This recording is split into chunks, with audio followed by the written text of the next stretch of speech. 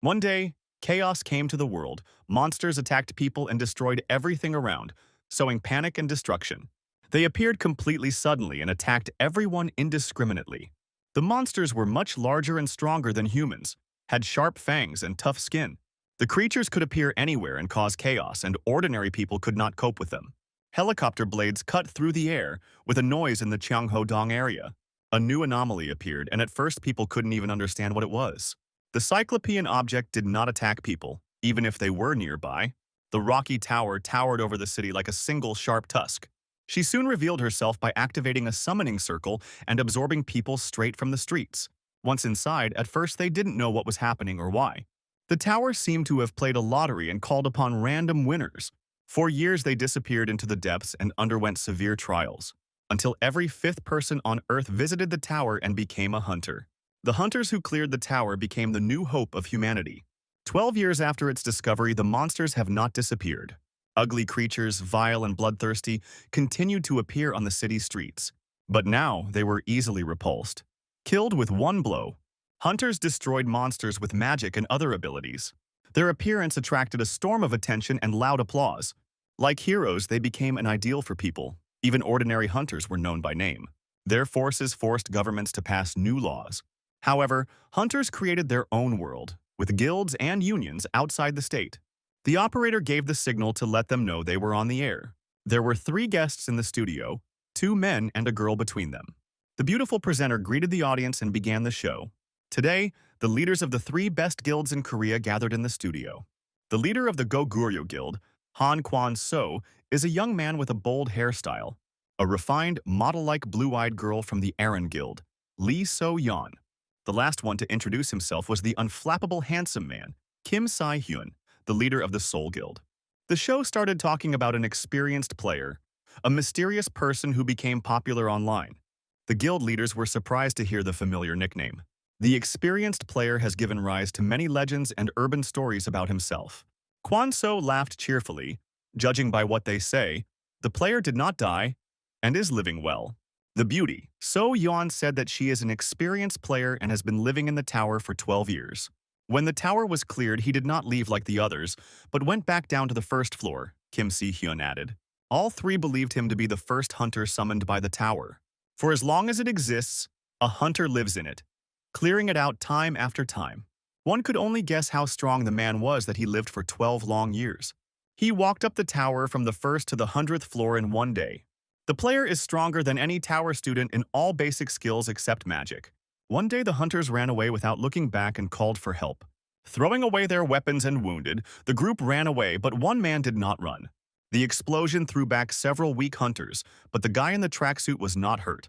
The impact raised a large cloud of dust and covered the cave. But the guy in flip-flops on his bare feet walked forward slowly. The hunter walked forward in deep thought, as if he were walking in a park. He looked up when he came across an obstacle in front of him. Just the final boss stood in his way, grinning with an ugly mouth. Balok, a demon with a fiery mane, loomed over a simple guy in a suit and flip-flops, and he played a staring game with him, staring at him with his eyes red from the coals. The guy smiled at the demon as if he were an old friend. "I have seeds, and if I find any," he asked. There was a lot of gossip about the experienced player on the internet. Everyone wanted to determine his rank. Witnesses told different stories of how they crossed paths with the player in their levels. One day, on the 72nd floor, he single-handedly dealt with 3 huge werewolves. After meeting the player, people reported that he was inhumanly strong. They wrote that he could jump from the 1st floor to the 10th. The guy in the tracksuit gave the demon a regular kick. The demon's head cracked against the cave floor, its palisade of teeth clicking together. The demon growled angrily, unable to rise after receiving such a blow. Slipper pinned the tower's final boss's head to the ground. The guy in the tracksuit, laughing madly, stood over the defeated enemy. He laughed so crazy that it was time to doubt who was the bigger demon here. The boss of the last floor was decomposing in a magical glow like a normal dungeon monster. The crazy guy in the tracksuit sighed. It was all over too quickly. Over the course of 12 years, the time it took to complete the Tower of Learning was gradually reduced. All the towers were similar to each other, and their contents did not change. The number of those who completed the training grew, and their knowledge accumulated and helped others avoid dangers. People dealt with monsters that they would not have been able to defeat otherwise, Information became the main weapon of the tower's dungeons. Over time, the training turned into something like a sporting competition, where groups of hunters set new records. In many countries, sharing information has become the best strategy to help the weak survive and to identify and recruit the strong. However, there was a limit to what a person could do, even with an advantage in information. People were dying like flies, and only a few survivors were able to reach the end of the tower. Hundreds of hunters died despite all the efforts and assistance. Even after reaching the top floor, they continued to suffer losses. The monster of the 100th floor, the lord of the tower, the demon blazing with fire, blocked the way. The final test of the tower, the ugly evil demon Balok. This disaster took the lives of half of the players, and the survivors will be tormented by nightmares. And this terrible monster was nullified by one attack of striped slippers. A crazy guy in a tracksuit took a penalty with the head of a demon. Not a single black and white striped flip-flop was harmed. The surviving hunters couldn't believe their eyes. Their nightmare in reality was killed with one blow. 1349th Purge. The insanely strong guy counted out melancholically. The light from the portal illuminated his face, indifferent to everything. Sighing, he slapped his feet towards the purple portal, the exit from the tower. He closed his eyes and listened to the sensations. The familiar feeling of slight disorientation came and went. He opened his eyes and looked around. No changes, still the same damp dungeon. The neon banner on the first floor still greeted those who entered in a boring manner. A new passage had begun. A nervous laugh was heard from a guy in sweatpants and flip-flops. He fell to his knees and was completely desperate. Even a fun ride would get boring if you didn't get off it. The entire tower shook from his choice curses, and the involuntary prisoner begged to be returned home. Having let off some steam, the hunter lay down on the cold stone floor of the tower. And I called up the status window, as I did every time after another cleaning cycle. The familiar blue rectangle of the interface appeared before my eyes as a translucent cloud. 12 years ago, they and their friends reached Balok with great losses, among the first. Having defeated the demon, the four friends rejoiced, celebrating their victory and imminent return home. Everyone thanked Kim Hyun-woo for saving them and agreed to meet again. But the hunter modestly denied his merits and promised to meet with them. However, after the portal, disappointment awaited him. He again saw the boring sign of a bugged establishment. The neon sign blinded his eyes. He was the only one who returned to the starting room. The Banshee curse was received. He read the sentence in the blue window. No matter how hard Hyun-woo tried to understand why he was cursed and put in prison, he still couldn't find the answers. Then he began to clear the tower himself, from the very bottom, and slowly went crazy trying everything possible. Hyun-woo stubbornly walked past the tower dozens of times, each time carving a mark on the stone. He quickly increased his physical strength to the limit and could crush stones with his bare hands. But the boring neon sign haunted him at the damned entrance to the tower. Even after 5 years of trying everything possible, he couldn't get out. In his own way, he even enjoyed what was happening, playing pranks on the other hunters. Kim Hyun-woo gave them quests, acting as the starting NPC mentor and dungeon guide. He played the role of a tough military training instructor, making the new recruits sweat during training. But this could not continue for long. Everyone he knew left the tower after the cleansing. After 1,000 playthroughs, he was looking at the status window again, dying of boredom. But this time, something was different, and Hyun-woo stood up excitedly. He read the inscription again, curse broken. It told him the status. Hyun-woo grinned like a madman. Would they really let him out after so many years? His joyful cry shook all the floors of the tower from the first to the last. The hardcore prisoner gathered all his physical strength in his flip-flops. The guy in the tracksuit did a normal jump-up, but with such force that in one fell swoop it broke through 10 floors. A lonely guy in flip-flops was finally heading home. The host of the show asked the guild leaders if the 18th group of hunters that entered the tower could break the clearing record. The groups vary greatly in composition, number, cohesion, and it is difficult to predict their capabilities in advance, answered the beauty Lee So-yeon. It is also important to understand which techniques are more effective given each person's abilities, Kim Si-hyun added, with a straight face. Kwon. So clarified that the biggest obstacles arise after passing the middle of the tower. Starting from the 51st floor, every 10 floors a high-level boss would appear, much stronger than the other mobs. The level 60 boss became worried, sensing something was wrong. At his level, a strong earthquake began, as if a volcanic eruption was approaching. The earth split open, revealing a mad hunter rushing home. His eyes were burning with fire, how many years this tower had kept him locked up. In one jump, he passed 10 levels like a rocket. 90th floor, Hyunwoo's rocket didn't slow down, but instead continued to gain speed. Level after level was reduced to flaming ruins, all by one player. Explosions comparable to bombs, stones turned to dust, until the insanely strong prisoner reached the top floor. The stupid, ugly bastard stared at the hunter for the last time. Down with this boring game where there are no updates and the exit button doesn't work. Baylock was reset in a second from one light kick to the solar plexus. The ascent took a record few minutes and almost destroyed the tower. Jongho-dong, Gongdong District, the tower's access control center, observed its activity at the foot of the tower. A flash of purple light left the office staff confused and staring out the window. The tower gate opened, revealing a purple portal hole. A guy in a tracksuit and flip-flops on his bare feet came out onto the lawn in front of the tower. Kim Hyun-woo looked at the city in front of him, laughing madly. The guy was met by a slightly overweight employee of the surveillance office who congratulated him on passing. "Good job," he praised the hunter, but he was still recovering from his long stint in prison. Finally, the eccentric boy turned around sharply and looked at the official. Hyun-woo asked him sharply with a trembling voice if he really had left the tower. The young man's face shone with joy.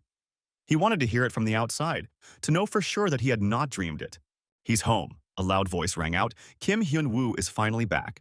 His name was not found on the list of the last 18th group. The observer had to leaf through the entire impressive list of those studying in the tower. The first group, the association observer, was surprised. He thought it was impossible. An experienced player, hunter of the first group of the training tower, Kim Hyun-woo, officially got out of the tower after 12 years. A week later, a crowd of people gathered outside the testing center. People were in a hurry to meet the newcomers from the 18th group, and to see the stars already known to the whole world, who would also be here. Considering that this group broke the world record by 2 whole weeks, the hype around them is more than justified. But one more piece of news could not go unnoticed. That same hunter is also here today. Graceful legs and fashionable shoes walked along the wooden parquet floor of the VIP box. A nice girl entered the well-furnished living room. She was a little late for a meeting with friends. The 3 gathered were representatives of the best hunter guilds. They came to check out the rumors about the returning hunter. Now they will gather together again. They will easily recognize each other because in the tower there is no cold and sleep, and people do not age. Their friend has not changed a bit since then. Han So-kwon was looking forward to the meeting. He was worried about how strong his former comrade could become. The hall was filled with newcomers wearing protective gear, waiting for the test to begin. Kim Hyun-woo gnawed on a bag of chips, having longed for their taste over the years. The snack quickly ended and he sighed in disappointment. He yawned sleepily, surprising the entire group of novice hunters.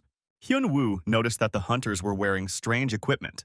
The equipment was distributed early in the morning, but the freed hunter missed it all, wanting to sleep longer after 12 years without sleep. The starting signal sounded and everyone was serious, as if a difficult test was ahead. The gates opened, blinding the rookie hunters inside with a bright light. Hyun-woo closed his eyes, not knowing what to expect from the test. He was clearly bored. They came out to the labyrinth. A huge building the size of a hangar stood in front of them. The newcomers were greeted by a man in a black mafia boss suit. A-rank hunter, David. He wore a black suit, black drop glasses for coolness. He was bursting with importance, as if he were a secret agent on an important mission. He began a pompous introductory speech, and the crowd of greenhorn newcomers listened to him attentively. The hunters were nervous, despite having just cleared the tower. Maybe it was David's suit that impressed them, or the knowledge that they were being watched by cameras.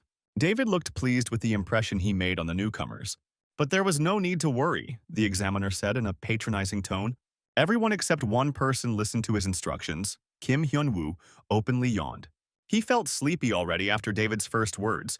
He thought only about how to quickly end everything. David continued to put on airs. He took out his phone and announced the start of the first test. The terrible grinding sound was unpleasantly irritating to the ears, like the scraping of stone on metal.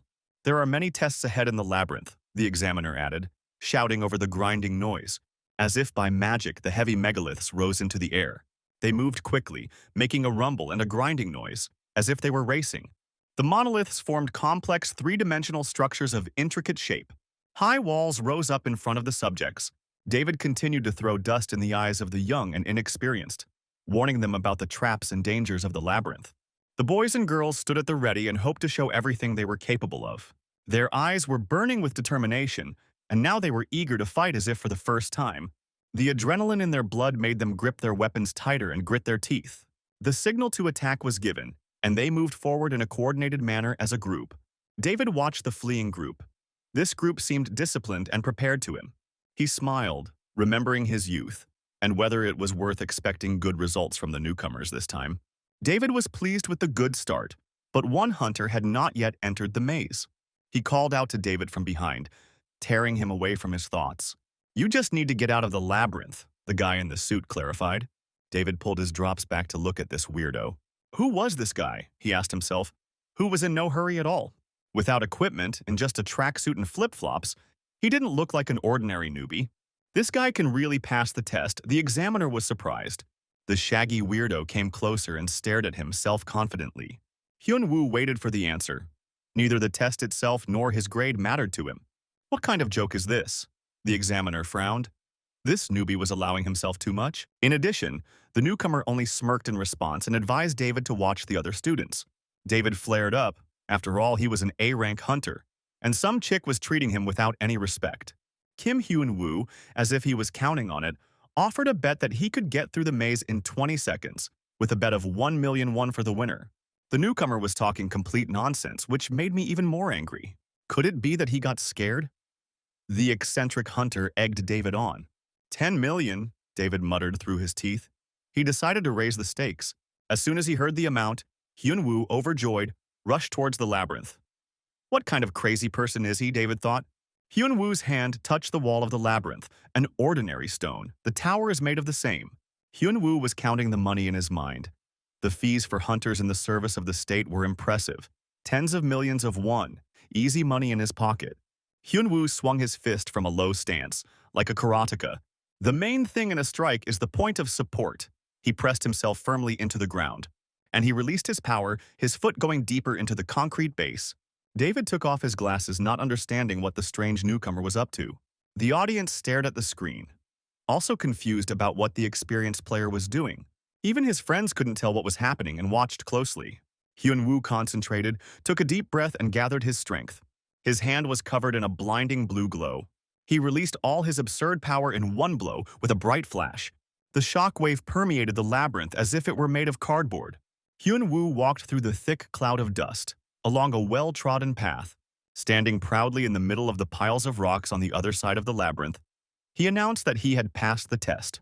He just won the bet he himself proposed. Easy money.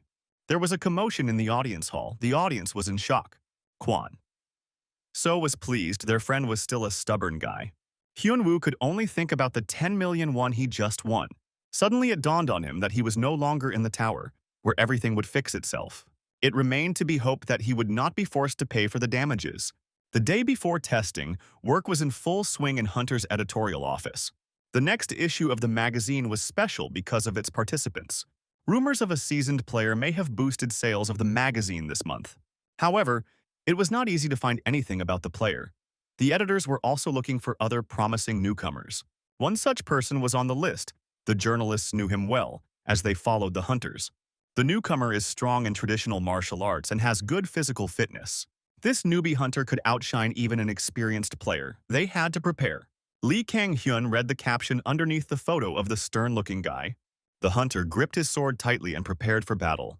He always dreamed of becoming a star, of gaining fame and recognition.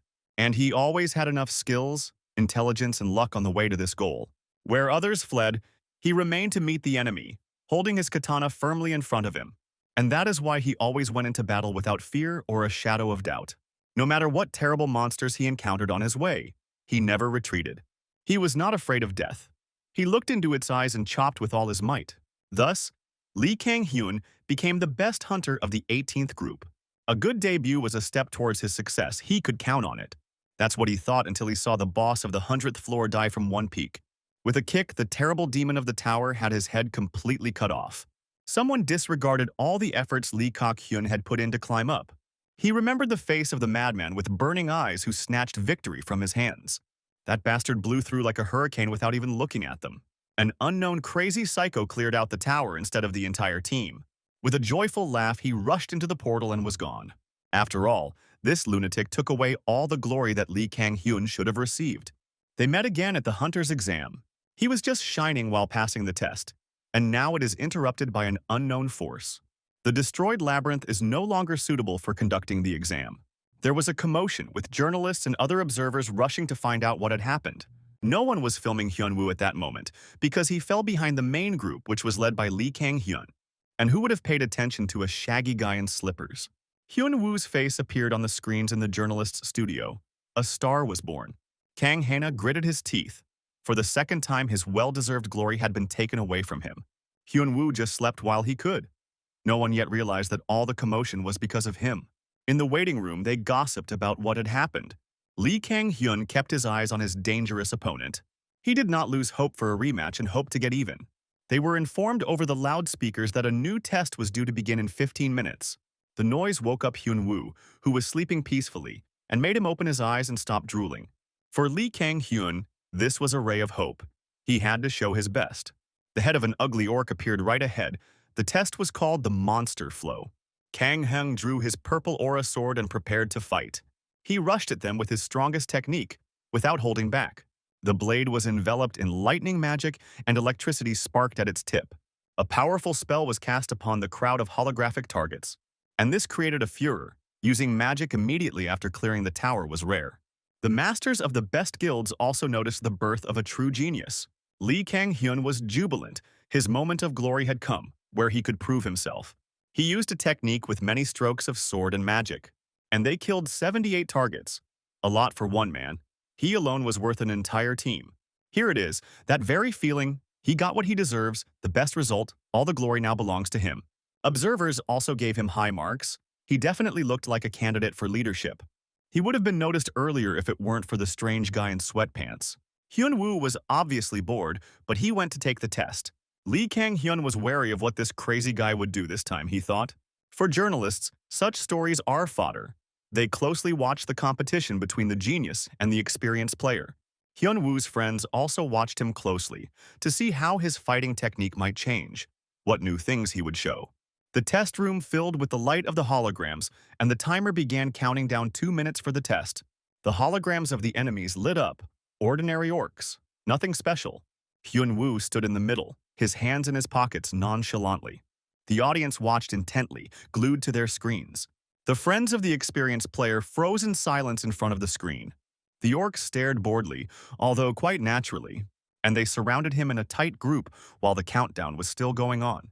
How stupid I have to be, the hermit sighed. It would be better to stay home and sleep, then eat, and sleep some more. The digital targets rushed to attack the indifferent guy. There followed a light push from the ground with a foot in a flip-flop. He left an indented mark on the arena's concrete surface. Hyunwoo hit the first target, cutting off the head of the Orc of Light. It is unlikely that the journalists could keep up with his speed, and now they were only hoping for footage from their cameras.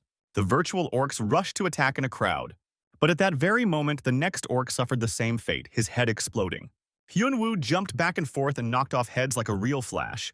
For an outside viewer, he simply disappeared, dissolved. All they saw was the monsters' heads exploding, their bodies remaining motionless, only a black shadow flickering between them.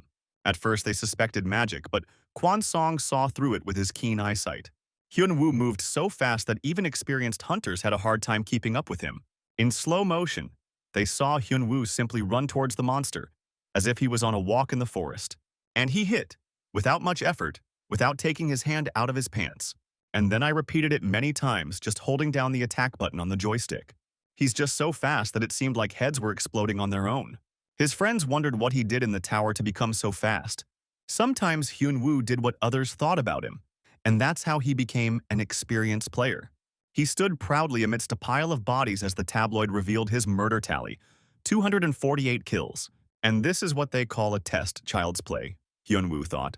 The video broadcast gained millions of views and spread across the internet. Thousands of viewers analyzed it frame by frame and could not believe their eyes. The network did not calm down. They wondered what kind of magic the experienced player had used. Lee Kang-hyun was angry. All the platforms were discussing only the player. His hands were shaking with anger. Once again, all his efforts had gone down the drain. He squeezed his phone so hard that he didn't even notice how he crushed it. To screw up like that on the day of the test, in front of everyone, Lee Kang-hyun didn't want to accept it. The door to the waiting room almost flew out into the corridor from his blows. Out of anger, he took it out on the concrete wall with his bare fists. From morning till night, he worked like crazy, exposed himself to mortal risk, rose in rank, all for the sake of glory. Is it fair that that crazy bastard experienced player just went and ruined everything? Lee Kang-hyun howled. A tablet with a long list of names was placed in front of Hyun-woo. After the test, a nice girl took him to a separate room. She gave him a list of guilds that wanted to recruit him. Alice, she introduced herself as the head of the association's information department. Hyun-woo was surprised when he took the business card. He had become unaccustomed to these things over the past 12 years. The manager told him about how the world had changed. Dungeons, labyrinths, and monsters had appeared. Alice was babbling about guilds and monster rewards, but Hyun-woo was thinking about eating. He listened inattentively, so the manager asked him what he was puzzled about.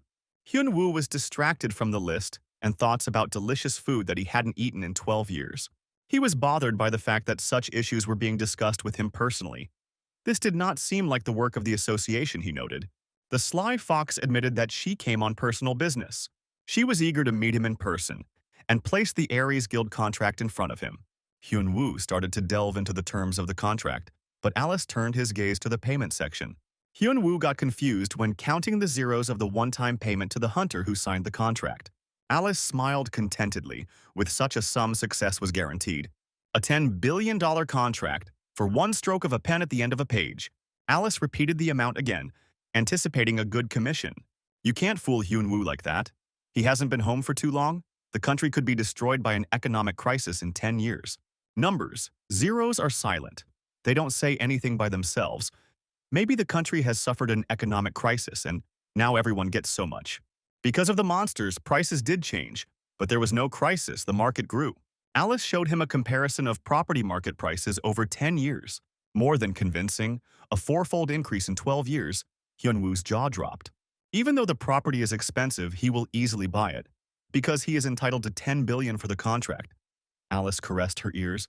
Moreover, upon completion of the contract, it is possible to conclude it with a new one. Doubling the payments, she poured honey. 10 times 2, 20, Hyun-woo thought. Of course, the contract also implies obligations. Part of the spoils of the dungeons and the labyrinth, the girl added. But he will get a bigger share, the fox smiled. She almost got the cheese. And yet, Hyun-woo did not hold back her suspicions. The information department of the association does not offer contracts. The cat's eyes flashed. She came as a recruiter for the guild, Alice said. In order to protect the interests of hunters, they are prohibited from signing contracts until they leave the dormitory. The girl rubbed her hands contentedly, the fish bit, and said out loud that the contract could be postponed. But Hyun-woo had made up his mind. He had no intention of joining the guild from the start, and he easily threw away the contract. He did not want to join the guild and refused her offer. Alice was embarrassed and took it all as a joke at first, but Hyun-woo stood his ground. This completely confused the manager. She didn't know how to respond. The self-confident hunter repeated his desire to remain alone. The world works on the principle of give and take, he thought when he returned to the hostel. For $10 billion, he will be required to take on a bunch of unwanted responsibilities in which he will drown. A mountain of empty packets of chips has accumulated under the bed. There are no chips in these towers. Hyun-woo wanted a quiet, unhurried life. No need for unnecessary troubles. He will do only what he wants, and when he wants. Did Hyun-woo's words mean he didn't want to be a hunter? Alice asked him. But a hunter can also be a loner, the experienced player answered the girl. She looked at him doubtfully. Being alone, for experienced hunters, a newbie can do little in the labyrinth without a team. To this, Hyun-woo could only smirk. He could definitely do it, the player said at the end. In reality, everything is not as simple as he thinks, Alice replied. The manager asked him to call the number on his business card if Hyun-woo changed his mind, but the hunter simply waved her off. The player lay in despair. He had wasted a lot of time. If he had known about the free hunters earlier, he would have returned home to sleep. Now he was so angry that he couldn't sleep normally. Hyun-woo took the list of invitations from other guilds. A thick stack. But it was a waste of effort, he thought. 3 names seemed familiar to him, as if from a past life. They met 5 days later, at the best Japanese restaurant. While he was eating, Hyun-woo couldn't get used to what he saw. He did not dine alone and could not get used to what he saw in front of him. He looked at vaguely familiar faces and had difficulty recognizing them. Hyun-woo stared at them. Forgetting about politeness, he left his social skills in the tower. Kwon So was the same age as Hyun Woo, but now he looked like a grown man, albeit just as cheerful. The crying high school student Shuken became a cool, handsome man like a pop idol. Little So Yeon, who was in middle school, became even cuter. Hyun Woo pointed his finger as if it were a curiosity. "This is Kim Si-hyun," the hermit said. "The one who always cried before level 50, Hyun Woo recalled. On the 14th floor, So Yun saw a spirit, Hyun Woo said, but the girl interrupted him. Having confirmed their identities with shared memories, Hyun Woo returned to the delicious sushi he had lived without for 12 years. "But what about that incident on the 70th floor?" Shirki objected. "Has Hyun Woo forgotten how they caught the merman?" The hunter kept whining about wanting sushi, and one day they came across a tribe of fishmen. Taking the knife from Kwon So, Hyun Woo cut off the merman's tail and prepared it into salted meat. Even then, friends understood that legends would be made about Hyun Woo, and from them they later learned that he was living quite well. Hyun Woo became worried and asked again what other legends there were. "He's famous," So Yeon said. "Even your eccentricities were shown on TV," Shu Hyun confirmed her words. A shadow of worry crossed Hyun Woo's face at these thoughts. He was horrified when his concept games were shown on TV, because he had no idea what kind of games they were. There were a lot of them, stupid and absurd eccentricities. A naked cleanup game where he pretended to be a crazy exhibitionist. A game of Gollum, which he implemented out of nowhere, terrifying all the surrounding players. However, the most popular part was the one where he killed bosses while dancing, and the one where he jumped from the first floor to the 10th. Hyun Woo breathed a sigh of relief. The world didn't remember all the madness he had done, and he easily confessed to what he had done. He danced like a lame disco dancer who was deaf in both ears. Even monsters were baffled by his crazy antics. The friends listened attentively to the story from the tower where he had wandered for so long. Hyun Woo paused to eat some delicious sushi, weighing his words. He had been missing this taste for so many years that he had already forgotten it. He was just trying things out, he told his friends. He had a hard time in the tower, but now it's all over. He broke through the ceiling of the 10th floor out of boredom by simply jumping up. Even during the test, it became obvious that Hyun Woo was a monster. And after such a story, Kwon So became even more convinced of this. With a heavy heart, the involuntary hermit remembered everything he had gone through. And that is how he became stronger. One of his followers had left the tower earlier, Hyun Woo suddenly remembered. For some time, he lived between the 50th and 60th floors. There was one guy who fell behind the rest, wounded, weak, easy prey. Hyun Woo put on a show, and at first he was even mistaken for a monster. "Does he want to survive?" the mad hermit asked the wounded boy. He became his mentor and promised to guide him in everything. Then, Hyun Woo was foolish enough to create a martial art and take on a student to develop it. He was inspired by the plot of one manhwa, where the main character was imprisoned, and there the truth was revealed to him, which helped him escape. And then Hyun Woo thought that he should try the same thing. Madness is his middle name. He made the student balance bowls of water in combat stances. He gave the student unbearable weights as training equipment. He reproached the student when he couldn't hit stones with his bare hands, and he talked nonsense about chakras, like a real martial arts master. However, all he really did was catch the student when he was running away from unbearable hardships, for which Hyun Woo regretted that he had gone too far. The mad hermit was glad he wore a mask back then. He certainly wouldn't want to meet the disciple in this life. He returned to reality and asked his friends what had been happening in the world all these long years. They just chatted about this and that like old good friends. Late in the evening, he returned to the hostel, tired of the get-togethers and out of the habit of socializing. Lying on the bed, he called up the status window to check it again. Age was reset to 0. The restrictions on the growth of abilities that he pumped up to the maximum in the tower disappeared. The broken curse item was still hanging at the bottom of the screen. A knock on the door interrupted his exploration. Hyun Woo turned towards the door. An elderly security guard from the dormitory came to him and said that someone wanted to meet with Hyun Woo. The guard said that someone from the Aries Guild wanted to see him. Hyun Woo immediately waved it off, but the guard said that he had already promised to call him. The frightened elderly man asked to understand him and not refuse. The player decided to sort it out right away, since Aries would continue to bother him anyway. He agreed and went to the first floor of the dormitory. On the ground floor, there was a well-furnished reception room. 2 gangsters appeared to him for negotiations, one with a mustache and the other bald. The hunter immediately informed them that he was not going to join the guild, as before. Usagi handed Hyun Woo his business card and introduced himself as if he were a big shot. Had the young hunter thought of everything?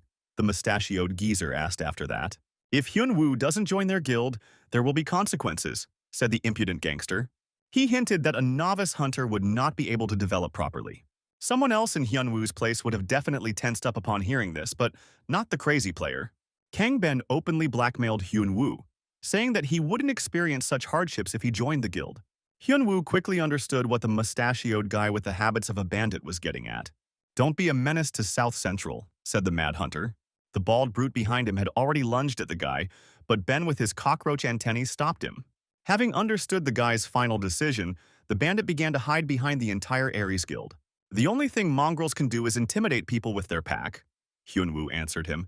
He already knew everything about their guild. While having dinner with friends, they told Hyun-woo that a ticket was needed to enter the dungeons. "It's as if these dangerous places have become an amusement park." "The Aries Guild occupied more than half of the beginner dungeons in the country," Shukin said. "The guild was throwing money around left and right, buying up all the good dungeons for farming," said Little So-yeon. "Some newcomers are forced to buy expensive tickets from Aries and join them, handing over most of the profits," his friends told him.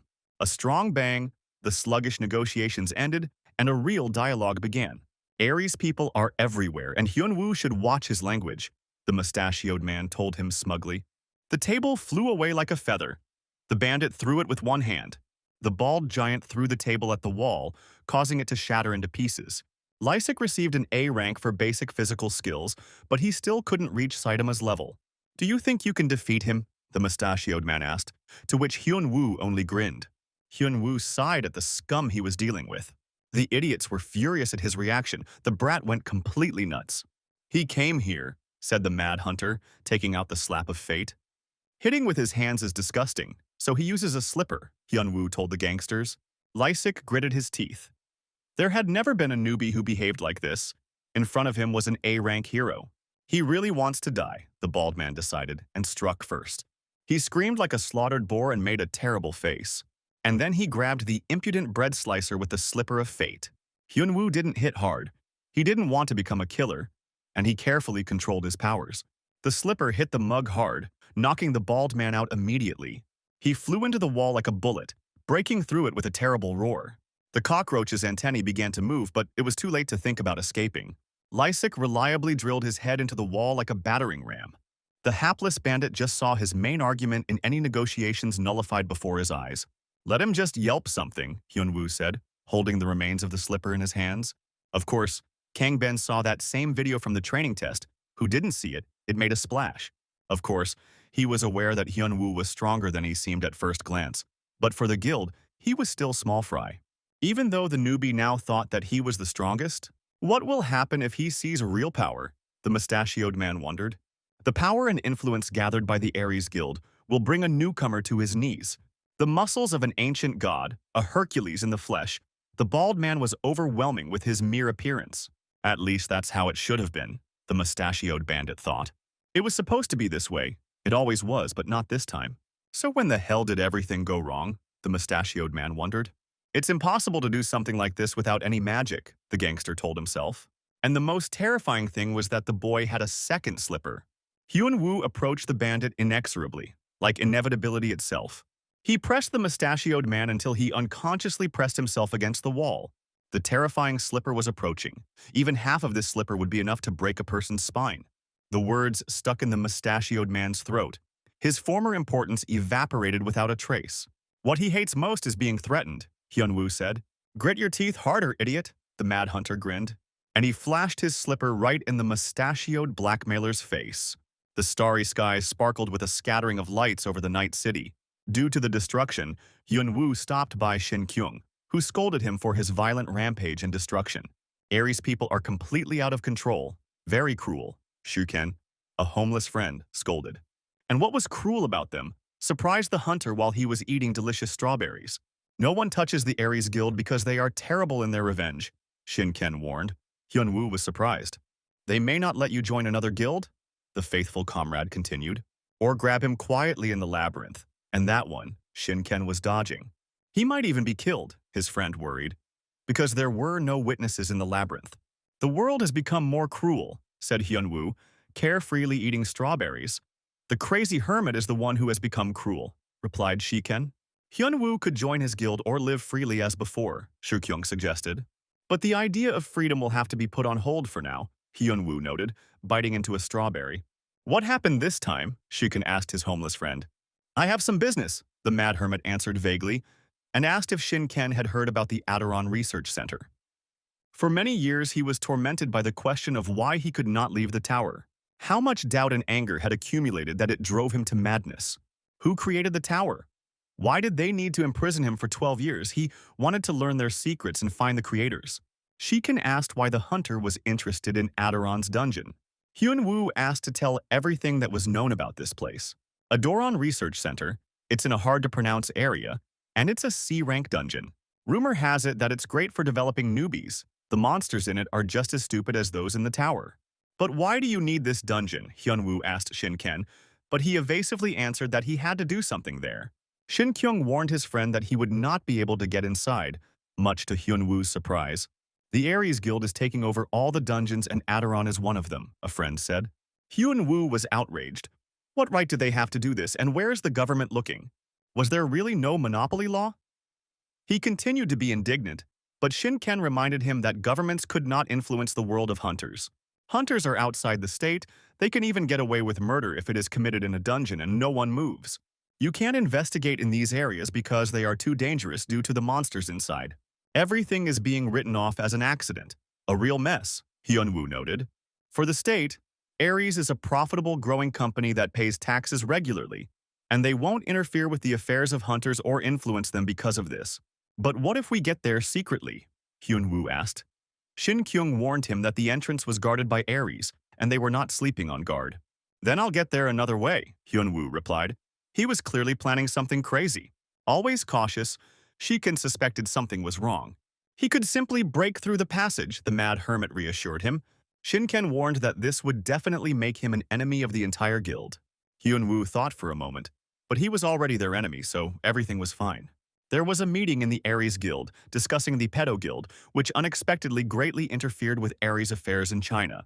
How long will this delay the guild? The director asked. China is delayed by 5 months. Russia and Japan are next in line for development. Director Hyuk Seong-woo listened to the report. He didn't care how long the plan took, he told his subordinates. The main thing is to do it faster than everyone else, insisted Director Sun-woo. The important thing is not to be the fastest, but to not be the slowest, he taught. The director let them go, pleased with the report he received. Having finished one task, Director Song-woo immediately began another. He was given the Kim Hyun-woo skill chart that the director had asked about earlier. Based on the video from the learning area, they created a table using analytics technology. They got their hands on various materials, a video of the second test by the orc wave. Many experts began to analyze it and make calculations. Physical data, agility, physical strength were at the highest level. Magic was absent. This department made a mistake. The head of the guild Aries doubted the results. Headmaster Yu Byung-wook said that he also doubted the results of the analysis, but the error could be within one rank.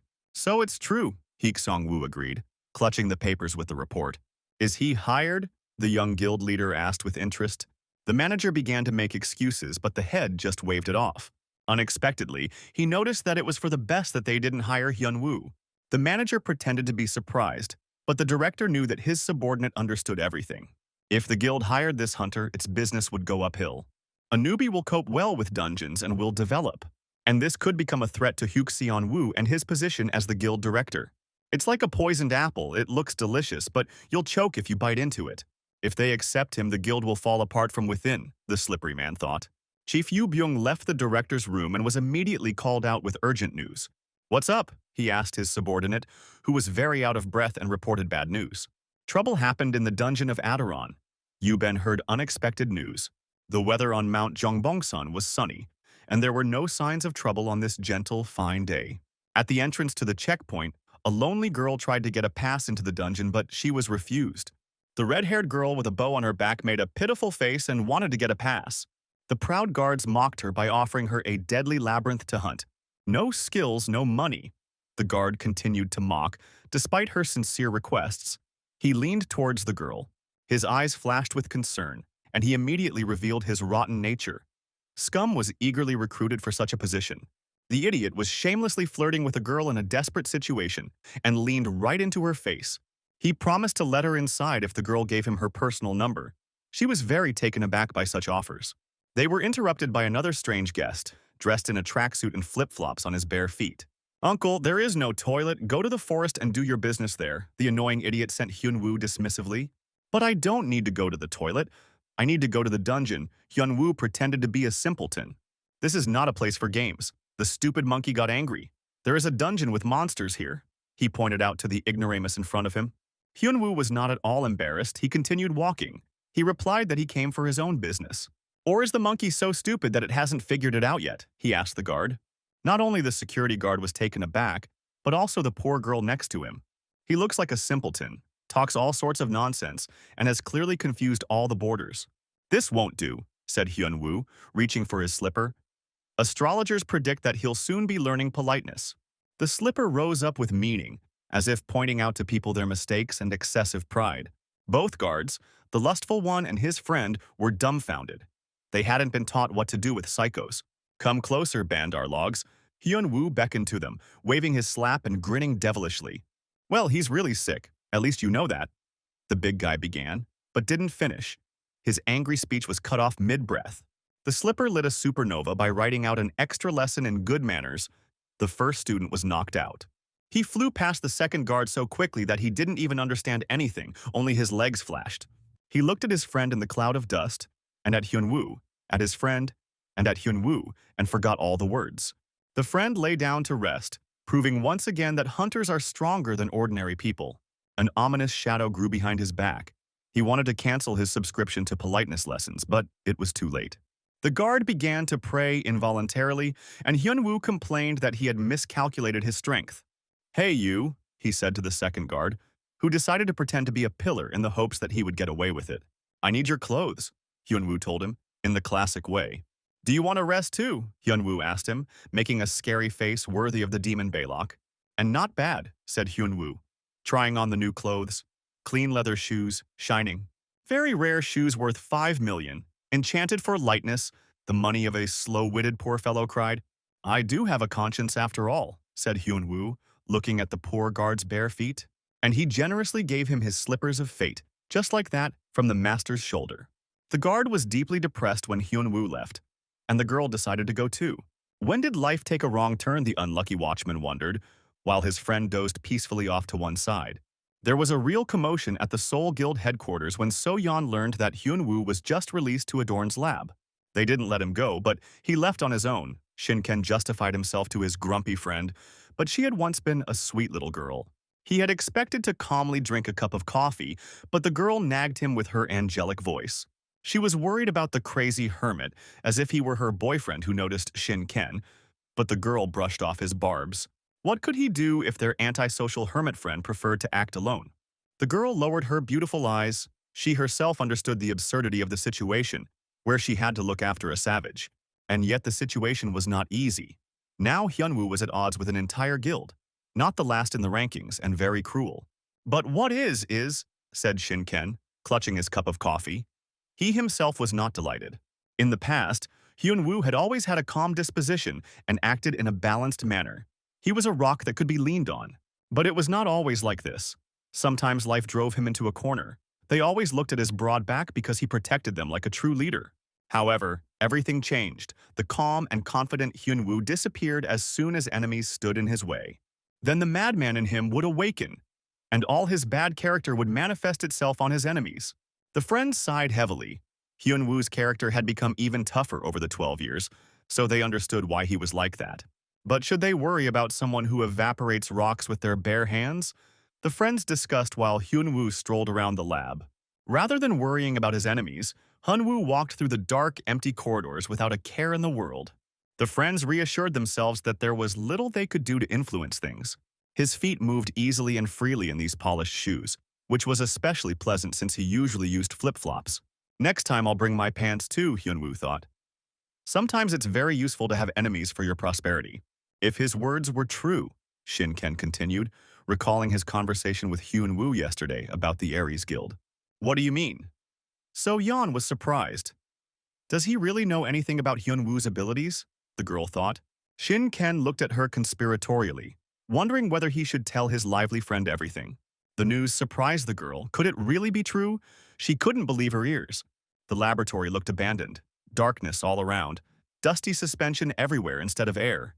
And only the groaning of monsters broke the silence.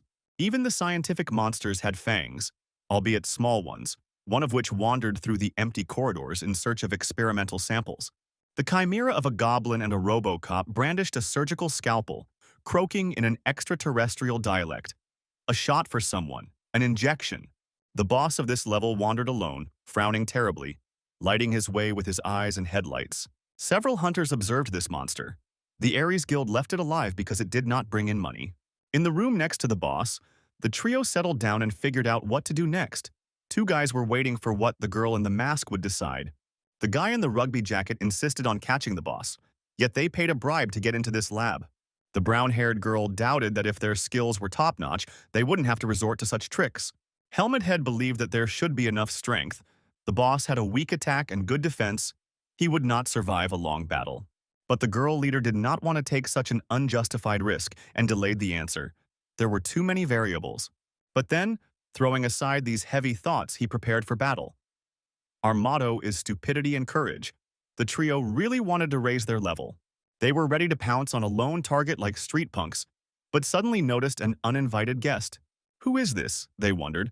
The man didn't look like a hunter, and sportswear was not among the most common pieces of equipment. The unexpected guest stood in the shadow of the boss without hiding at all. He looked completely open and confident. Or just crazy. The boss wasn't particularly intelligent, and it looked like he bought his diploma too. He noticed Hyun-woo and creaked disgustingly. Something about tests. Maybe an enema for the warm-up or 5 liters of blood for analysis, muttered the zombie Robocop in his lisping voice. In the distant past, when Hyun-woo was still a child, he ended up in an orphanage. Don't be naughty. Don't show your weakness to anyone. His older, unlucky brother instructed him. And also listen to your teachers. He let go of empty formalities to the child who was just beginning to understand life. And don't say anything unnecessary. He continued his meaningless conversation. But the boy was not looking at this at all, and was carefully remembering what he saw. Fate treated him cruelly. His parents had just died in a car accident, and his brother had already sent him to an orphanage, taking his inheritance into his hands. So the boy learned his most important lesson in life. Never trust anyone, don't expect good, don't ask for mercy, and no pity. A zombie pathologist in iron pants bent over a pathetic little man to abuse him. Some of his unimaginable, incomprehensible purpose devices were clearly short-circuiting electricity, apparently so that he could move faster. Hyun-woo couldn't stand the horrible harassment of the monster who hadn't even finished his honey and interrupted his empty chatter. But it's unlikely that the foolish head understood the language of words. After all, the only science in this place was the name. The monster licked its lips carnivorously, only to get his stupid face hit with a light kick from Hyun-woo. The trio of brave hunters sat to the side with stupid faces. Their whole adventure just ended before it began. Hyun-woo landed softly on the concrete floor of the lab. Not a single shoe was damaged. Like a true action hero, he didn't turn around to see the guts of a dumb monster explode, who was only good at spouting pseudoscientific nonsense. The hunters slowly flowed onto the cold floor from the cruelty they saw, glad that they were not in the place of the monster. One is ready, Hyun-woo muttered. Time for the next one, in the forest village. He tapped on the status window. The 3 brave ones left the shelter, went out to look at the remains of the terrible boss, but after looking closely, the girl was able to recognize the mysterious hunter. It's hard not to recognize the person in the first trends of the network. Now in the light, they were able to recognize an experienced player. In the deep basement of the Aries Guild, 2 important guild bosses met. "And what is the reason for your visit?" asked Woo Chung-myung, the former head of the administrative department. It was a special report. Yu Ben handed his colleague a folder with documents. 2 whole A-rank skills, Woo Chung exclaimed. And this from a newly hatched newbie from the tower? He asked again, looking through Hyun-woo's detailed file. The assessment couldn't be 100%, perhaps the target was even stronger. Strong? The head of the department frowned. Not just strong, but a real monster, he concluded. Nothing will happen, he asked, holding the folder at his throat, grinning ominously. We were told to just do harm, Yu Ben objected. However, no body, no case, no one will ask if the target trips and falls on a knife. Isn't it wonderful to get rid of this nuisance? Asked Woo Cheong. This guy brazenly entered Aries' dungeon, beat up the guards, and this is a very unhealthy precedent. That's right, Yu Ben confirmed. Because of Hyun-woo, the reputation of the entire guild could suffer. We're not shameful wolves. Oh, no need to worry. Woo Jong noticed and grinned confidently. With Hyun-woo's skills, it would be hard to just hurt him. He laughed. How fortunate that the guild leader is busy with China, and it is possible to quietly deal with the upstart, and even get the leader's recognition later. Woo Chong rejoiced. Having decided this issue, the conspirators headed to the elevator. We are sending people to China, Yu Byung asked. It's all because of the Pedo Guild. They were created 2 years ago and have already taken over half of China's dungeons. Their leader left the tower only 4 years ago, but the tower turned her into a real monster, and her followers are incredibly strong. But what is most surprising is that she is ranked 5th in the world, as if the spirit of Qing Shi Huang has been reborn in her. Nobody knows anything. In the smoke of incense stood a girl with a skull tattoo. The guild cannot waste resources, so the protruding nail must be hammered in while all forces are directed to China. Wu Chong noted, a specialist is needed. What a disgusting face. Hyun-woo made faces at the smartphone's selfie camera. He admired what technology had come to as he sat in Shinken's living room, rejoicing like a child. Now a bird will fly out. He clicked the camera for the 100th time, filming everything in a row. All digital innovations were a novelty for a hermit with 12 years of experience. Once a boy and then no longer a boy, Hyun-woo learned about games, videos, music, and risked drowning forever in the world of digital networks. The Soul Guild owns the Forest Village dungeon, Shinken told him. But his friend could not be brought back. The magic of the internet was stronger. Ji-gi, I'll have the best farm, the crazy hermit Hyun-woo whispered to himself. But there won't be a boss, Shin Kyung informed the teenager in front of him. The information arrived with a giraffe's delay, about 7 seconds, until the meaning of what was said reached the gaming nerd. What do you mean the boss is gone? He cried out. What do you mean they caught him a few weeks ago? The new information significantly changed the whole thing. Monsters appear in the tower every day. Regular ones and bosses no matter how many you kill, Shin Ken explained. But the dungeons of the world outside the tower, other ordinary monsters also respawn ad infinitum. I don't want a farm. But bosses, unlike mobs, have a full social package, paid vacation, pension, and holidays. In short, they need time. How long would it take? Hyun-woo asked. And when he received the answer that it would take a month, he almost started foaming at the mouth. But he was lucky, according to the schedule, the monster was coming out of vacation in a couple of days so he could be visited, Shinken said. But what about the visible swamp? Hyun-woo asked. But there was no information on this object. The swamps belonged to the Aries Guild. Shinken suggested looking for more information, but Hyun-woo had already withdrawn into himself. For His Majesty to be so tense because of the monster, it would never happen. He fell back again to support the sofa when Shinken asked him to register with the association. The equipment was of little interest to the mad hermit, who won even naked. But at the word money, his conditioned Pavlovian reflex was triggered. It turned out that you can get money if you pass the test every 2 or 3 months and confirm your rank. Having heard such wonderful news, the homeless man, the leader of the hermits, became very excited and was ready to go to the certification in the middle of the night. In the morning, they went to the place where the hunter's abilities were measured. A large building in the center of the city spoke of the high status of hunters in society. The legendary slaps of fate of the great hermit, who had finally decided to stop being a dependent, slapped across the floor of the building. They entered the association building like real tough guys. It was hard not to recognize them.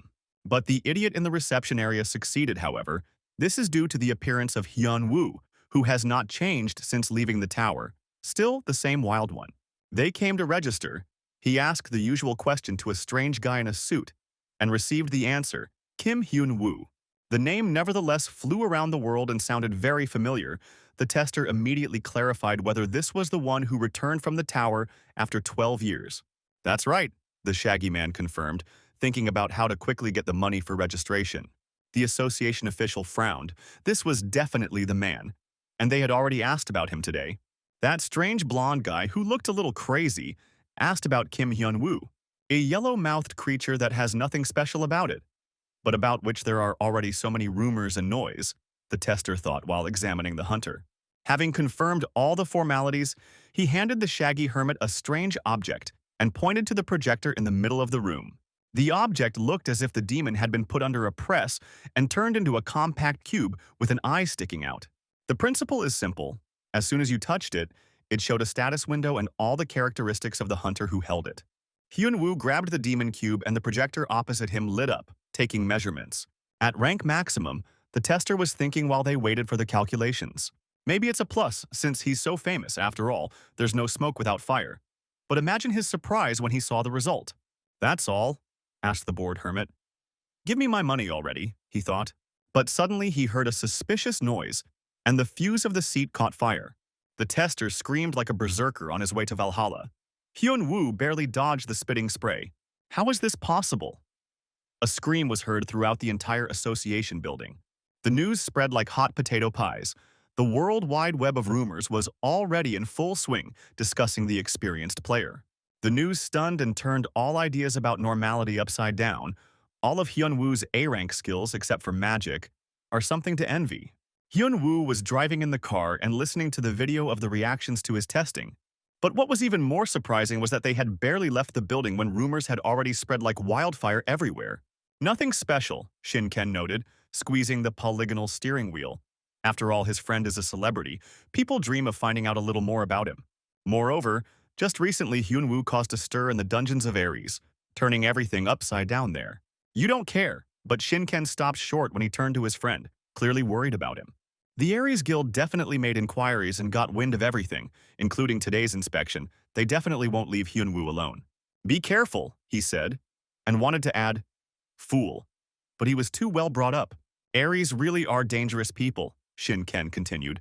But when he didn't receive an answer, he became indignant.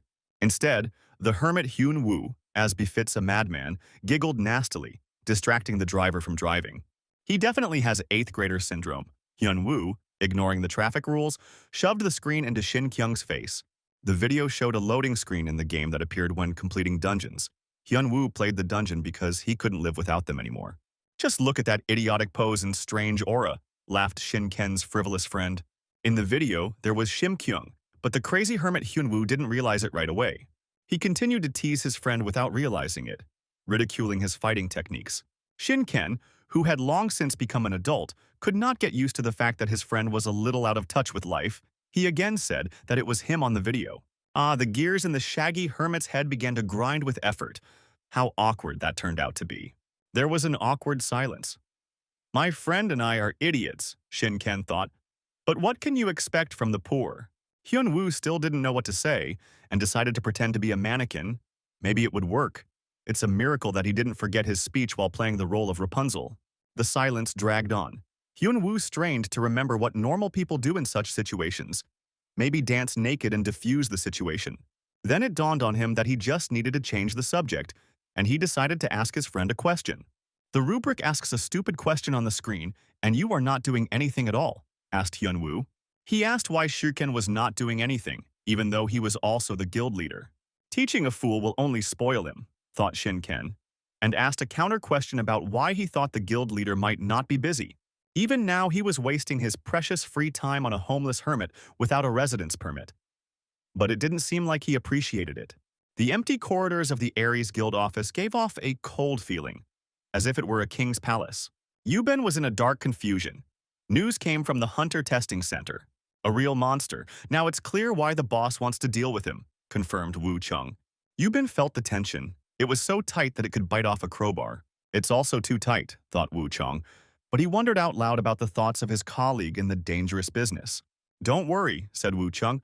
"I'm worried myself, but we'll definitely deal with this threat." He grinned maliciously. He said a name and he said it with meaning, Shin Chong-gun.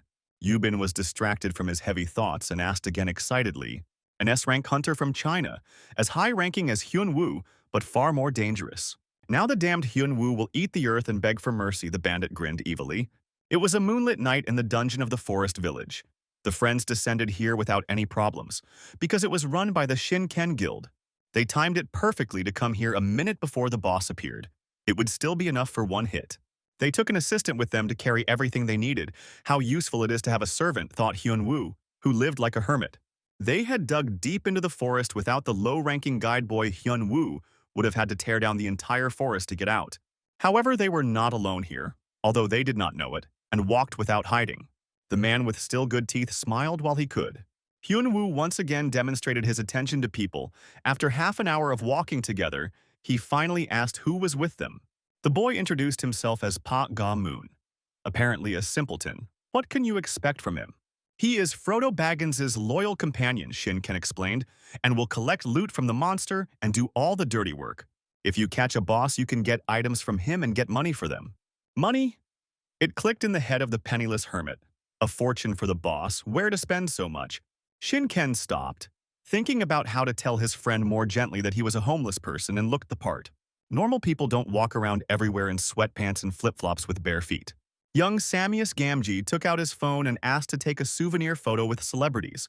Hyunwoo seemed to have once again discovered the presence of a person next to him. In principle, he didn't care when he was filmed, but he still asked what it was for. Park Ga-moon began to tell the inmate about video hosting sites, advertising, views, and earnings. Okay, Hyunwoo gave the go-ahead, including the player's abilities in the monopoly of the Mac level. You are 2, I am 8. Everyone is fair and equal, I counted. The group moved on, Shin Kyung and Hyunwoo walking in front, while Park Ga-moon broadcasted. Shinken handed the hermit a folded piece of paper. Woo Hyun unfolded it, trying to figure out what he was looking at. Oh, how long ago it had been since he graduated from school, he thought. The forest village is a labyrinth, and it is difficult to wander around in it. Hyunwoo carefully looked at the map. In vain, he skipped geography lessons. He looked more closely in the dim moonlight, wondering whether it was north or south above. The map looked like a satellite image, but where did satellites come from in the dungeons? Hyunwoo wondered. It's not clear at all. He twisted it this way and that, but he was embarrassed to ask. They'd call him stupid. What a mess, the hermit thought. To hell with it, Woo Hyun just threw away the useless piece of paper. I'll figure it out somehow, he thought. He simply walked up to the tree and estimated the direction in which the boss should be. Hyunwoo smiled, anticipating easy money, and turned to their companion. Park Ga-moon wanted to remind me of his name, but he didn't dare, after all. He was a timid guy. Film. Everything well, the greedy hermit with no permanent place of residence told him. And yet, Paga didn't quite understand what this strange man would do. Hyunwoo stood up to strike. Everything had to be done effectively, in one take. Oh, the work of professional YouTube stars is hard. He concentrated and launched his signature plasma-burning strike. The ionized gas around his fist sparkled like a sheaf of blue sparks, the fist instantly heating the air to thousands of degrees. He swung wider to make it flare up more powerfully and brightly, which is not something you do for the sake of show. With you as the evening lumberjacks program, the tree in front of him was all covered in fire. The shockwave went up, cutting it down the middle. It was the first time Park Ga-moon had seen something like this, and the bright light from the flashes blinded his eyes. The tree in the clearing evaporated, along with the ground beneath it and everything else that was within the radius of destruction. Some ogre was caught off guard. The guy wanted to say that where had he ever seen someone working so hard on the very first day after vacation, but his toothy mouth was not well suited for that. Even the experienced Shin-ken was impressed by such a demonstration, not to mention their porter, who almost fell on his butt in surprise. But you have to give the boy his due. He held up well in the face of real monsters. We continue the program Get to Know the Local Flora and Fauna with Hyunwoo. Subscribe and like. In one hit, Hyunwoo cleared the way to the boss. To hell with the terrible geography book, he can handle it without maps. The dissatisfied underground employee waved his hands indignantly. His southern temperament was showing. These little people didn't understand anything at all. Hyunwoo made a point of light, once again not sparing his slaps. In one movement, he soared toward the ogre's forked head, who waved him off with a cry of, "Hooligans are depriving me of my sight." But no one understood him. Free delivery of kicks arrived. Hyunwoo was approaching the ogre. He landed deftly on his shoulder, much to the honest dungeon director's concern that the guest might fall and get hurt. A powerful kick rejected his polite address. A supernova flared from his blow. The ogre fell on his back. He was definitely going to the hospital. The master of writing out certificates for people, and not only for a sanatorium, landed from above. Newcomer Park Ga-moon barely had time to focus the camera. A true hero, a hermit, a forester, a hunter, and simply a good person, Hyunwoo proudly showed off on the body of the unfortunate dungeon director. Park Ga-moon cried with happiness. It seemed like he felt an insane amount of sympathy for the homeless hermits. In the shade of the trees, sitting on a branch like a chicken on a perch, a proud and lonely representative of the feathered race watched them. An hour earlier, the atmosphere in the Aries Guild office was filled with excitement and optimism. "Have you checked everything yet?" asked Woo Chung, his late guest. Shin Chung-gong sat at the table like an ill-mannered idiot with no manners, his feet up on the table as if there was no one else to sit under. Sean Gang agreed, wondering what he was doing there. Why was Wu Chung sitting there? Was he really just airing himself out, the bastard? But he kept quiet. He really is a monster of legend, Sean Gunn confirmed with a smug grin. Hyun Woo only had physical abilities, no magic, which was surprising. However, where there is strength, there is also weakness. No one is invulnerable, Sean Gan continued. It was incredibly easy to spot his weaknesses, he noted with a confident air. Wu Zhong also grinned, understanding where this wild, unmannered hunter was heading. They knew exactly where he would appear next. It would be their dungeon, the visible swamp. The creepy and self-confident guy Sean Gunn jumped up from the table in one movement. It looks like he really trained him for a long time. He will go ahead and prepare everything. The birds were chirping, a light breeze was blowing, the leaves were rustling, nothing foreshadowed trouble. Hyun Woo went out for a walk to the swamp. As usual, he was in no hurry, letting the wind move his thick hair, and yet he felt a strange threat, his hermit's intuition making itself known. He felt a slight vibration in his pocket and didn't immediately understand what it was. After all, he had only recently gotten a phone. He looked at the screen in surprise. Not many people could contact the lonely hermit. Little so. Yan wrote to him, wanting to know about his plans for today. Hyun-woo sighed. He thought that he would get a phone and cute beauties would write to him, but so far only grumpy girlfriends were writing. And yet he understood that his friends were worried about him. They behaved just like adults, which made Hyun-woo feel like a child. Aries. Not Aries. What difference does it make who and how? After all, it's he who's great, thought Hyun-woo. Earlier, when the beautiful So-yeon was sitting in front of him, she asked him why he needed Aries' dungeon. Sinner Hyun-woo returned to reality and got out of the internet. But what can you expect from a hermit with low social skills? He answered her question evasively. He had business there, that's all, with his girlfriend. Hyun-woo continued to wriggle like an eel in a frying pan, but the terrible force of feminine charm was pressing on him. It would anger Aries just a little, he replied, grabbing his strawberry smoothie, not knowing how else to get out of direct questions. So Yeon made a cute cat face and looked at him worriedly. She could only sigh. Her friend was completely impenetrable, a good quality in battle, but difficult to communicate with. And yet she decided to press him to get a direct answer. He was bothering her too much. Of course, she understood that he was not someone to worry about too much, but you can't be sure of everything. The new video from the forest village confirmed his strength. He is definitely not a weakling who can be offended by any passerby. In front of her sat a very problematic specimen of a hermit, who easily looked for trouble on his head, and they found him.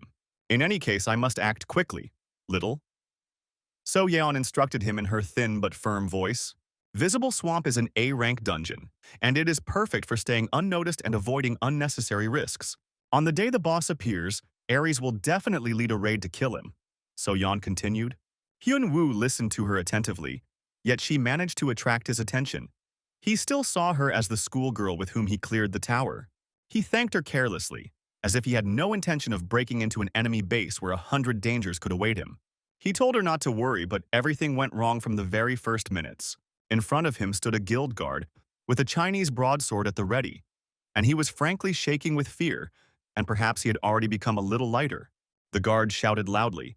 When dogs are afraid, they also bark loudly to call their owner, Hyun-woo thought. So Yeon haunted him even in his memories, even though she had told him not to be seen by Aries' guards. How tiring, Hyun-woo said.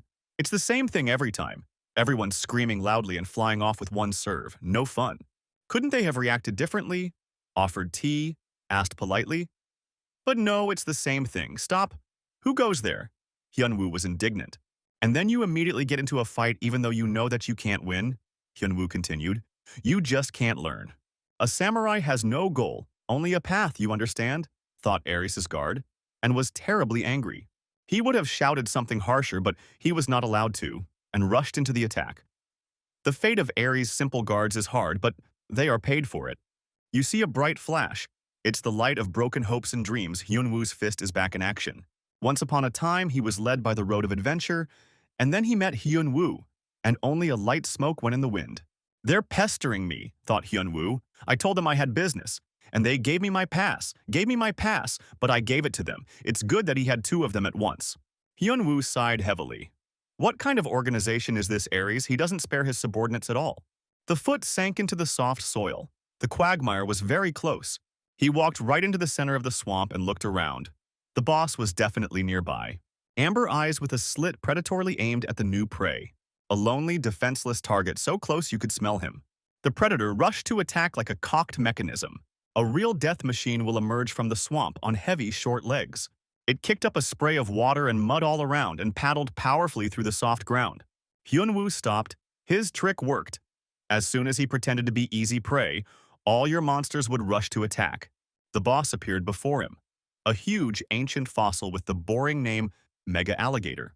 Hyunwoo recognized the beast because So Yeon had taken the time to tell him about it in detail. However, everything that Hyunwoo remembered concerned the cost of skin and teeth, which meant that the monster had to be caught whole without damaging the skin. This is a pension increase for a lonely hermit, Hyunwoo thought. He gave his signature grin and activated the orthodox bending mode. The fossil dinosaur has not seen such impacts since the Chicxulub asteroid that wiped out the dinosaurs. The ancient lizard immediately became despondent, deflated, and turned sour. The hunt somehow didn't go well right away. "I'll kill him quickly and rip off his skin," animal lover Hyunwoo told the future bag. But the walking antiquity was not going to give up. He had experienced worse in his long chronicle. You can always use a tactical retreat, not to be confused with a panic flight. Hyunwoo reacted instantly. A valuable resource cannot be let go. He had already thought about what kind of wallet and boots he would have. He quickly and firmly grabbed the fleeing lizard. Time to make money. The crocodile had two tails at once, so it was even easier to hold him. And for a few moments he turned into a hole digger. "Carousel, carousel, it's joy for us," Hyunwoo sang happily with a demonic grin. The crocodile remembered the dinosaurs, how they fell and were replaced by weak rodents. But when, say, everything went wrong, he was perplexed. Having experienced an overload of 9, Megalligator realized that he would never become an astronaut. It was too much for him. He flew into the rock with all his might, raising a cloud of dust around him. This is a good place to lie, the lizard thought. Maybe they will take him for a fossil embedded in a stone, send him to a museum to rest. But on the other hand, what this Pleistocene miscarriage allows itself, the crocodile remembered its pride of cold-bloodedness. "To die not twice," said the ancient warrior.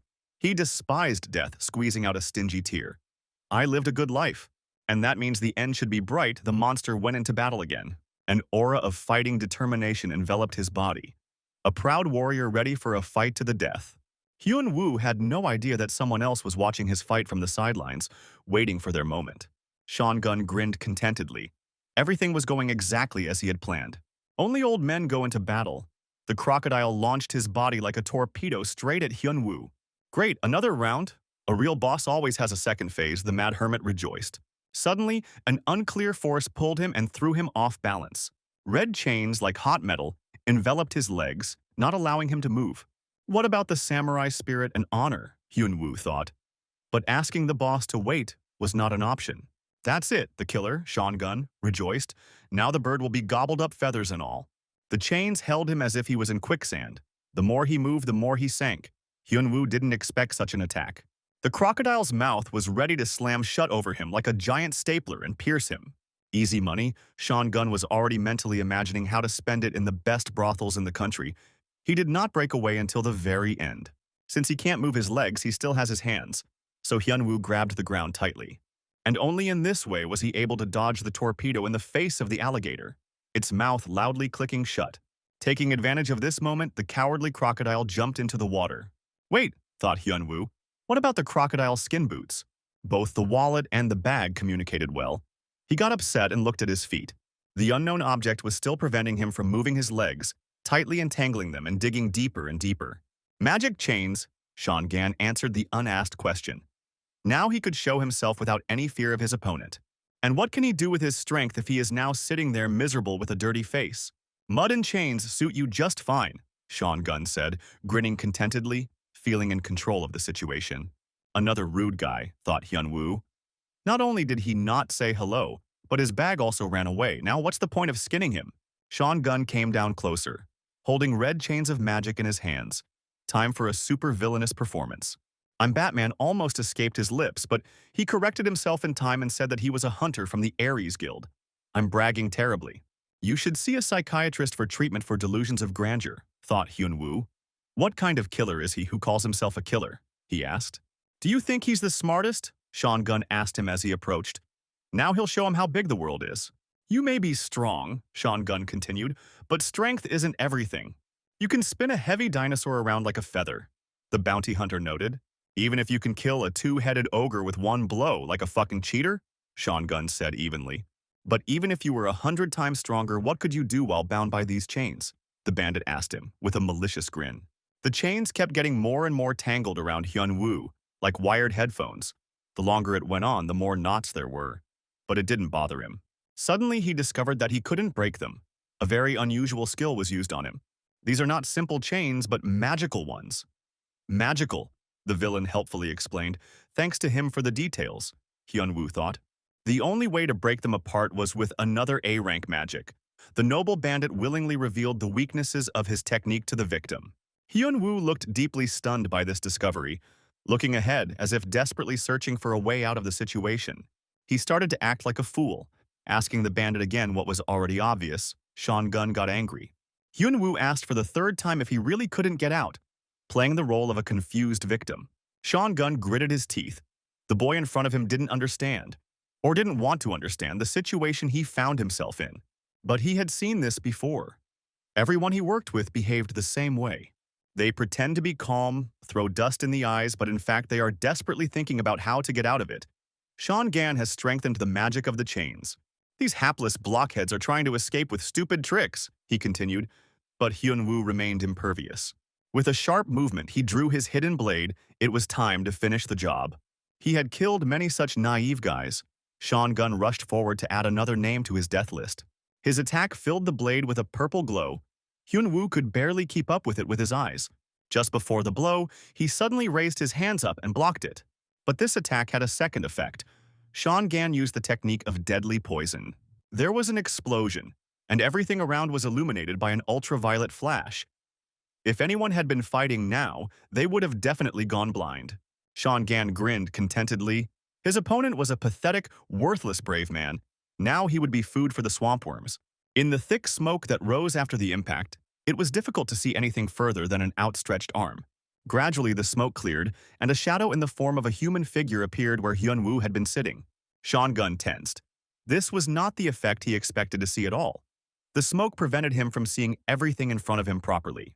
To his great surprise, once the dust settled a little, he saw Hyun-woo completely unharmed. He continued to act like a fool who didn't even understand what had happened, or simply didn't even notice the flea attack. Sean Gunn experienced a serious dissonance between expectations and reality, something he had never seen before. His attack didn't work, didn't leave a single scratch, didn't even wrinkle the clothes, as if they were special magical armor. And at that moment he shuddered. His legs unconsciously began to walk in the opposite direction. Gradually, it began to dawn on him what had happened, and he imperceptibly quickened his pace. Unable to withstand the colossal pressure, he ran away in horror like a seasoned trotter. His heart was about to stop when Hyun-woo's shadow grew in front of him again at a terrifying speed. The last thing he saw was a fist flying into his face, and then everything was a blur. Having received a blow, he flew back to the tree behind him. Another person in his place or a monster would have turned to dust from such a blow. But Sean Gunn survived. Although he winced from the hellish pain, he hit his whole body against the tree. It was as if the chains had stopped holding Hyun-woo back, and he moved completely freely. His fallen opponent had fused with the tree, leaving a deep dent in it. Even the dense wood felt like soft soil underfoot. Now it was Hyun-woo's turn to torment the villain. "You should have tied up your whole body," he noted. Sean Gunn couldn't believe his eyes. His technique was completely useless after hundreds of uses. The chains slowly spilled onto Hyun-woo's legs, much to Sean Gunn's horror. Hyun-woo demonstratively raised his hand, which was wrapped in a chain that had noticeably loosened. The light kick of the slipper lit up. Hyun-woo had no intention of sparing the enemy. From the kick, the long-suffering tree collapsed as if it had been cut down, along with Sean Gunn. Hyun-woo grabbed him tighter. It was time to repeat the ride. Sean Gunn was clearly not thrilled. He had never liked amusement parks since he was a child and was very uncomfortable being the victim. Hyun-woo began to quote the great Chinese strategist, "Whoever comes to us with what and for what reason, he does so, and for that reason," he said, swinging his arm harder. The overload pressed Sean Gunn even harder into the tree. He no longer knew what was worse, the shame of defeat, or this torment. Meanwhile, the crocodile in the swamp was doing what he usually did, pretending to be a log and reflecting a little on his behavior. He was quietly and peacefully floating in a small lake, not bothering anyone, and fixing a Primus stove. Suddenly, an ominous shadow loomed over him. Something was quickly approaching him. The shadow covered the entire sky, but the reptile's eyes did not allow him to look up and understand what it was. A huge log with Sean gun on top hit the crocodile with great force, causing a fountain of spray. Hyunwoo made a great throw in the garage key. 2 goals in 1 go. He looked at the surrounding landscape with the eyes of an investigator. An unlucky hunter chased a squirrel up a tree. It fell, and a crocodile grabbed it in the river. It looked like it was an unlucky nudist hunter, a squirrel catcher. That's what anyone would think, Hyunwoo thought. The status window lit up blue, and a notification arrived. Having defeated the boss, he received the lower title it was listed there. Meanwhile, in the Aries Guild office, someone was diligently washing down valerian with expensive whiskey. Shin Chong-gong was dead, received a short report from Wu Chong. There was no other information after all, the hunter was working alone. All this meant that a very large and furry little animal had just stepped on all his plans. A small investigation established that the body of the unsuccessful killer was already deep at the bottom of the swamp. The monsters definitely ate the remains. No body, no case. But he will still have to answer, Sean Gan thought to himself. He would probably have launched himself to the moon from the burning of his buttocks, but the valerian had already begun to work. Or maybe it was a liter of elite whiskey without a snack. Shinjong Gang is an elite assassin with 2 S-rank skills, read his file by Wu Zhong. And this Shincheng Gang, who acted so boastfully, killed Kim Hyun-woo, the worried office worker wondered. Everything that happened seemed like a devilish prank, someone's mockery. This was unbearable. Wu Chung ground his teeth in anger. Then he imagined what his boss might do to him when he found out about the spent asset, which would guarantee a week of constipation. It was a quiet night in a residential area of Seoul. The stars were sparkling outside the window, and the city was drowning in the lights of lanterns. Hyun-woo lay in complete prostration on the sofa in Shin Kyung's living room, as befits an unemployed slacker. A fly. A fly on the ceiling. And how does it stay there? He thought, staring up. No matter how much he thought, he still could not understand the quirks of nature and existence. But still, he firmly decided to figure it out and called up the status window. The familiar blue hologram appeared in front of him like a projector screen, its light making his eyes hurt. He couldn't quite make sense of the line under his name, where the title was listed, Temporary Guardian. And the ability was added, the right to information, he wondered, and with the size of the melons it would work. And yet I couldn't know how to use it, because I had never seen such changes in the system. He also received an invitation, without an exact location, but with a countdown timer. Hyun-woo continued to puzzle over this for a long time, but no matter how much he looked, he couldn't understand it anymore. Hyun-woo's adult and responsible friend returned to the apartment and greeted his unemployed comrade. Knowing how useless Hyun-woo was in housework, since he hadn't lived in the house for over a decade, Shin Kyung asked if he had had dinner. Suddenly, it dawned on Hyun-woo. "Wait, don't press anything. Let me try," he said to Shin Kyung. Hyun-woo decided to test the new ability of the right to information. It has to work somehow. Abracadabra. He said the words of activation and looked closely at his friend. A window of Shin Kyung's status appeared in front of Hyun-woo's face, but it didn't show any new information. "How the hell do I use this garbage?" he blurted out. No, of course he had seen stupid thugs, but he had never seen such stupid ones, he said, referring to the system's developers. But Shuken took it all personally, so I had to calm him down. For the remaining 2 hours, he stared impatiently at his phone, counting down the minutes. The last few seconds dragged on like tar. It couldn't be, he thought, that he had simply been deceived. Otherwise, it wouldn't make sense. Hyun-woo waited tensely. He didn't know what awaited him, monsters, trials, but he was ready for anything. But then the light went out, as if everything around him had disappeared, and he felt a slight sense of disorientation. When the light came on again, he found himself in a completely unfamiliar place. It was good that there was a chair under his buttocks, otherwise he would have fallen to the floor. The place resembled a deep stone well. The light fell from above, with no visible source. He was moved unnoticed without any portals. Hyun-woo looked around. In front of him sat a girl at the table. He had seen a similar scene somewhere before. The white-haired Chobit girl greeted him politely. She stood up straight and moved little, and her skin looked unnaturally pale. "Nice to meet you, guard," she said. "I am an architect, or rather an assistant." A girl named Av quickly recovered. "Ah," Hyun-woo asked, amazed at how a name could consist of 2 letters like a model of a toaster. "These meetings would be frequent from now on," the white-haired answering machine informed him. The mad hermit was inspired.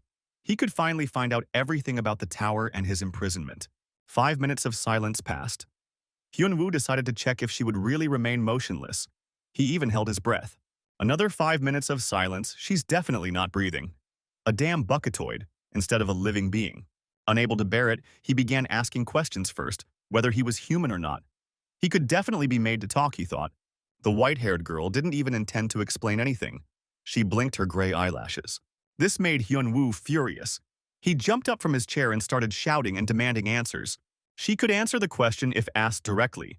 Apparently, this model of ChatGPT did not support a high level of abstraction. A stupid bucketoid with the appearance of a cute girl confirmed his guess. He asked her who had locked him in the training tower. A simple, direct question that even a stupid bucketoid could handle.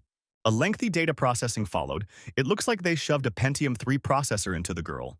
Information denied due to low rank, the answering machine said after a long pause.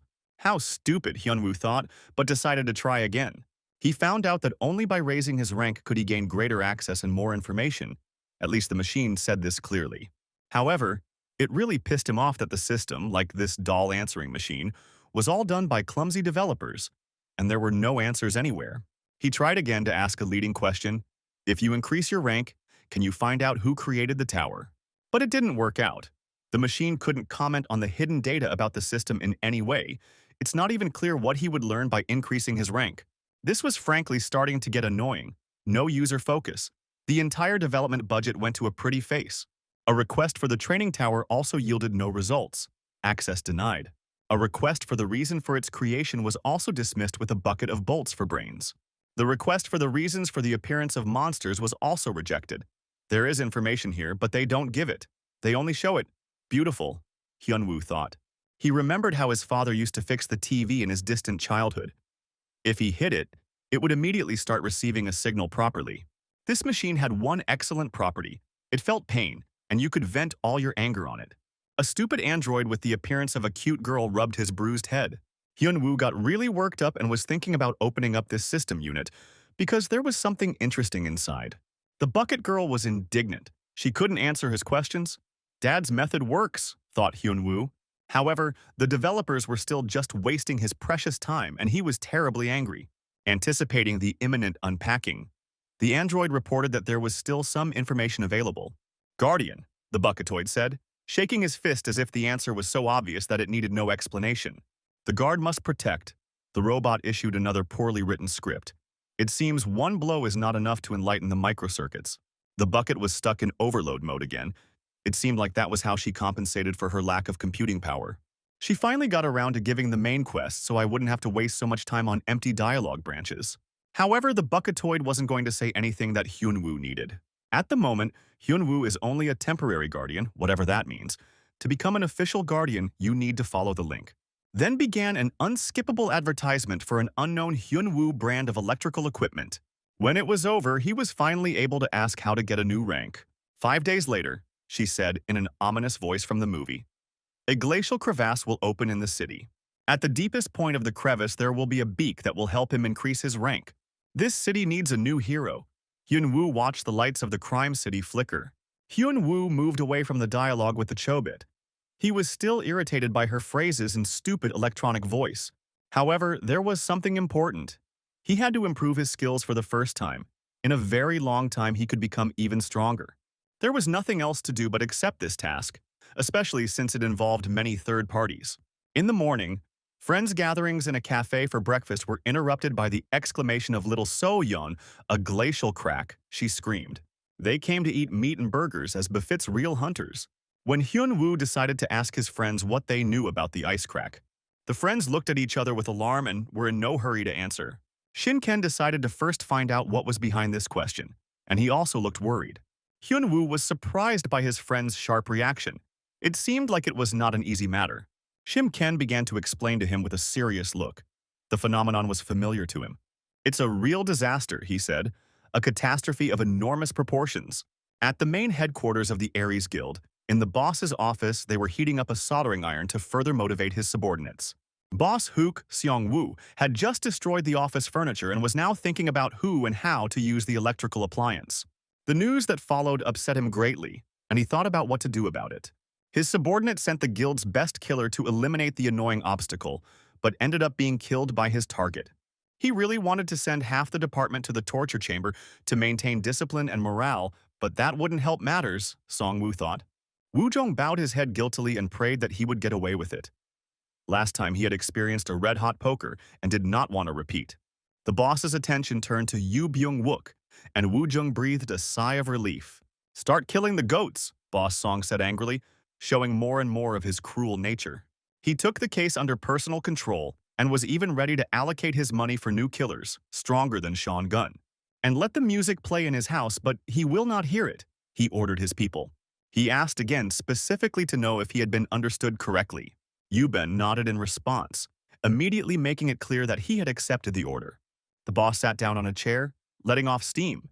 He felt better, because some teenagers were causing a ruckus, killing the best people, some kind of mess. But there was something completely different on the agenda. The Pedo Guild also required urgent attention. Intelligence reported that they were gathering a real army and preparing for open war with the Aries Guild. Hunter wars are common. Yuben nodded again. The task was clear: to use everyone for consumption and fertilizer. Nothing can be left to these blockheads.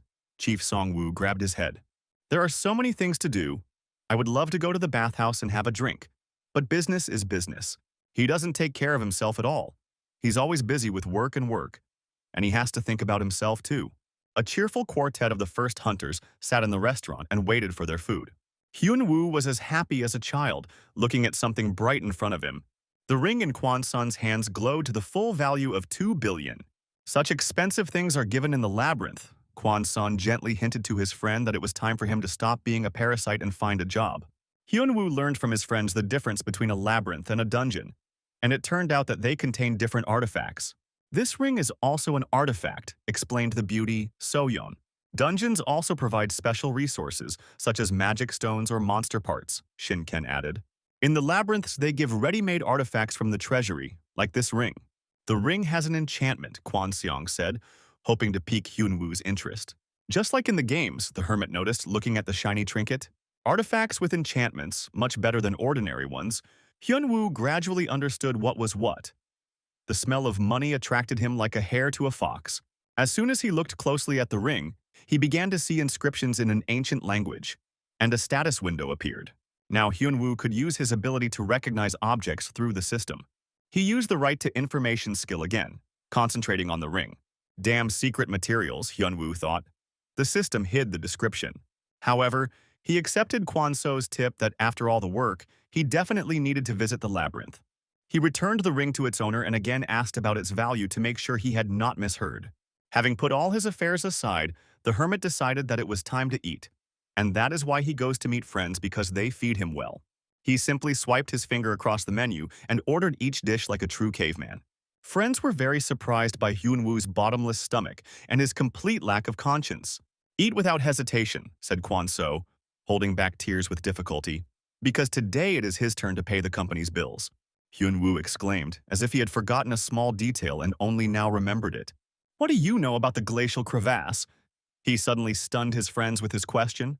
The question caught them off guard and made them fall silent. They became very tense. There was a long silence as they thought about what their eccentric savage hermit had gotten himself into again. Meanwhile, food was brought, rare steak, pizza, and other snacks. But Hyun-woo did not back down and continued to ask about the crack.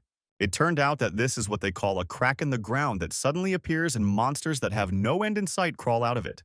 "Germany and China, where it originated, are called the gates of hell," said little So-yeon. Hyun-woo thought as he greedily devoured the meat. He missed normal food terribly while he lived in the tower. The stupid android didn't say a word about the fact that this event was a real disaster. But what will happen if this thing appears in their native Korea? He scared the guys with his question. They couldn't find anything to say in response. Terrible images of possible consequences were floating before their eyes. Even the always combative Kwon So became thoughtful and despondent. He really didn't like these thoughts. The rational Shuken calculated that even with a C-rank crack, even if it was stopped in time, everything would be destroyed. Hunters lack cohesion. Even if the guilds unite, Aries may refuse help, providing it only formally. "What bastards?" Hyun-woo responded, taking out his anger on a piece of meat on his plate. He poked the unfortunate piece again and again, deep in thought. They should rest and gain strength in the remaining 4 days, Hyun-woo informed them. However, he did not go into details, since what he would say would sound too strange anyway, and it was unlikely that his friends would understand it. The roar of the turbines drowned out everything around for many kilometers. The airport was in full swing with its usual work. However, something unusual had already begun to happen, and at first people did not understand at all what they were feeling. But then they felt a tremor, as if someone was beating a drum and sending waves across the ground. The tremors became stronger and stronger until a real earthquake began, throwing everyone into panic. A long crack ran across the runway, as if the ground had dried out after a long heat wave. Soon it broke apart, beginning a tectonic birth, and everything around shook terribly. Hundreds of screams were heard, and panic gripped the airport as the crack became a veritable abyss. In the darkness of the underground temple there lived a single monk. The empty gallery was illuminated by the light of deathly dim lamps. A lone figure entered the atrium with a large round table, where another person was waiting. "The ninth level has come to its senses," the novice reported, bowing. The man at the table asked if someone the two knew about was fully awake. "Soon he will be completely ready," reported the monk in a dark cassock. The man at the table was pleased with this news. He looked like a formidable warrior and had a dark aura surrounding him. His thoughts were occupied by the wild, eccentric hermit, a very unusual person. How strong is he? The warrior wondered, wanting to test this man as soon as possible. Seoul Airport continued to collapse under powerful tremors. The disaster only gained momentum. People fell backwards and could not move from fear. They screamed loudly and begged for salvation. Soon, other people began to arrive at the scene, and the first to arrive was a helicopter carrying reporters, which began to notify everyone about the disaster. The government announced an emergency evacuation within a 5-kilometer radius of the airport, with hundreds of thousands of people to be rescued. The airport was closed, and the first small group of hunters and those who could be quickly gathered were sent there. A terrifying picture opens up from above.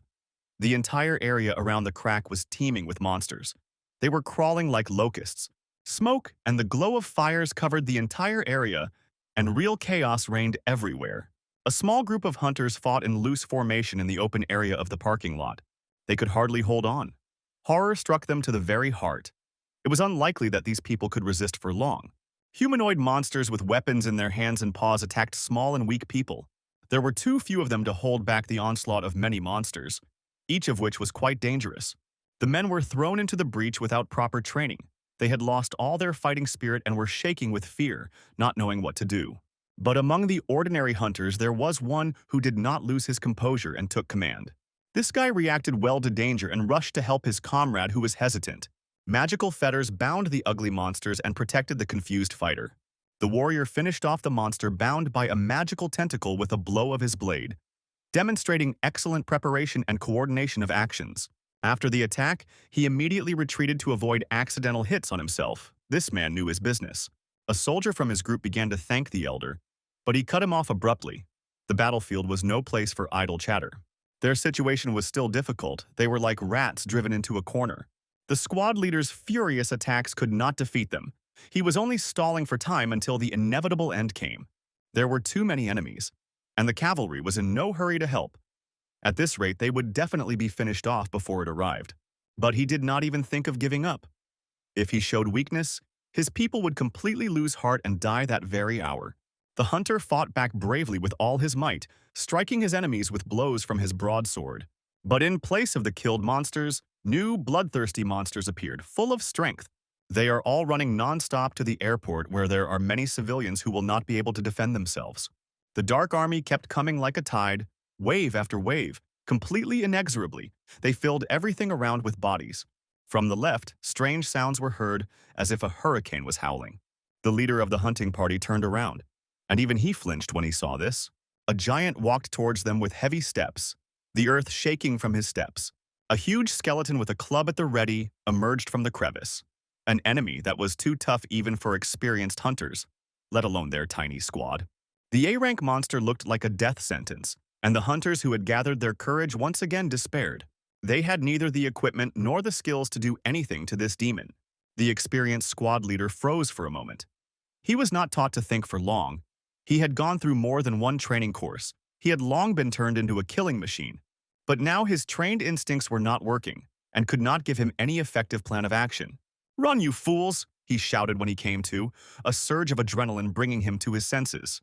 Another hunter, shield at the ready, rushed to stop the monster's attack and protect their squad. A heavy club the size of a tree flew towards a small shield that could hardly protect its owner. The fighter activated the skill and a red glow flashed, giving his comrades time to regroup. The skeleton hit a home run and the hunter flew away like a rag doll. The leader screamed as he saw his fighter just get seriously hurt. The soft body of the car crumpled and partially softened the impact. The guy was lucky enough to miraculously stay alive, even though he was seriously wounded. But the giant did not stop and continued to move forward. He did not want to let the victim go so easily. A monster without an ounce of soft tissue swung to deliver a fatal strike to a wounded fighter. Skelwrist firmly clutched a club with a metal handle. At such a size, it didn't matter how high quality the weapon the enemy used. The commander rushed with all his might to help. His fighter was unconscious and could not move, and the leader did not have time. He could only scream. He ordered him to get up and survive, but in vain. The giant was already lowering his bat to smash the man's head. But this is not what the squad leader thought. He should not see his people die. He should have died first. Suddenly, a light kick from a man in flip-flops and a tracksuit rolled into the battle and instantly eliminated the threat with one slap. The skeleton turned into a pile of bones when it was swatted like a fly. The commander was taken aback. For the first time in his life, he had seen such a sight. The cavalry arrived in time, and the strange man saved them. The flip-flops sparked as the hero landed, the mighty slippers back in action. The fighters recognized their savior. His distinctive black suit and slippers were widely known among hunters and others. The shaggy, wild hermit hero arrived in a dazzling blaze of his own glory. The hunters looked at him as a savior. There can be no doubt about that. Experienced player. Kim Hyun-woo practiced his heroic appearance and posed in various impressive poses. The day almost turned into night from the lips of smoke. The fire spread quickly, threatening to burn everything to the ground. Hyun-woo stopped near the remains of the defeated enemy, which were slowly melting away, emitting miasma. When the system notification popped up again and the status flashed, he also had to go to the airport. After that, time was running out. Hyun-woo glanced at the hunters nearby. They looked battered, but they did not stop admiring him. After the mortal danger, they suddenly relaxed the bakery. Are they completely crazy or something? Thought Hyun-woo. They're not filming a movie here. The fight is still going on. He asked them if they remembered where they were, just like little children. After all, right now, monsters were attacking them from behind because the hunters had completely forgotten about them. Hyun-woo surveyed the battlefield. He wasn't very coherent in combat, but he was still dragging the roller solo as usual. But there really were too many monsters, and leaving them in the rear was dangerous. There was real chaos on the battlefield. Blood, guts, tears, the cries of the wounded, the best cure for wrinkles. Hyun-woo decided to help a little so that the hunters could hold out until the main forces arrived. The damn big club came in handy, and Hyun-woo armed himself with it. The hunters were distracted again. Watching his actions, he did not understand what the hermit was going to do. However, they could not help but admire his strength and power. He single-handedly held the log that the giant skeleton was wielding. The rocket man launched without any reverse calculation and soared into the sky. Even the seasoned battle veteran, the commander, had never seen such savagery in battle. Hyun-woo swung the telegraph pole in his hands with all his might, and he turned on the death carousel mode. It was spinning around its axis very quickly. Then he made an excellent throw, like in Gorodki, and the giant log flew towards the enemy. They scattered like bowling pins, their crowding playing into the hands of Hyun-woo and his Jedi trick. The enemies scattered in a cowardly manner, tails between their legs, or something similar. The hellish lawnmower stunk up everything around, even uprooting concrete slabs. Even the hunters were horrified by this terrible frenzy. Hyun-woo shook his hands. He had completed this part of the task, and it was time to move on. The squad leader couldn't believe his eyes. The hero had saved them again. The rumors about the experienced player were true. They allowed themselves a moment of emotion. Now, in their desperate situation, there was a ray of hope, and they could survive. "Excellent," he commanded. Everyone gather around the experienced player. His fighting spirit had returned. This battle could still be won. He thought and noticed how the player was pressing on his heels, as if nothing had happened, leaving the battlefield. "He'll be back," Hyun-woo shouted to them. "They can handle it, because they have the power of friendship." He quickly rushed away towards the airport, only his flip-flops flashing. The commander was again stunned. How could this happen? And what was going on? Unanswered questions swarmed. His sword flashed and took the bloody harvest. The path of the samurai is simple. Strike and learn, and think about nothing else. Everything fine, they just have to deal with the rest. Easy. You can't show your tears to your subordinates. The commander rushed into battle. Damn experienced player, if he had stayed a little longer, that's how it is. After this, the heroes will be played with and abandoned. The battle raged with renewed fury. Aviation fuel blazed all around, and people and monsters fought to the death. His men were on their last legs, their stamina exhausted. There is a limit to everything. Even if they have survived until now, they will fall from fatigue, completely exhausted. And the leader understood this. Once again, they were on the brink of despair, survived thanks to unexpected help, and again lost it. There was no more hope. He took a deep breath. If there is one thing that helps a person to hold on in difficult times, it is his fighting spirit. Never give up, be a man, went the ancient proverb authored by Statham. Balls in a fist, some have them, some don't. Just hold on with all your might. Help is already on the way. The commander threw out the squad's inspiration. But death was already breathing down his neck. He could already see wheat fields to the horizon. The ears of grain caressed his hands. A samurai's hand on the hilt of a katana. A fleeting movement of a plum petal, one enemy defeated. Maximum speed, said the warrior, and began the game of death. With one stroke of the blade, the huge orc was split in half. The commander was saved. The cavalry came for the second time in his life, and in the same battle, the hunter wondered how much longer this would continue. This emotional roller coaster would drive anyone crazy. After this fight, he will definitely retire. The sword returned to its sheath. We must love everyone. Even the enemy must be killed tenderly. Samurai warrior star guild leader and simply handsome Shinken arrived on time.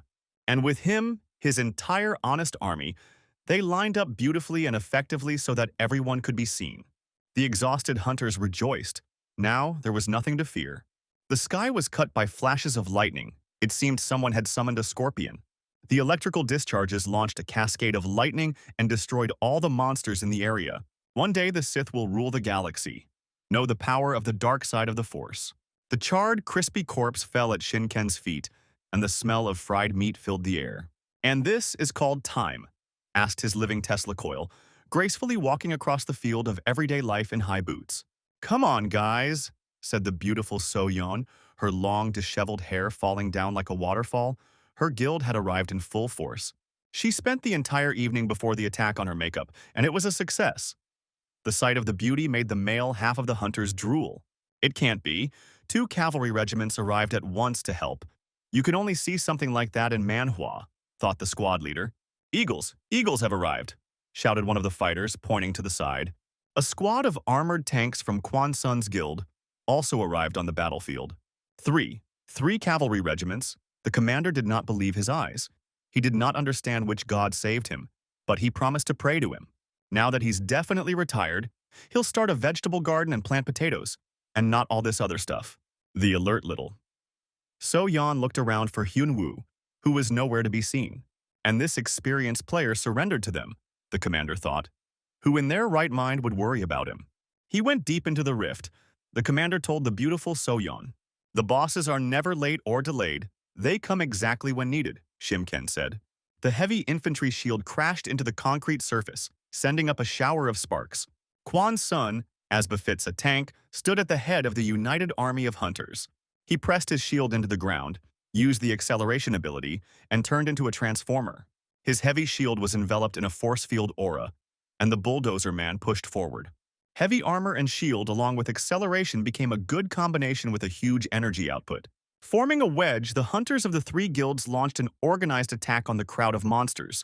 The shield simply crushed the monsters with a battering ram. They could not withstand Quan So's mad onslaught.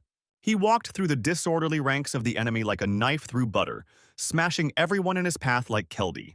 Some particularly agile monsters tried to outflank their group, relying heavily on speed and attacks to the back and flanks. But they all met instant death.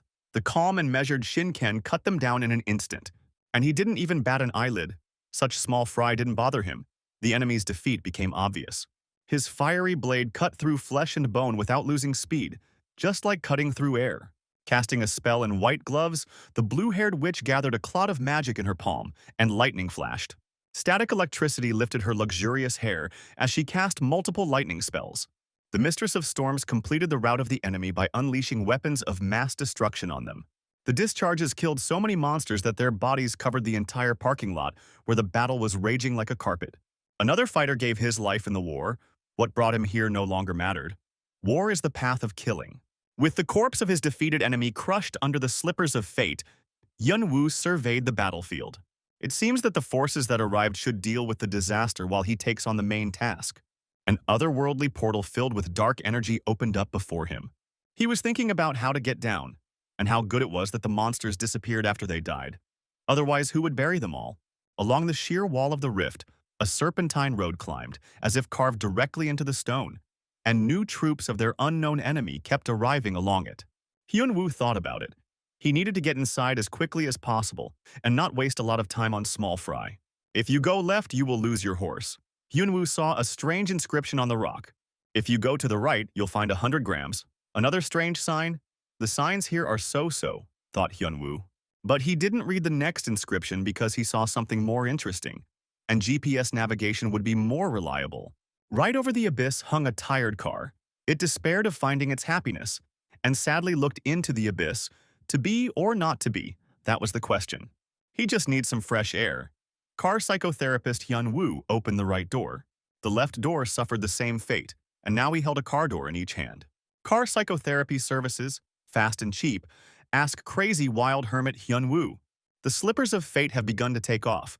The main thing is to start waving your arms vigorously. Geronimo, spreading his arms like wings, Hyun-woo jumped off the cliff. He hadn't known how to be like everyone else since childhood. Apparently this is my lot in life, he sang. Time to play Mr. Proper and clean up the place, Hyun-woo laughed.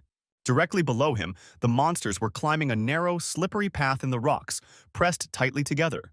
It looks like rain is coming, said a distant relative of Piglet. Hyun-woo landed on the path, a burst of plasma scattering everyone unfortunate enough to be underneath him. The monsters hesitated. They could no longer see in the cloud of dust. Others supported them from below, and an unknown enemy appeared from above. The winged shadow of a demon emerged through the clouds of smoke as the dust settled a little. Bazooka hands, Hyun-woo shouted and rushed down the sloping path in a mad rush. The monsters wavered. In the terms of their contract, there was no mention of devouring, gutting, destruction. But there was not a word about fighting madness. Hyun-woo watched the result. He slid all the way to the bottom, scattering the monsters like a bunch of dry leaves with a broom, all of them resting peacefully on the bottom. The air at the bottom of the crevice was stale. The miasma made it difficult to breathe, and it smelled like a menagerie. The search in the semi-darkness did not last long. Hyun-woo found the desired target. Suddenly, out of nowhere, the boss of the gym appeared and approached him with measured steps. Punk not grandfather, barked a humanoid monster who was dropped into a jar of Gainer as a child. Tourist Crimson Horse, Ascendant has gained the status of a monster hero with a glowing mohawk on his head. On the side of the hiking enthusiast hung the sought-after key, somewhere between the bricks of his press. Eureka, Hyun-woo realized. There was going to be meat now, but even he was embarrassed by the steroid overgrowth. It's good that the key wasn't hidden more securely, otherwise he would have spent a long time looking for it. Hyun-woo rushed forward at the angry punk. Saikentsuki flew into the monster's mug. Good evening, the polite hunter greeted. But the steroid-fueled tourist with the face of a boiled bat easily dodged the blow. What a twist. This must be a real glitch in the Matrix, Hyun-woo thought. The kick also had no effect. The monster was even able to counterattack by swinging its hoof. The heavy blow sent Hyun-woo skidding on his butt all the way to the wall of the gorge. For the first time in a long time, he received a clean blow in response. No matter how many years had passed, Hyun-woo's heart began to beat faster. Danger, vulnerability, goosebumps. As if he were alive again, and the joy had returned to battle. The walking testosterone didn't play at being noble, and decided to finish off the lying man with a blow from above. The heavy blow almost smashed the hermit's skull, and the sand, knocked out of the rocks by the abrasive, streaked across his face and got into his mouth. The boss of the gym frowned rather glumly and continued to strike until the enemy came to his senses. Hyun-woo performed a birch tree and sent the tourist flying with a light kick, and then he gave him more with his fist on his boiled face. The Red Chief drilled into the rock like a true geologist. But such an attack did not harm him. On the contrary, he seemed to become even more inflamed and immediately rose up. A man in a tracksuit and flip-flops, who is he without them? Croaked the hiking enthusiast. Hermit, auto mechanic, dentist, Hyun-woo thought. He understood the devil without words. Why use words when you can speak with the force of your fists, especially when you have such a good interlocutor for heated discussions? Hyun-woo caught up with his opponent on the ground. They don't hit those lying down, they finish them off. He remembered the ancient rule of fistfighting. Paper beats rock. I knew I had to throw away the scissors. Hyun-woo was upset. And then he immediately used the second stone. This is not in the rules of the Konobu, but who reads these rules? But the punk lover had also watched Bruce Lee movies, so he was able to block the hermit's blow. Hyun-woo didn't expect such a turn of events. When all the monsters fall with one blow, you begin to forget what real contact is. The blast wave passed through him, almost rupturing his eardrums, and the demon's fist threw him back again. Followed by a finishing kick from the front, the punk tourist did not miss karate lessons. This blow went through in full force and Hyun-woo absorbed all the damage. He crashed into the wall with his back, exploding the stones. The hermit coughed heavily. His ribs ached from the blow, the sand crunched on his teeth. The evening ceased to be languid. They changed the third position, but he is the only one who gets it. Something is wrong, the hunter thought. The steroid-fueled cranium creature turned out to be much stronger than he thought. His ribs cracked as he tried to get up. Now the real fight would begin. The monster was very different from those he had encountered in the tower. Even the level 100 boss flew away like a furry animal. The limitations of the tower were taking their toll. Hyun-woo inhaled.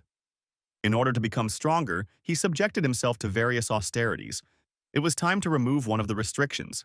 He did not like to break the vows of abstinence he had made to himself. It undermined his spirit, but the situation forced him to do so. "Hey, rubber face."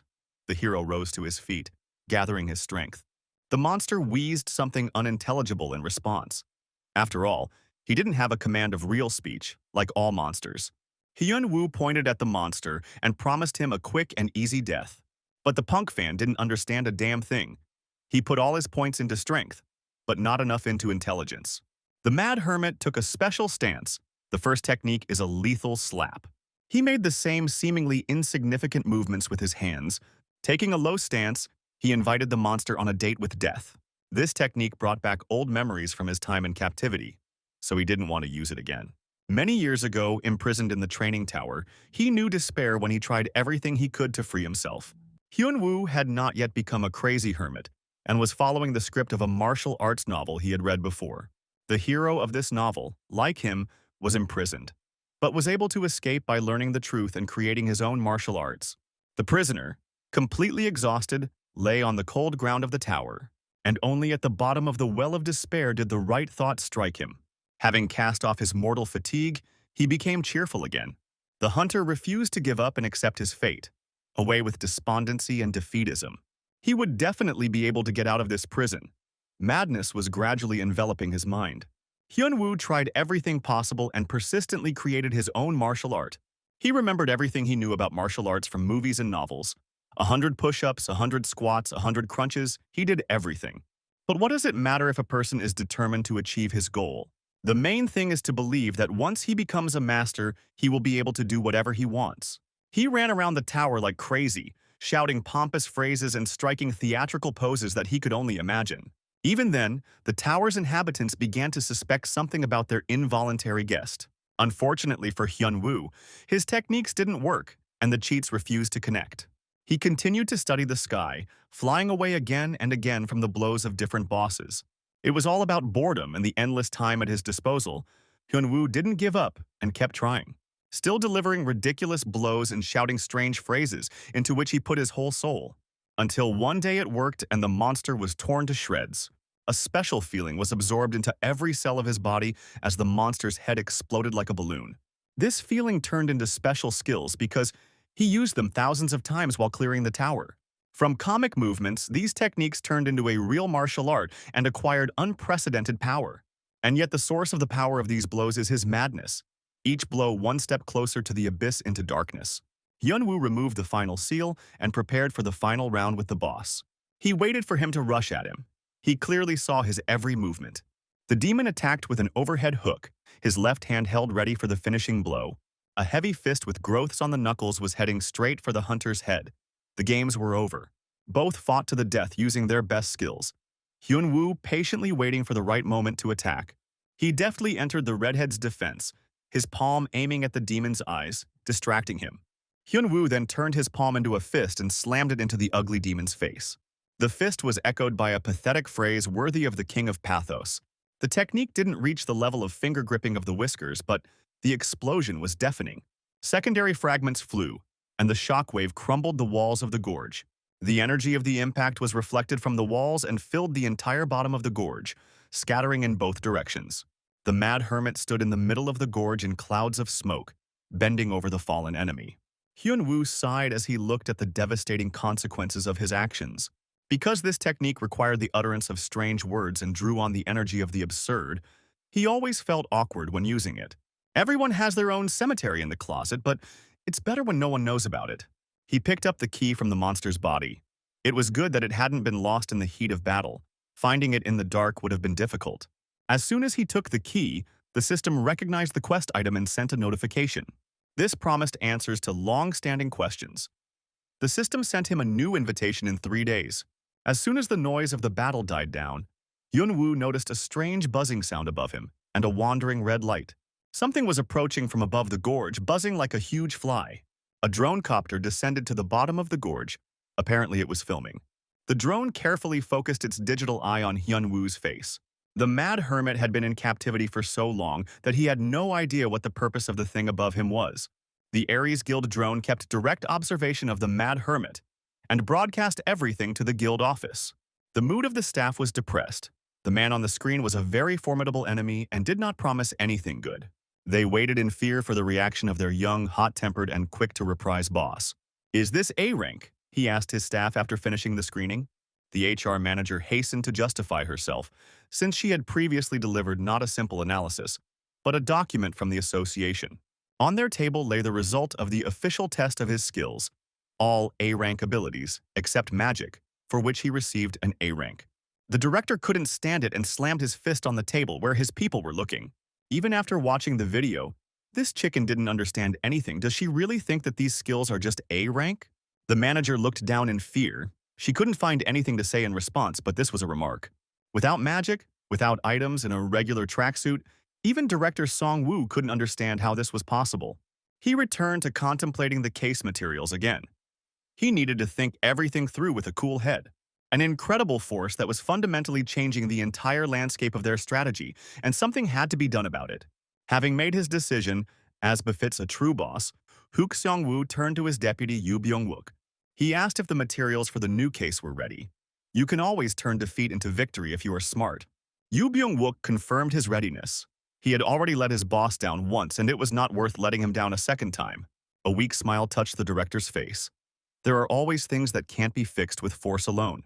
Inspired, he ordered his subordinates to carry out the plan. The day after the ice-free glacier crevasse closed, a meeting was held at the Korean Hunters Association. There were dozens of reporters present, even from abroad. The leaders of the 3 guilds and Hyun-woo were invited to receive awards in recognition of their efforts in closing the fissure. Hyun-woo once again showed his complete disdain for formal dress codes, preferring loose clothing. Park Ga-moon's hands were shaking with excitement, and the phone almost fell out of his hands. He was overjoyed because he could broadcast from the front row as Hyun-woo's friend. Thousands of people watched his broadcast and wrote animatedly in the chat. The minister handed the award to the hero with a sour face. He had never gotten used to the changes in the world when self-confident children began to play leading roles in society. He looked the guy over from top to bottom. He looked sloppy. His uniform was not in regulation, and because of his age, it was too late to be called up for the army. But in his youth, he would have definitely brought such an impudent upstart to his senses and shaved his head, the minister's gaze said. The sight of the mad hermit evoked nothing but contempt. And this man was a hero, a complete disgrace to society. The minister was angry. Perhaps it would be worth buying some clothes for Kim Hyun-woo, the minister noted, his lips pressed tightly together. Hyun-woo snapped out of his thoughts and looked at the Minister of Defense right in front of him. Usually he just ignores people, having lost all social skills in the tower, but he chose to answer this time.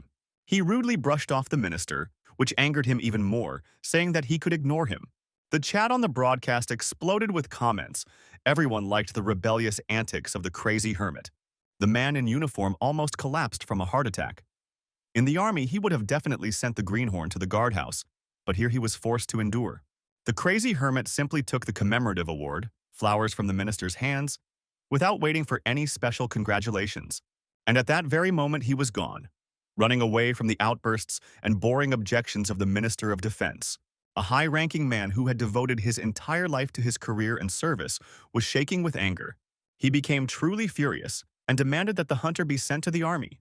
where he would immediately be taught to love the army. Hyun-woo's friends could only sigh.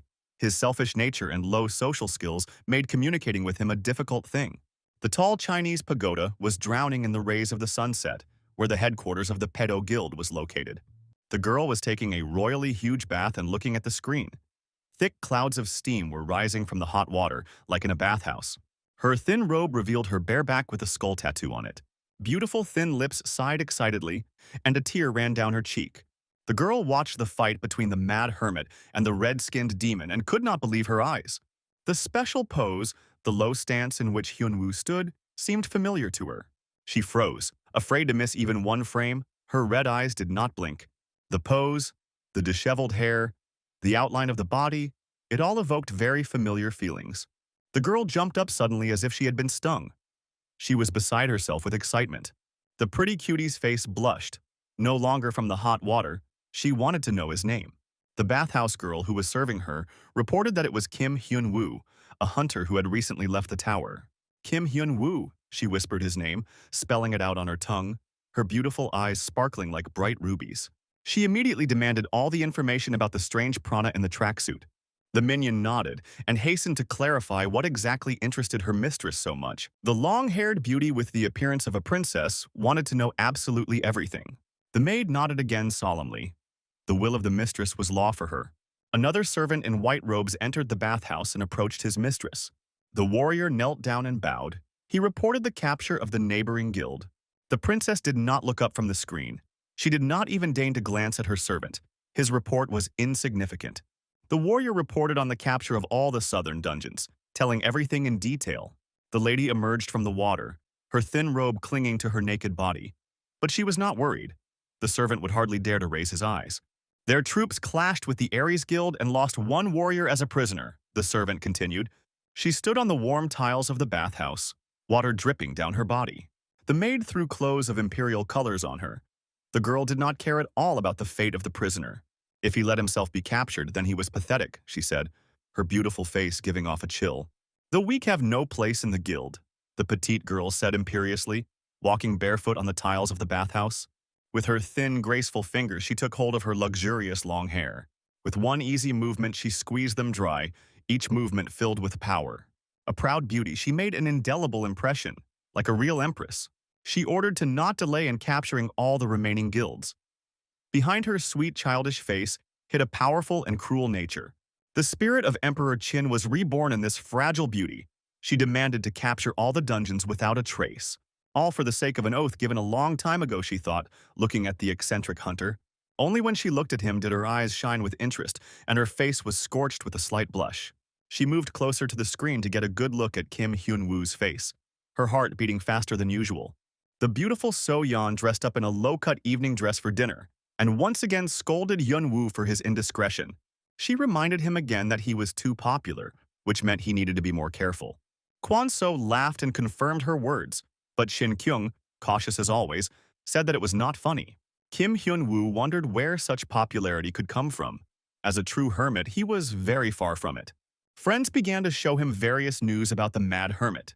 The topic of the experienced player has grown incredibly, and only the lazy have not written about it. The journalists hadn't changed at all, Hyun-woo noted, and they were doing the same thing back then as now. Little. So Yeon insisted that Hyun-woo pay more attention to this matter and not run away in the middle of the ceremonies.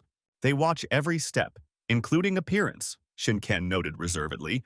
Kwon Seong just laughed. He understood the futility of his friends trying to curb Hyun-woo's eccentric nature. Hyun-woo brushed it all off easily. "Why worry about people you'll never meet?" he replied frivolously.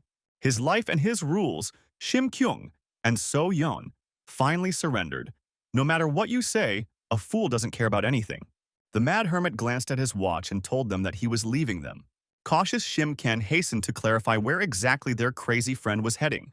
But he, as always, evasively and evasively reported that he had a meeting and turned around to leave. Meeting, whispered little So Yi to herself, completely discouraged. Where is Hyun-woo, and where are the meetings? All three shuddered at such news. Could a mad hermit really have friends besides them? They were surprised. The girl sighed.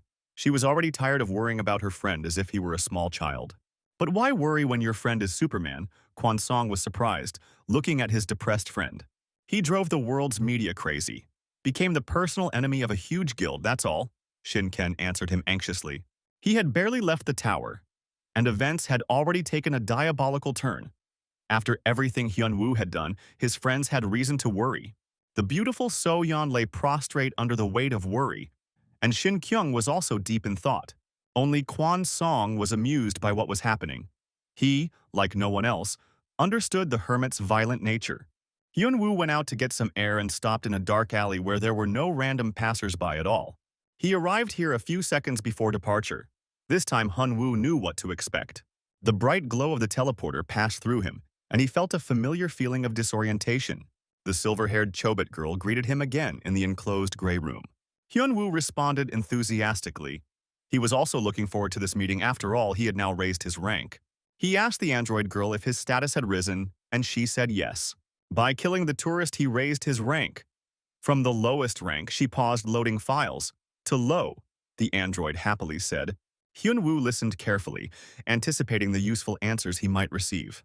However, the android clearly told him something other than what he expected. A shadow fell across the mad hunter's face. He exploded instantly. The damn machine had once again deceived all his expectations, completely failing to justify his trust.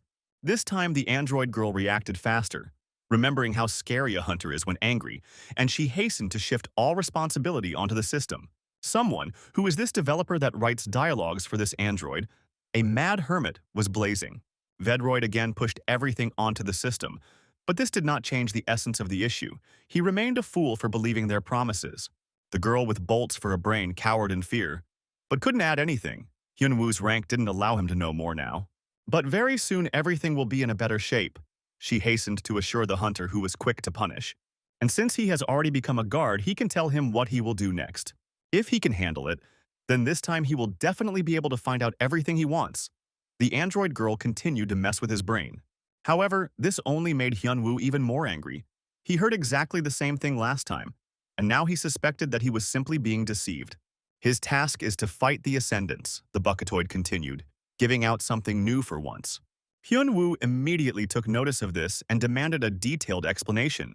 Those who climb the tower, the girl continued, ascending tourists, like the one Hyun-woo defeated last time. In all his years in the tower, this was the first time he had heard of such a thing. The Bucketoid was saying strange things. It wasn't about the training tower, the animated chatbot explained. Hyun-woo felt more and more interested after all. It wasn't for nothing that he agreed to this task. The tower Chobit spoke of has 12 floors, one of which is the entire Earth. The news sounded shocking. It was out of line with the usual ideas about the world. The silver-haired android repeated everything he had said again, so that Hyun-woo would understand everything. Guard Kim Hyun-woo must now guard the 9th floor out of 12, the android said meaningfully, finally explaining the essence of the mission. We were talking about an entire planet, his homeworld, which could be in danger on a previously unimaginable level. Hyun-woo couldn't believe his ears when he realized the meaning of all the information he received. He looked shocked. Other ascenders are going up to the 9th floor and they need to be stopped, the android girl said. He didn't sign up for this. Hyun-woo was indignant. He just wanted to know who locked him in the tower. The further into the forest, the thicker the partisans, he hissed. Things did not add clarity, only new problems. He was so stuck, the mad hermit lamented. Too much had fallen on him at once. If the ascenders are not stopped, the entire 9th floor will be destroyed, the Bucketoid reported important information. In this case, Hyun-woo will disappear, like the entire planet on which he lives, she stated the obvious. Where is this captain's boat? Hyun-woo slammed his palm on the table. What was happening made him very angry. In other words, he was being told to shut up because he would have to do what he was told anyway. And what he hated most was being manipulated. The android blinked its silver eyelashes in confusion as it processed the request. Chobit began to fuss and make excuses. That was not what she meant at all. What's the matter then? The mad hermit was angry. He could barely keep from destroying everything here. The Vedroid, as if sensing something was wrong, began to vigorously move its microcircuits. And then he gave out completely absurd nonsense. Apparently the bugs short-circuited all her circuits. Hyun-woo was pretty fed up with this parody of a humanoid robot with limited functionality that kept mumbling. The little android went into standby mode. Even the monitor backlight went out.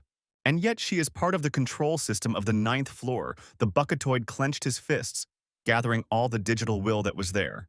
Kim Hyun-woo, The android suddenly changed its behavior protocol, adding rigidity to its patterns. Even Hyunwoo noticed the changes in her behavior and voice. This neural network was still capable of learning. True, she still had a lot to learn. She returned to the stupid android again and asked him not to be angry with her. Hyunwoo was appointed as the guardian of the Earth for his own good. The android girl Av continued. Their goal is to help him, she said. Besides, she fawned, there would be a reward, and it would increase with every feat and every defeated ascending tourist. Hyunwoo was mentally calculating the rewards and risks. This was no joke. But all this could have been to his advantage. He had been in prison for 12 years. It could not be left like that. He asked how high a rank one had to be to learn about the tower's creation and the identity of his jailer. No less than the highest rank, the silly android Av answered him. If he catches all the ascenders reliably, he will definitely raise his rank to the required level. Information must be paid for. Let it be so. He is ready. It is better than nothing. Hyunwoo asked how many murders would be required. The little android rubbed her chin thoughtfully and couldn't count exactly. The ascenders were divided into levels, each with its own weight and price, she said, like an experienced bounty hunter. 5 heads of the elite ascendants will be required for Hyunwoo to access the system, the cute android girl informed him. Hyunwoo asked how big the head of the red-faced punk he had eliminated was. The Crimson Horse Arkir, the bucket-like girl with the habits of a slave trader, clarified. She informed Hyunwoo that the level of the hiker was the lowest among all the ascenders. Even the lowest level caused problems for the hermit, forcing him to use the technique of absurdity. This time the conversation was more productive, and he at least understood where he should go next. Hyunwoo was satisfied, albeit not completely. Late at night, he returned to Shinken's apartment, where he lived completely free of charge. He sat in the library with many books on the shelves, studying his status and thinking about the new information. Hyunwoo stared at the blue screen until his eyes began to hurt, but he continued to stare at it. No matter how much he sighed and thought about it, he still wouldn't get any new answers. It doesn't matter whether the Earth enters the tower or not. He will do what must be done and come what may. Saving the world is the world's business. It is not obliged to think about everything at once on its own. Great power is a great headache for Hyunwoo. He was already burdened by this burden. What he saw and learned did not essentially change his previous goals, but now his path would be a little longer. He will simply focus on the immediate targets, kill 5 ascendants, and not think about anything else. The phone vibrated, tearing him away from his deep thoughts. It was little So-yeon calling. In recent days, he began to feel the same way about the nanny who was constantly looking after him, even though he was the older one, and was taking care of the snotty schoolgirl in the tower. True, now that she had turned into a young girl, Hyunwoo picked up the phone, and suddenly he heard her shrill, excited voice. So-yeon asked if he was watching the news now. She demanded that he immediately get up and turn on the breaking news. Hyunwoo turned on the first channel of Korea and began to listen. He did not immediately understand what was being said. When it dawned on him that he was the one who became the subject of heated discussions on the country's main channel. He was accused of murder. It was no longer a joke case like before. Journalists seriously discussed the murder of the hunter Aries in their dungeon, blaming Kim Hyunwoo for everything. The mad hermit was even taken aback by the unprecedented impudence of his opponents. What was happening amused him. In any case, there was nothing to fear, since the hunters lived outside the law. They met at Kwon-so's country house, where it was quieter, away from people and journalists and their cameras. The phones were ringing off the hook non-stop since the night, which was already really annoying Hyunwoo. He thought about throwing them all in a bucket and dousing them with gasoline. Little. So-yeon slammed her fist on the table and was indignant because it was Hyunwoo who was the culprit of all the commotion. After 12 years he came out of the tower and now became a very famous man, she scolded him. And because of the recent events when he single-handedly closed the rift, other countries are also watching him. And now everyone is discussing him as a murderer, but she warned him many times and worried about his affairs with Aries. So-yeon nagged him. Hyunwoo just waved away all the shouts listlessly. He had long since lost all social instincts and didn't care about people's opinions. But for the sensitive So-yeon, this was already beyond the pale. She flared up even more than before at his request to calm down. Hyunwoo felt a sense of confusion. Something vague and incomprehensible called social relationships was invading his mind. It was like his wife was nagging him. But wait a minute, he wasn't married at all, the hermit thought. And yet he could not understand the reason for her great concern for him. But isn't it self-evident? Exclaimed the passionate girl with a heightened maternal instinct. Hyunwoo had scraped off the last of his social skills. The last time he'd been updated was back in school, which was an eternity ago. Does she really like him? He blurted out, completely ignoring the atmosphere, mood, and relationships, demonstrating a third-grade level in understanding people. From such a stupid and inappropriate question, little Soyeon lost her power of speech, as if someone had punched her in the gut. It took her a full minute to come to her senses, while she simply looked at him with her blue ocean eyes. All kinds of painful executions of sinners flashed through her mind, and she noted those where the victim lives for a very long time. For such jokes you can even get a cardiac stimulation. The girl storm turned into a real storm. If he says one more word, she will prescribe him such electrophoresis that it will not seem like much. So Yeon was unrecognizable. Instead of her, a real witch appeared.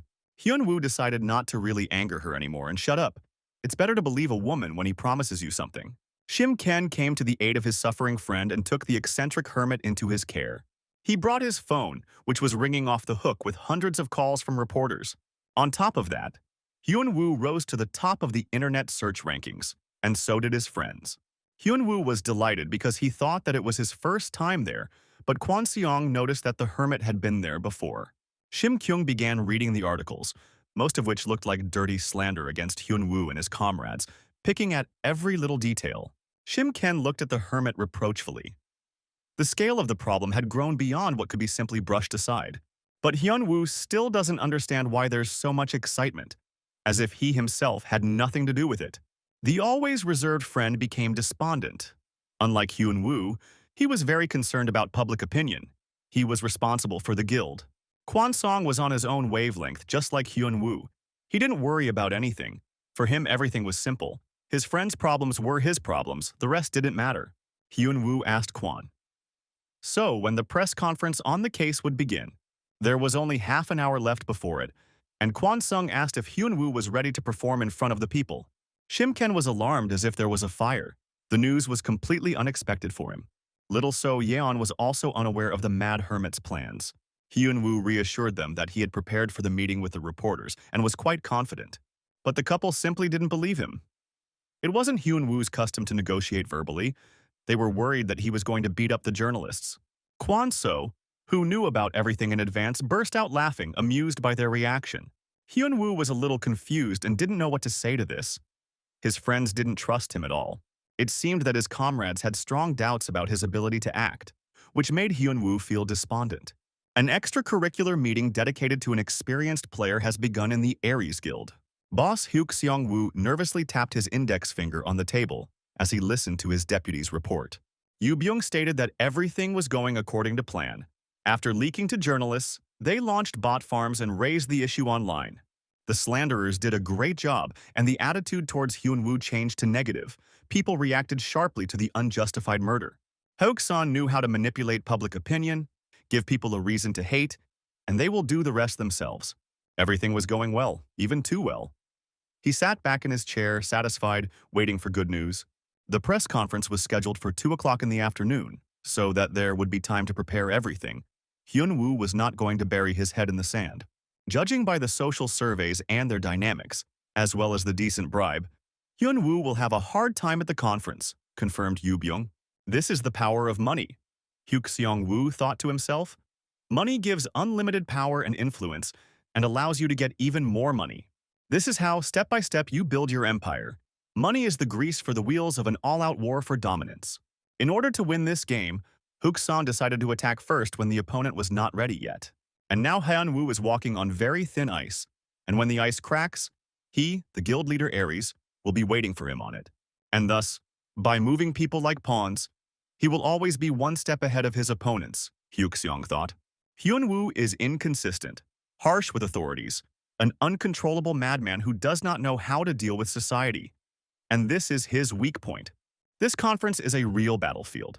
It will be broadcast live, which means that changes must be responded to immediately, concluded Hyuk-san. Yoo Byung took care of Plan B and sent his men there just in case. Hyuk Seong calmed down the slight nervous tremors of excitement. He had prepared everything. Now he would destroy the next enemy. A malicious grin blossomed on his face. Revenge was a dish best served cold. Hyun-woo shouldn't have messed with him. Spotlights brightly illuminated the conference venue so that nothing was hidden from the camera lenses. Hyun-woo sat alone, almost during the interrogation. but he held himself proudly and courageously, not changing his habits. The crowd was thirsty for fresh blood, and as soon as the interview began, journalists pounced on him with questions under the flashes of hundreds of cameras. Bred in circuses, the audience rejoiced in anticipation of a great show.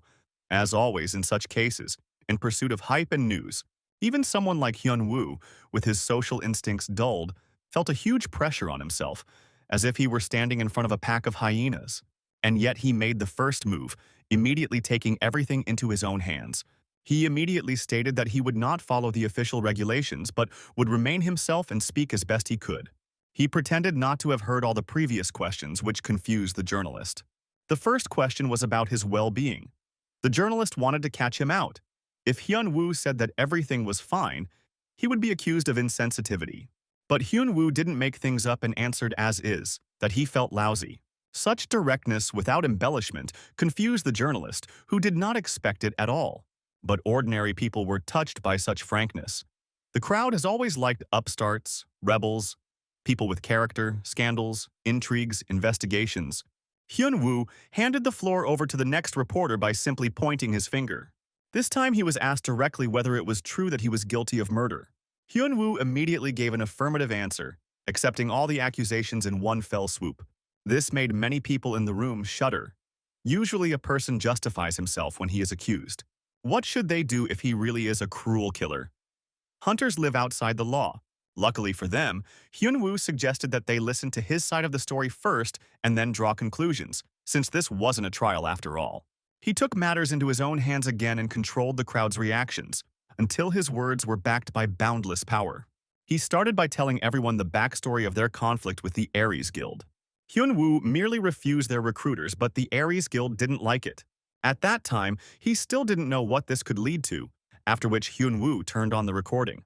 The recording contained the voice of Sean Gunn confessing that he was Aries' killer and that they were his employers.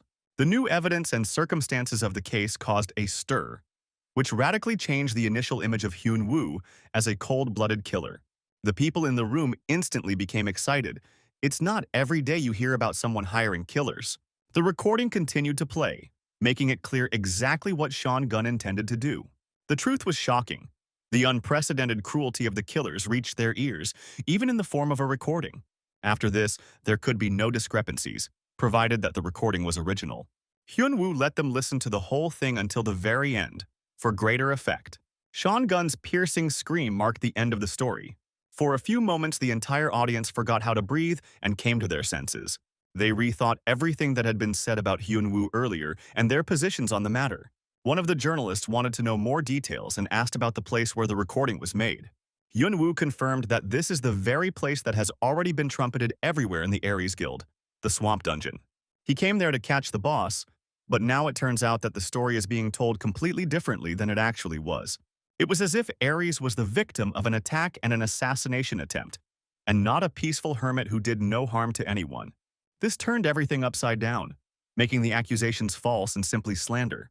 If anyone doubts he can provide other information, Hyun-woo was very confident in himself. But the journalist is not so easily confused, and he immediately asked what could prove the authenticity of the recording. The question sounded weighty. It couldn't be brushed aside so easily. Who could prove that Hyun-woo wasn't a manipulator? However, everything went exactly as he had expected, and he allowed himself a condescending grin. This question was a real gift for him. He really wanted to be asked. Hyun-woo took out another smartphone and shook it in front of hundreds of cameras.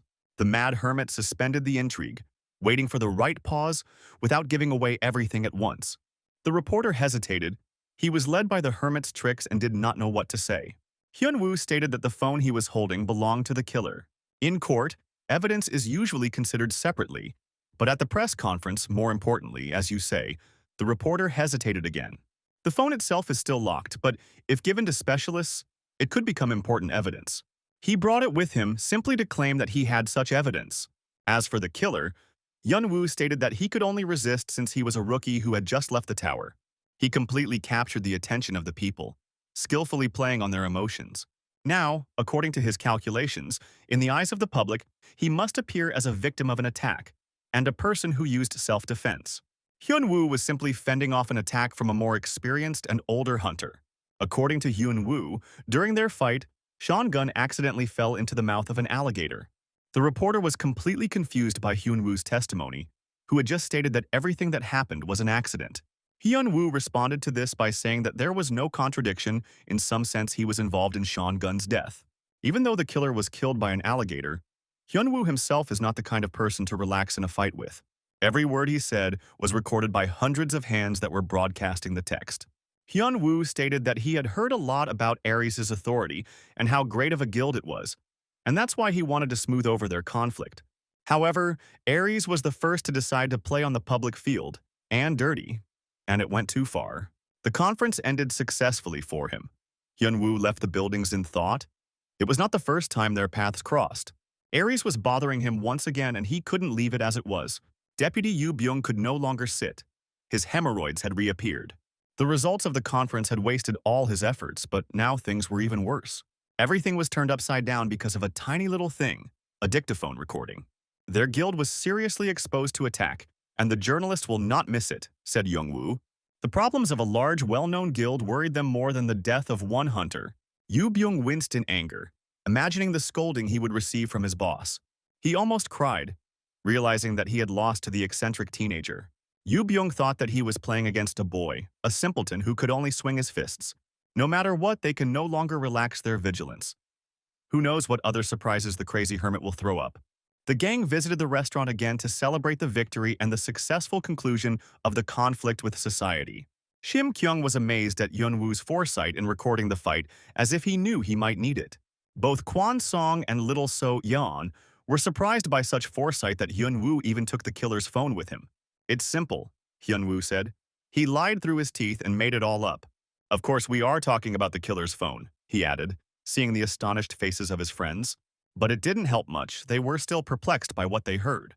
They demanded that everything be told to them immediately, as it was, and that they not be led by the nose. Hyun-woo repeated his words, stating that what he was holding in his hands was not the killer's phone, and that it was not evidence. However, the recording is real. They burned his ears so much about Aries being dangerous that Hyun-woo got the idea to record the conversation. And the imaginary phone of the killer is just one of Shin Ken's devices, which he changed like a girl changes shoes. Little So Yeon was furious. This turn of events worried her more than if the authenticity of the phone was established. Hyun-woo answered her with a satisfied look that no one would know about the fake evidence. Hyun-woo reasoned that everything was quite simple, because the Aries Guild would come for him much faster than the police with their checks. The girl was taken aback by his answer. She still could not understand the train of thought of the mad hermit. The Aries Guild would definitely make contact, he assured her, without bringing the matter to an investigation. So Yeon thought, according to Hyun-woo, everything was going well, but when he solved one problem without creating another. She still firmly believes that a big child in the role of a crazy hermit needs to be kept under close surveillance. The group laughed heartily, teasing little So Yeon for her hyper-responsibility for Hyun-woo. The hermit suggested going back to food. Since he had returned, he had only two favorite things to do: eat and sleep. Of course, there was another occupation, killing enemies. Hyun-woo thought about the Aries Guild. They were considered a world guild, with headquarters in the United States and dungeons in different parts of the world, scattered everywhere. They were able to take the most dungeons in Korea, which made this foothold very important. Hyun-woo calmly devoured the meat on his plate. No matter what the Aries Guild did, the contract, or slander, he didn't care. The reputational losses of the huge guild far exceeded any possible losses for Hyun-woo. He had nothing to lose. With these thoughts, he walked out into the restaurant parking lot. Late at night, they went home, Shuken again acting as a personal chauffeur. But Hyun-woo suddenly asked his friend to leave him, and he himself said that he would go for a walk. Shiken was surprised. Usually this meant that his crazy roommate would definitely get himself into a new mess up to his ears. But Hyun-woo remained adamant and simply waved his hand without going into details. Shiken watched his comrade go. He couldn't be his nanny forever. He sighed and decided to leave everything as it was and not to interfere. After all, his friend survived in the tower himself for more than 10 years. Hyun-woo found a convenient place, narrow, dark, and completely deserted. A perfect place for a hot date. He walked through the night, breathing in the cool air, completely open, as if inviting a conversation. The interlocutors did not keep him waiting, and Hyun-woo sensed their presence. He stopped so they could catch up with him. Come closer, Bandarlogs, he thought. The masked enemies were cosplaying as the Leaf Village clan, and they arrived even faster than he expected and surrounded him. Hyun-woo greeted them with bravado, but as soon as he was left alone, his stalkers immediately showed up. The group of fans of his skill moved closer. They left no free space at all. They looked more like Assassin's Creed fans. Their leader invited Hyun-woo to his boss's place for a cup of tea. After taking a closer look at their cosplay, Hyun-woo liked it. He played this game even before the tower. The leader of the cosplay gang thought about what to do with the uncooperative client. Hyun-woo asked who the respected gentleman was, who had sent him an invitation with an escort. However, the leader of the costumed gang responded that their boss preferred to remain incognito. Costumed gang responded that their boss preferred to remain incognito. Of course, Hyun-woo knew who invited him and why. He only provoked the dummies who were sent. He refused to drink tea. To which the head of the theater troupe politely warned that he would use force and would still see the guest out. This turn of events was quite expected and moreover desired by the Mad Hermit. He reminded the cloak and dagger servants that he had achieved considerable fame after the glacial crevasse, and he remarked to the lords in front of him that they were quite self-confident to say such things. The slippers of fate have come into motion. Astrologers predict an increase in skeletons in the cemetery. The historical reenactment enthusiast perked up in response to the sudden movement of the target, but the Mad Hermit simply walked past them and squatted down. There are seeds, and if I find them, he addressed the unlucky role player. Hyun-woo pulled out a few onions from the garden bed and politely asked them to come over to him. Fresh onions are good for your health, says healthy eating advocate and hermit Hyun-woo. The killers couldn't stand this anymore. Their honor and dignity as cosplay fans were undermined at the root. Their leader shook with anger. He couldn't stand vegans and preferred cooked food. Realizing that the negotiations had ended in nothing, the killers moved on to arresting them. The leader spread his arms like a monkey and launched some kind of magic. His palms lit up like spotlights. He flew up to Hyun-woo and pointed his hands towards him. The gateway lit up with a bluish glow. But the lettuce quickly interrupted the too long cast and the meaningless cries of third-rate killers. The leader flew up like a rag doll from the blow. They might have been experienced cosplayers, but against the crazy hermit they were like children. The henchmen of the leader of the theater troupe panicked after having just lost their leader. Drawing their short blades, they launched a desperate attack. They also had their own aces up their sleeves, which they quickly used. Various skills worked in Hyun-woo's favor. Their combination attack looked promising, combining buffs, melee weapons, and entangling the enemy. The attack was well coordinated from all directions at once. It looks like the troupe had rehearsed a lot. The screeching of metal and flashes of magic cut through the silence of the night alley where there was not a single window. But something went completely wrong with their rehearsals. The victim should have already been in mortal agony immediately after the blow. However, instead, their blades were unable to penetrate even the Mad Hermit's tracksuit. They tried to pierce it properly by pushing hard or to cut it. But it was all in vain. The steel didn't take Hyun-woo. The hermit looked at them with disdain and asked if they were ready for prophylactic enemas. The patients lay quietly, spread out on the ground in an even layer. There was only one left who was still standing on his feet, his knees shaking with fear. The Mad Hermit grabbed him by the scruff of the neck as if he were a kitten that had done a bad job. The hapless medieval cosplay enthusiast begged hysterically for mercy. Hyun-woo decided to leave him because he needed at least one survivor who was able to think. Provided that he gets to know the Mad Hermit and the one who sent him such an insistent invitation to meet. Deep night descended on the mountains. The stars twinkled brightly between the clouds. Far from the city, they were not blinded by the light of street lamps and cars. Hidden deep in the forest is a concrete bunker with thick walls and reliable security. So strong that even the local servants were surprised by the extent of capital investment in this building. Another servant objected that it was only thanks to a secure rear that they could conduct their business. They were expecting a special famous guest today and were looking forward to the meeting.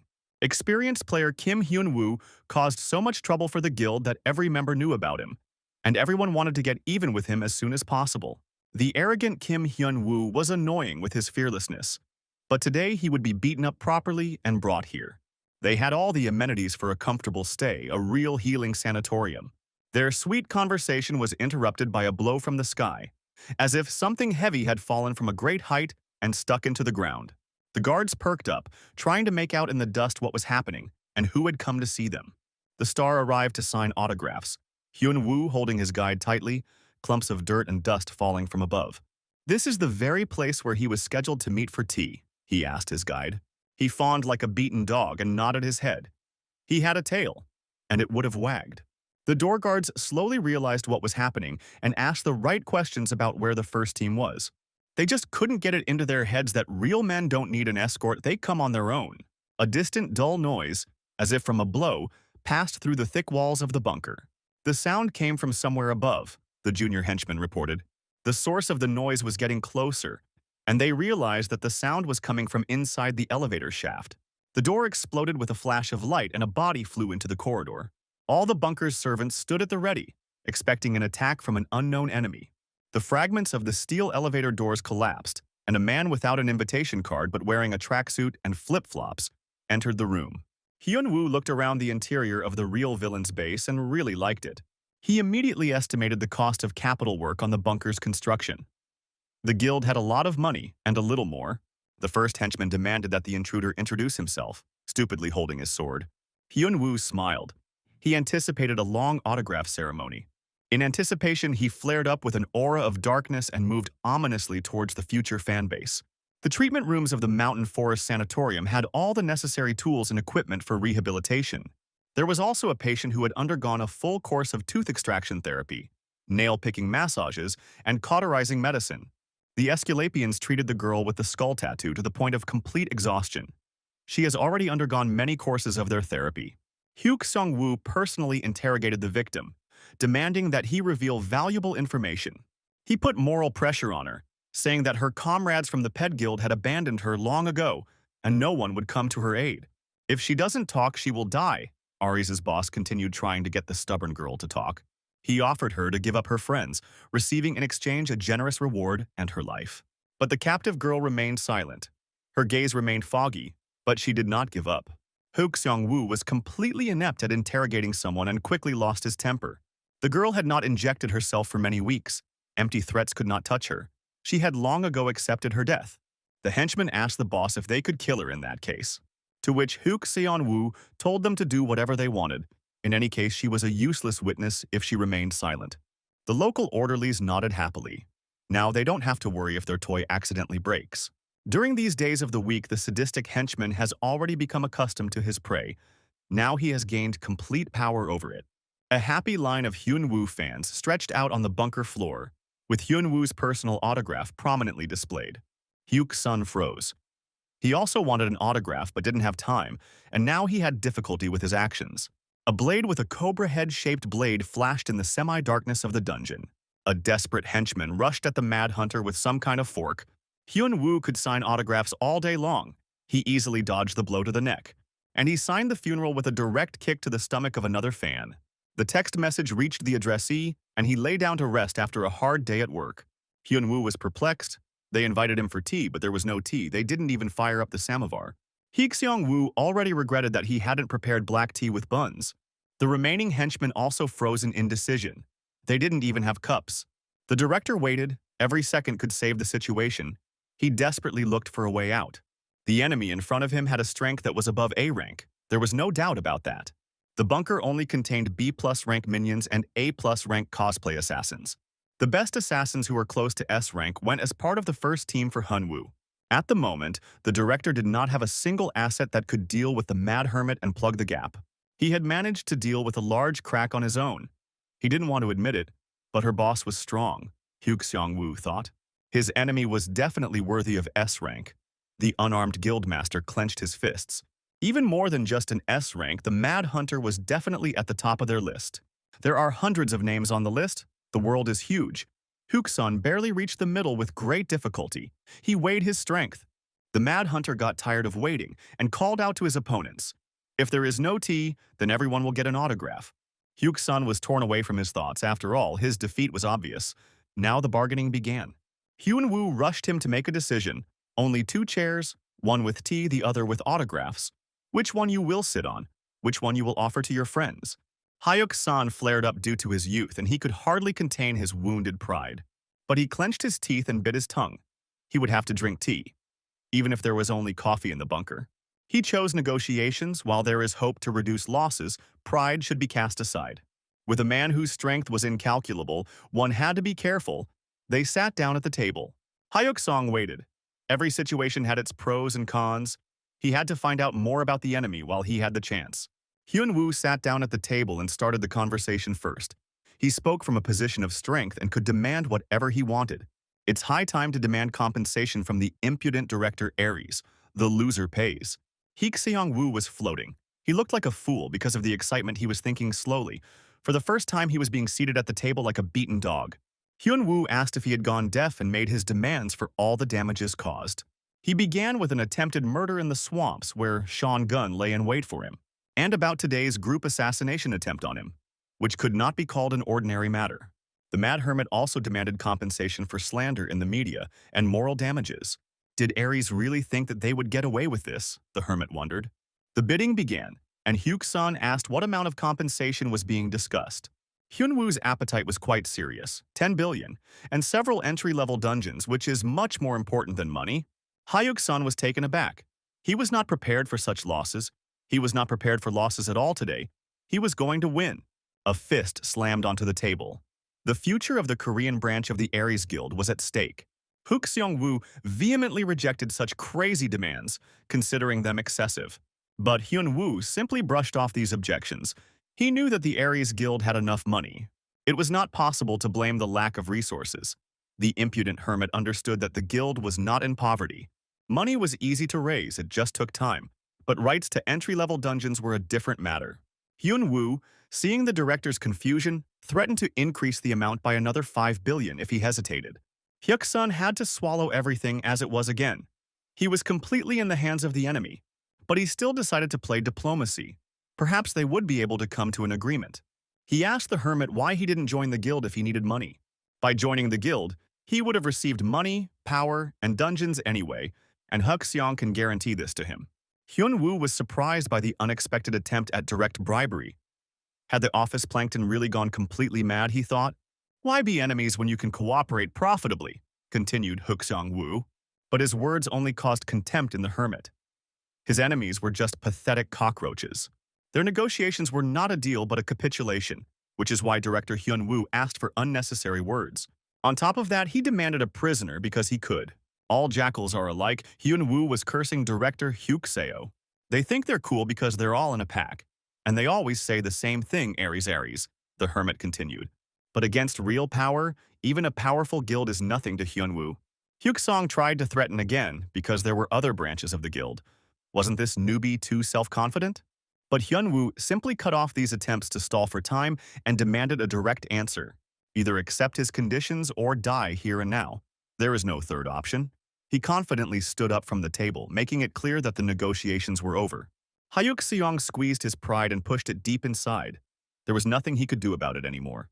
Late in the evening, Hyun-woo returned to Shi-kyung's apartment, where he lived completely free of charge. Shi-kyung met him in the living room where he was watching the evening news, but he looked at his friend and fell silent. He saw something incompatible with each other. Water and oil, ice and fire, something that could not exist in nature. Hyun-woo, who is also a crazy hermit, came home late at night with an unknown girl in just a dress.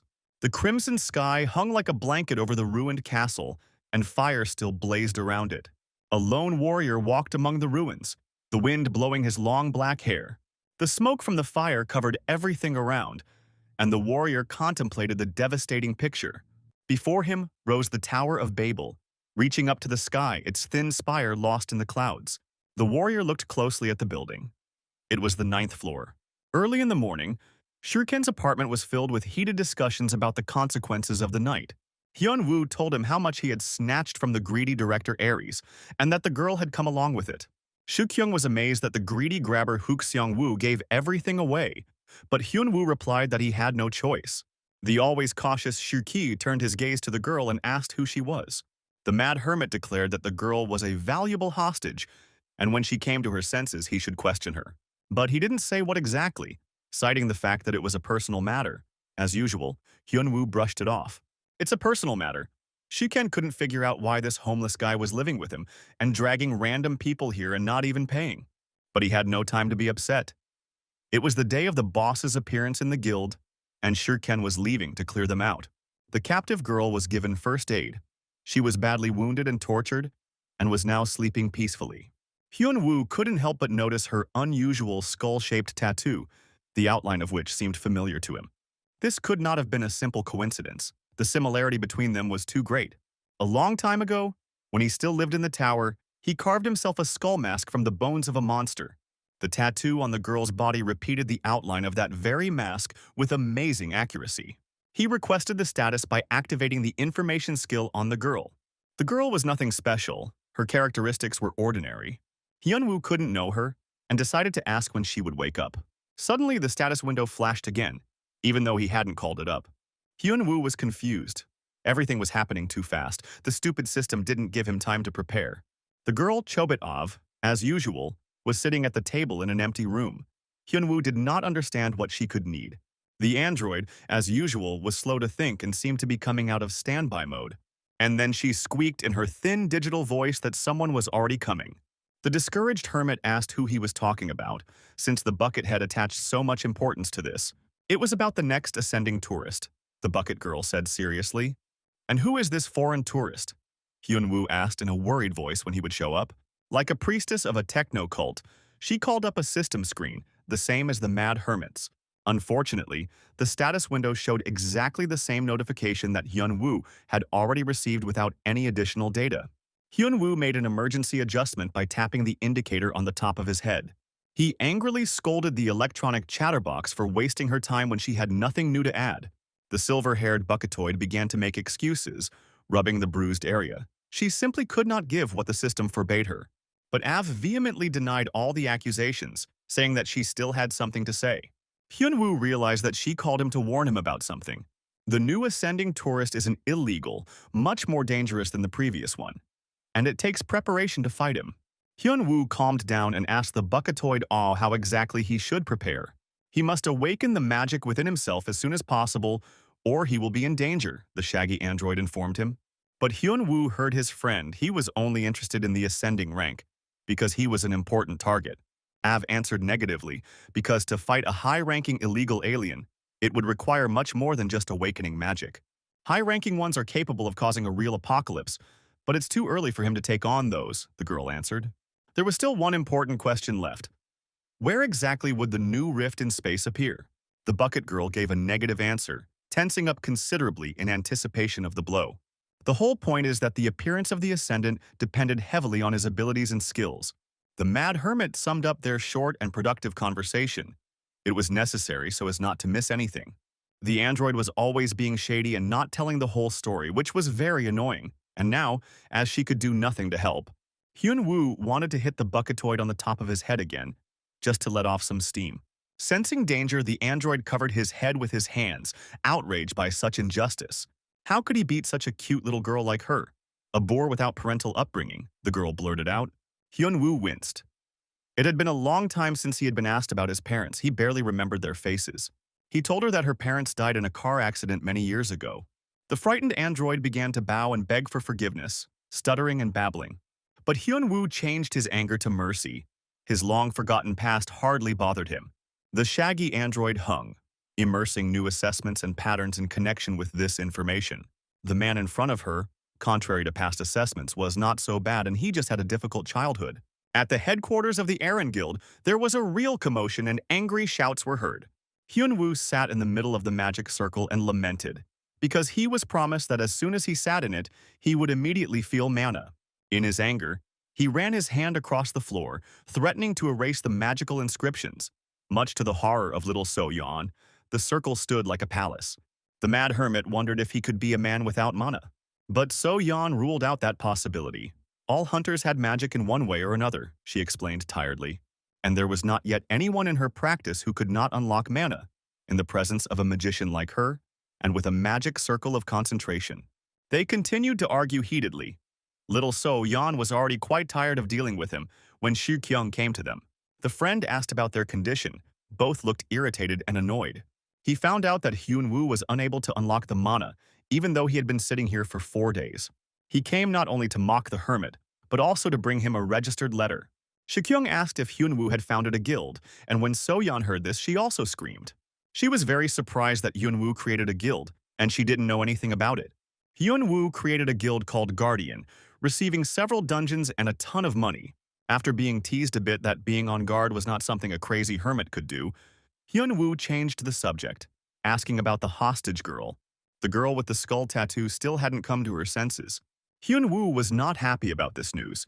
He was worried that she might be brain dead and then she would be useless. But Shuken reassured him, saying that she was fine, she was just in deep shock, all he had to do was wait. Hyun-woo became capricious like a little child, completely unaware of what kind of feeling Mana should evoke. The beauty. So Yeon, having tried everything possible, suggested turning to other psychics for help. Shiken immediately realized who the girl was talking about. The name was familiar to him, Nagavki Yasumi. Hyun-woo didn't understand anything at all. Everything sounded like Elvish to him. Emu was told about a female acupuncturist who could awaken the mana pathways in Hyun-woo. He was delighted with such a cool method and looked for information on the internet. But the miracle woman lived in Japan, and he needed to fly there to meet her, the hermit found out. He immediately abandoned this idea and waved his hand in annoyance. A suspicious cracking sound was heard.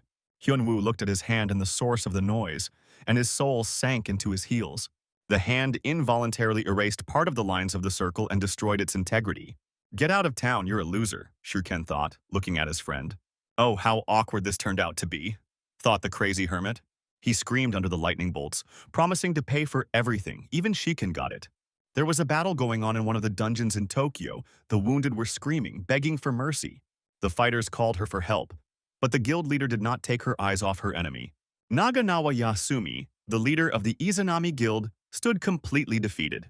The enemy left them no time to regroup and attacked mercilessly. Yasumi ordered everyone to duck, noticing the enemy's attack. But the blockheads in her squad hesitated. They succumbed to panic and did not think clearly. Delay is death. The enemy's attack swept them away, striking them with lightning discharges. The head managed to dodge with a deft jump, and the lightning blast passed by. She landed away from the area of effect of the incomprehensible magic. The battlefield is littered with corpses and debris, and the few survivors are wounded. "You idiots," the huntress muttered. "You should have jumped. What's not clear?" Through the noise of destruction, she heard a quiet step towards her. The terrible enemy stepped rhythmically over her fallen comrades. In his hand, he clutched the heavy straight sword that had cut short so many lives. A tall, long-haired warrior stood over his fallen enemy. The guild leader couldn't find the words to describe his strength. "What is he?" she asked, looking death in the eyes. The girl was lucky to dodge, the warrior thought, since she was worthy of an answer. He thought about what name he would introduce himself with. He has many names: Ripper, Crusher, Scorpion, Thor, Lord Sidious, Electrophoresis. But the long-haired warrior introduced himself as Chongma. A push notification hit Hyun-woo in the face, so he wouldn't miss anything. An ascending tourist appeared in Japan, and the hermit immediately told Shurken to prepare the car. They quickly sped to the airport, Shurken at the wheel, as usual in the role of personal chauffeur. The tourist has already caused a stir in Japan, Hyun-woo learned from the news. He never learned magic, and he was a little worried about it. Shiken, who worked for free, asked his friend how long. He just refused to go, and then he immediately agreed. "What's the matter?" Shiken asked him. "How are things?" the hermit answered evasively and hurried the cabbie. At least he took the documents, asked the hermit for a free driver. Documents, multi-passport, hoof prints. Hyun-woo went through the documents in his memory from the training tower. Whiskers, paws, and tail. "Here are his documents," the experienced madman answered him. A tense silence fell over the room at the Japanese Hunters Association. One of the leaders asked Nakazawa how the woman was still alive. He had seen her death on the news. "She survived in time," she replied. "The backup artifact had saved her more than once." But she told about their enemy firsthand. He is very strong. After seeing her death on the front page, other hunters lost heart and refused to help. But even if she were alive, there was little they could do together, the chairman reasoned. No one came to the rescue, and the number of civilian casualties only grew. A familiar face appeared on the battlefield broadcast screen. The female acupuncturist recognized this world-famous hunter. The experienced player entered the rink in his imperturbable slippers. The mad hermit looked at his opponent appraisingly. The long-haired man also decided to silently play a staring game. The information skill didn't work on the illegal tourist. "All sorts of people walk around here and then their swimming trunks disappear," Hyun-woo told the illegal. The long-haired man eloquently moved his blade, which spoke volumes, and he slashed with a long sword and showed his ID. Hyun-woo tensed up. The handwriting was illegible and the letters were small. The tourist used a long-range attack and sent him to read on the sidelines. But the border guard had his own questions and did not accept the documents. A part-time border guard issued a direct refusal to a person, an illegal immigrant. "Why are you, sir, immediately grabbing your saber?" he asked the illegal. "Here he is," thought the long-haired man, asking questions. And he decided to introduce himself properly, Changma said the warrior, swinging his sword. He attacked again from long range with a strong attack. Hyunwoo ducked awkwardly, barely able to keep up with his speed. The tourist turned out to be fast, the crazy hermit managed to think, but not fast enough to hit him, the hunter said. He saw the enemy's technique, although it was not clear at first glance. It looks like the long-haired one waves once, but in reality, it is many quick waves. If he gets cut into thousands of pieces, Hyunwoo will hit him with slippers. Close combat is the best for him, since the enemy only has ranged attacks. Changma blocked the straight serve with his blade sheath, but he missed a left to the liver from a half-time guard. The long-haired man flew back to his corner of the ring and sat down to rest. But the mad hermit did not let go of his rival. "Those who lie down are finished off," Changma quietly whispered to himself. "Where is the second phase for the boss?" "How interesting," he said, spitting blood from his broken lips. The illegal tourist caught fire like a damaged transformer. Lightning bolts enveloped him from top to bottom, like a Tesla tower. Changma asked the crazy border guard for his name. No one had ever resisted him so stubbornly before. "So this is the second phase of the boss," Hyunwoo thought as he watched the lightning strikes. The citizens were well settled while watching. The only thing missing was popcorn. Shiken found out the details while they were flying to Japan. A rift opened. A fan of alternative medicine, she was glad to have the support. Hyunwoo ran away as soon as the plane landed, Shukyung recalled. And now he was standing on the battlefield facing an invasion, Shurken wondered. A vague suspicion crept into his mind. Could Hyunwoo possibly know where the rift would be? Hyunwoo dodged the bolts like crazy. He jumped from side to side like a boar, as if through a minefield. What kind of crazy skills did the hermit ask the enemy? "Are these skills?" the long-haired man answered contemptuously. "Chain lightning, lightning sword, lightning aura," the illegal electrician answered him. Nothing he used on Changma related to the system. The person who connected the cheats moved as if in slow motion. Hyunwoo watched his every move with great difficulty. Dodge or retreat, the mad hermit thought about what to choose. He shifted abruptly, skidding on his flip-flops.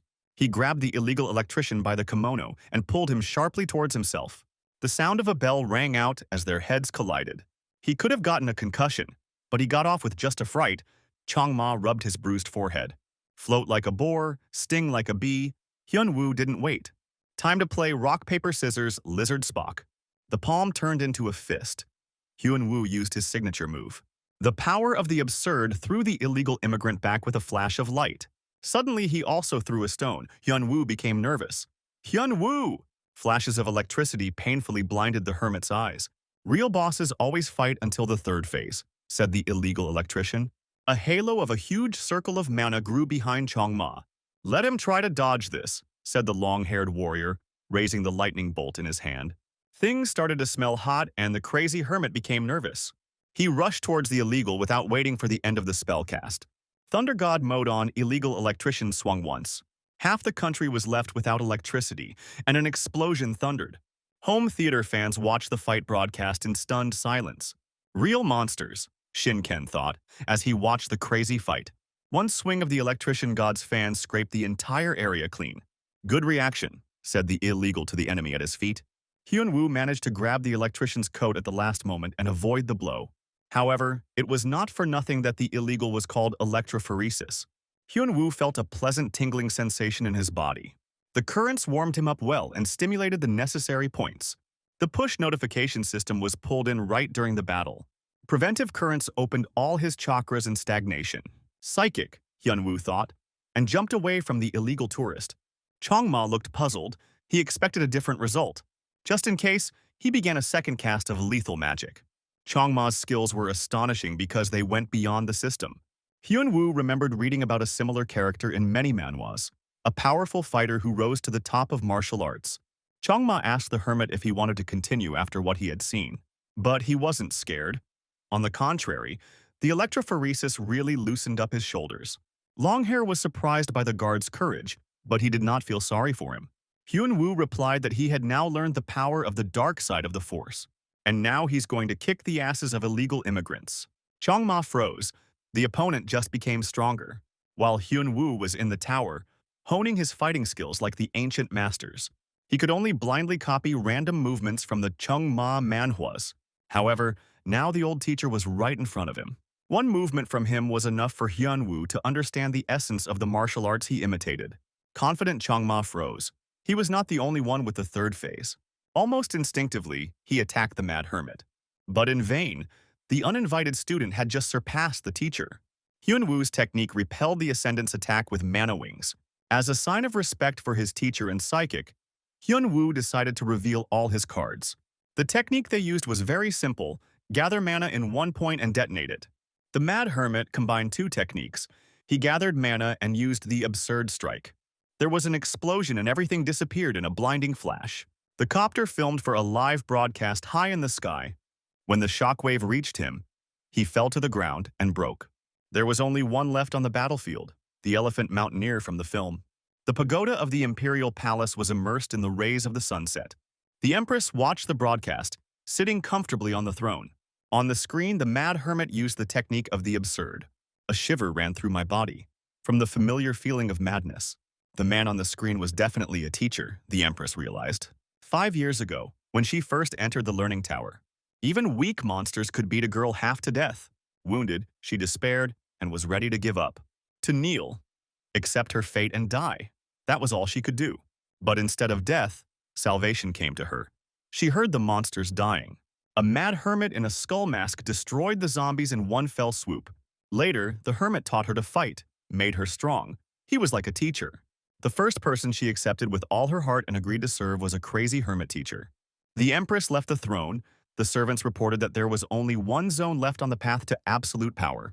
In a month, they will take the last enclave, the servant said. But this time, the empress will go forward, at the forefront of the attack.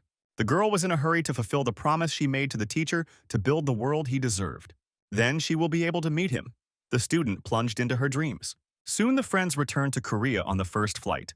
As soon as they left the building, they were blinded by flashes from cameras. A crowd of information-hungry piranhas pounced on them. Hyun-woo told the seagulls to shut up. They were asking too many questions. And he promised that the always-balanced Shiken would answer all journalists' questions. Shriken did not immediately understand the depth of the setup he had fallen into. He is now a chauffeur, a housewife, and a personal agent and nanny for a superstar. It was time to run, but reporters surrounded him from all sides. And his friend meanly abandoned Shiken to be torn apart by the media piranhas. The crazy hermit got to his friend's apartment where he lived for free. How much hassle with people who stick everything everywhere, but he thought while throwing off his slippers. It's good that there is a fool's friend. Hyun-woo relied on him. In the living room, he was met by a girl with a skull tattoo.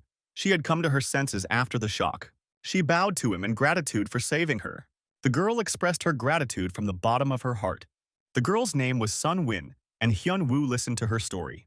The envoy of the Pado Guild, Aries, treacherously captured the girl while she was defending the dungeon.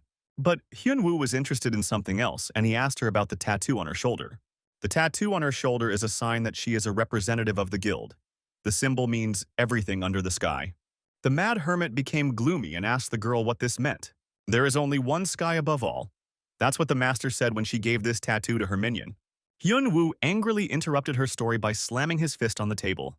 The girl cowered in fear, not understanding how she could have angered him. But it wasn't her at all, the mad hermit explained. He made a mistake in the past and now he is paying for it. The hermit wondered how the nonsense from the tower had leaked out to the surface and left the lips of another man. Long ago, when Hyun-woo thought that he would leave the tower if he achieved enlightenment in martial arts, he also suffered from 8th grader syndrome, as if he had been bitten by the king of pathos. He was talking nonsense, and now some idiot is spreading it through the meaning of a tattoo. Bastard, Hyun-woo remembered the lazy student from the tower. This is definitely the same simpleton he saved. Now he is the head of an entire guild, and the dark past may come to light. The mad hermit asked the girl to pass something on to the chief. Hyun-woo was terribly angry that he would not seek a meeting with him. A few days later, Hyun-woo sent Sun Wen back to China and showed up at the studio. Host Lee Hai-young happily greeted viewers of her show. Recognized the bachelor. A shaggy hermit in tracksuits appeared on the viewers' screens. Little So-yeon almost choked on her coffee when she saw Hyun-woo. They could only guess why he decided to appear on this show. The gloomy Shir-kyung never recovered from the show and didn't want to know what Hyun-woo was doing. Hyun-woo paused. He was of course used to living in society, but his hermit ways were making themselves felt. That's why he said outright that he came on the show to sell the garage and at the same time tell about his guild. "The motherland calls," said the hermit. "Everyone to join his guild." The three friends in the living room remained silent. After each of their friends' pranks, they all scooped it up. They looked at the pile of boxes in front of them, Shurkyung asking Hyun-woo why he was doing this to them. Hyun-woo justified himself by saying that he himself did not expect that there would be so many responses to joining the guild. Shiken immediately said that he no longer works for free. Housewife, agent, driver, now personal assistant. The friends were going through the questionnaires. Hyun-woo promised them access to his dungeons for their help. He's the only one who could ask the other guild leaders for such a thing, Kwon So told him. Creating a guild is a tedious task. There are many things to keep track of. So why would a hermit need a guild? Kwon So asked. Money, money, and more money came the immediate response. Hyun-woo makes money by clearing dungeons, and now he has his own. Creating a guild will bring even more profit. The hermit replied. Some people want to make up for a difficult childhood, suggested little So-yeon. Hyun-woo glanced at one of the hunter's profiles and immediately rejected the candidate. The big guy roared like a bear, indignant. He yelled at Hyun-woo. Did he read the resume? He is the most experienced C-class hunter, so why was he rejected? The mad hermit responded indignantly.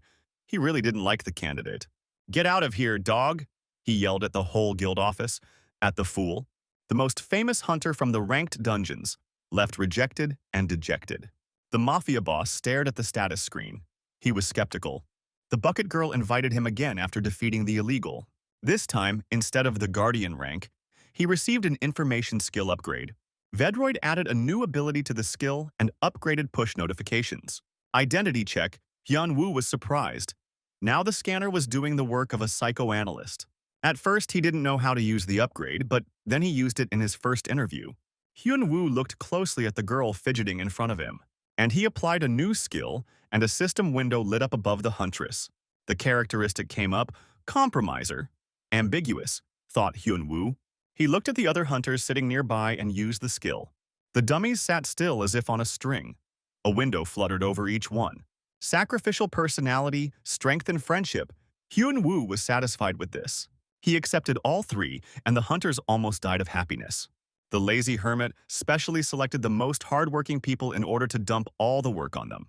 How can a guild interview go so quickly? Asked the free part-time driver Shiken.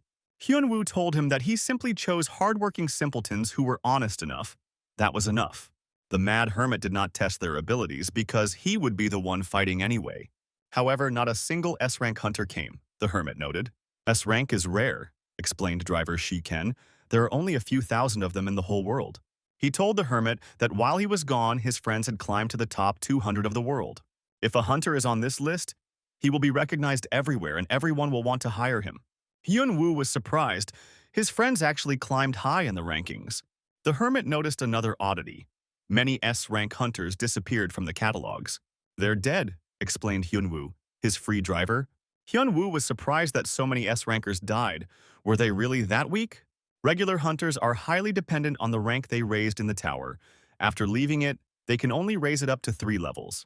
To overcome the ability barrier, you need an artifact of ST+ rank, which can be obtained at the bottom of the labyrinth. There is a deadly battle going on in the labyrinth for these items, and it has long since turned into a graveyard for S-ranked people. Another way to get the artifact is to kill the owner outside the labyrinth, Guide Shiken said. Such killers are called hunter killers and are excluded from all lists. Hyun-woo recalled a few people he had dealt with in the past. They were like that. Aries crazy bastards, the hermit said.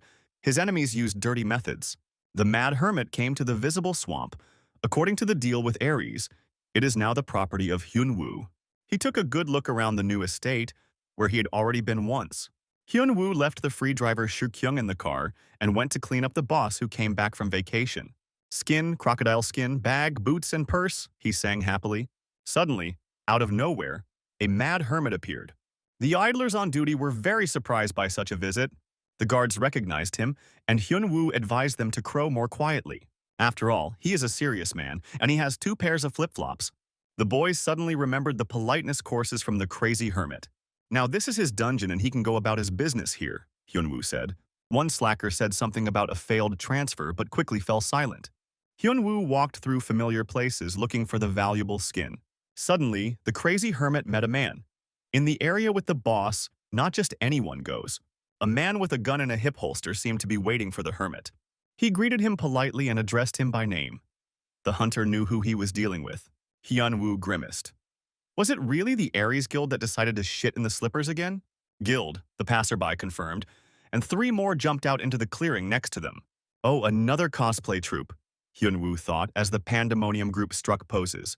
For some reason, they acted out scenes from the past in front of the hunter. They are supposedly formidable killers. They work without witnesses. Everyone knows them. The 4 dummies lined up again and said their names. Hyun-woo didn't even listen to them.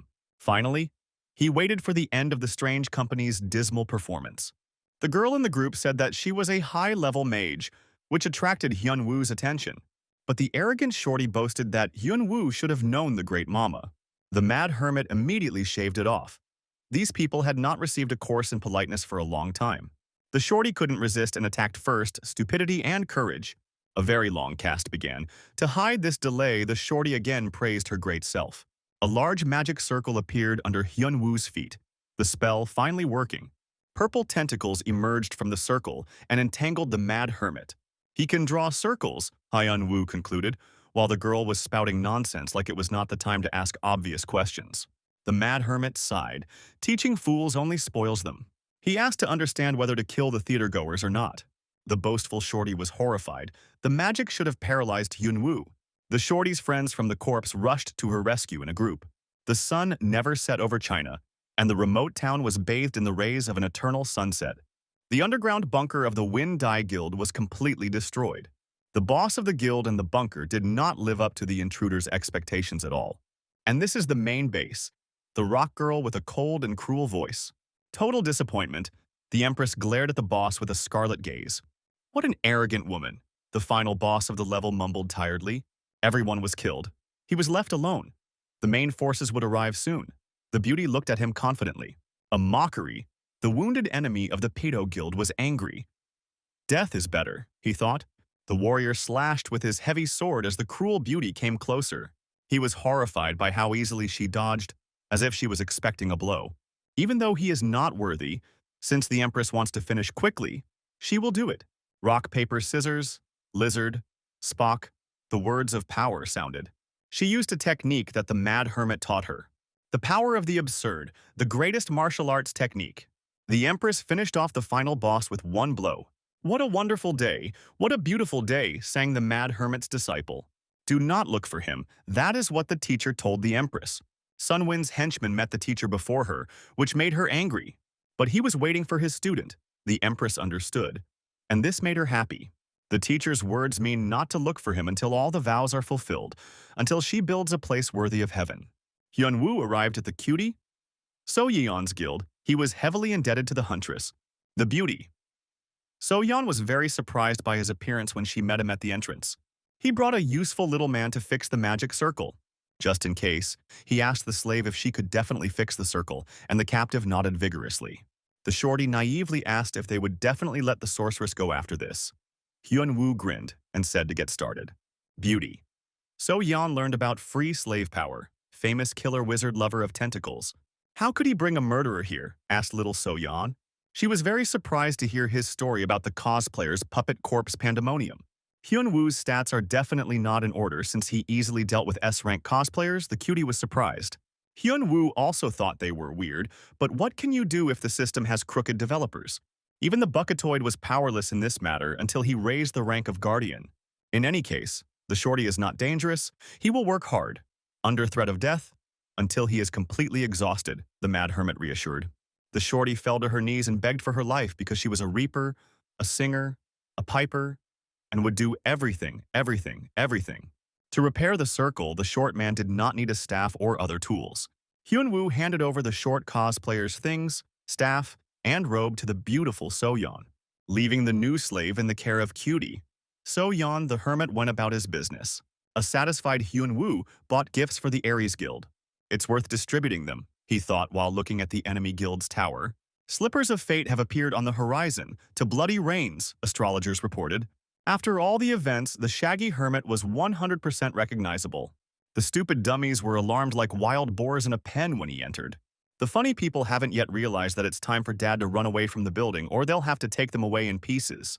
Hyun-woo asked if Chief Hyuk-seong-woo was there and took out the gifts. The stick of justice he wrote on a toy hammer. The polite hermit asked if everyone had health insurance. The game was called Whack-a-Mole, and Hyun-woo quickly got the hang of it. Whoever he hits is the mole. The citizens liked the gifts. They fell unconscious from joy. The mad hermit swatted the guild's hunters like flies. A couple of guards stood in the way. Probably the bravest ones here, Hyun-woo thought. Perhaps they have already signed a sick leave, asked the fair hermit. The dummies slowly flowed to the floor, out of fear of an ordinary toy. Hyuk-seok listened to the call on speakerphone. Big trouble was approaching him. And with every scream of the useless idiots, the buttocks clenched tighter. A mad hermit came to them with a single toy hammer. They won't be able to wash away such shame for a long time if they write about it in the news. The slippery director fidgeted with anxiety as he wondered whether he should call the heads of the guild. There was a light knock on the door, leaving no time to think. The slippery director jumped out to greet the dear guests. How many years and how many winters? A fair hunter entered and said hello. The slippery director's stomach began to rumble loudly from unpleasant thoughts. Having mowed down the bite, the just hermit immediately got down to business, and he sat his opponent down for further business negotiations. A pile of books fell on an empty head. Not long ago, the partners discussed compensation for damages. And here again, Hyun-woo said. As soon as one costumed group finished their tour, Hyuk-seok sent the next one, a panda something or other group of killers. The fair hunter was amazed. Hyuk-seok wanted to answer, but he clenched his teeth tighter. What if they hit him again? It's too late to drink Borjomi, he resigned himself. Even S rank is no match for the crazy Hyun-woo. Hyuk-seok wondered what would be taken from him this time and offered compensation. How good it is that they have established a clear form of communication. The just hermit rejoiced. 20 billion won. Even his mouth went sour, Hyuk-seok agreed. The main instrument of negotiations fluttered in the hermit's hand, to land over the head of the clueless director Aries.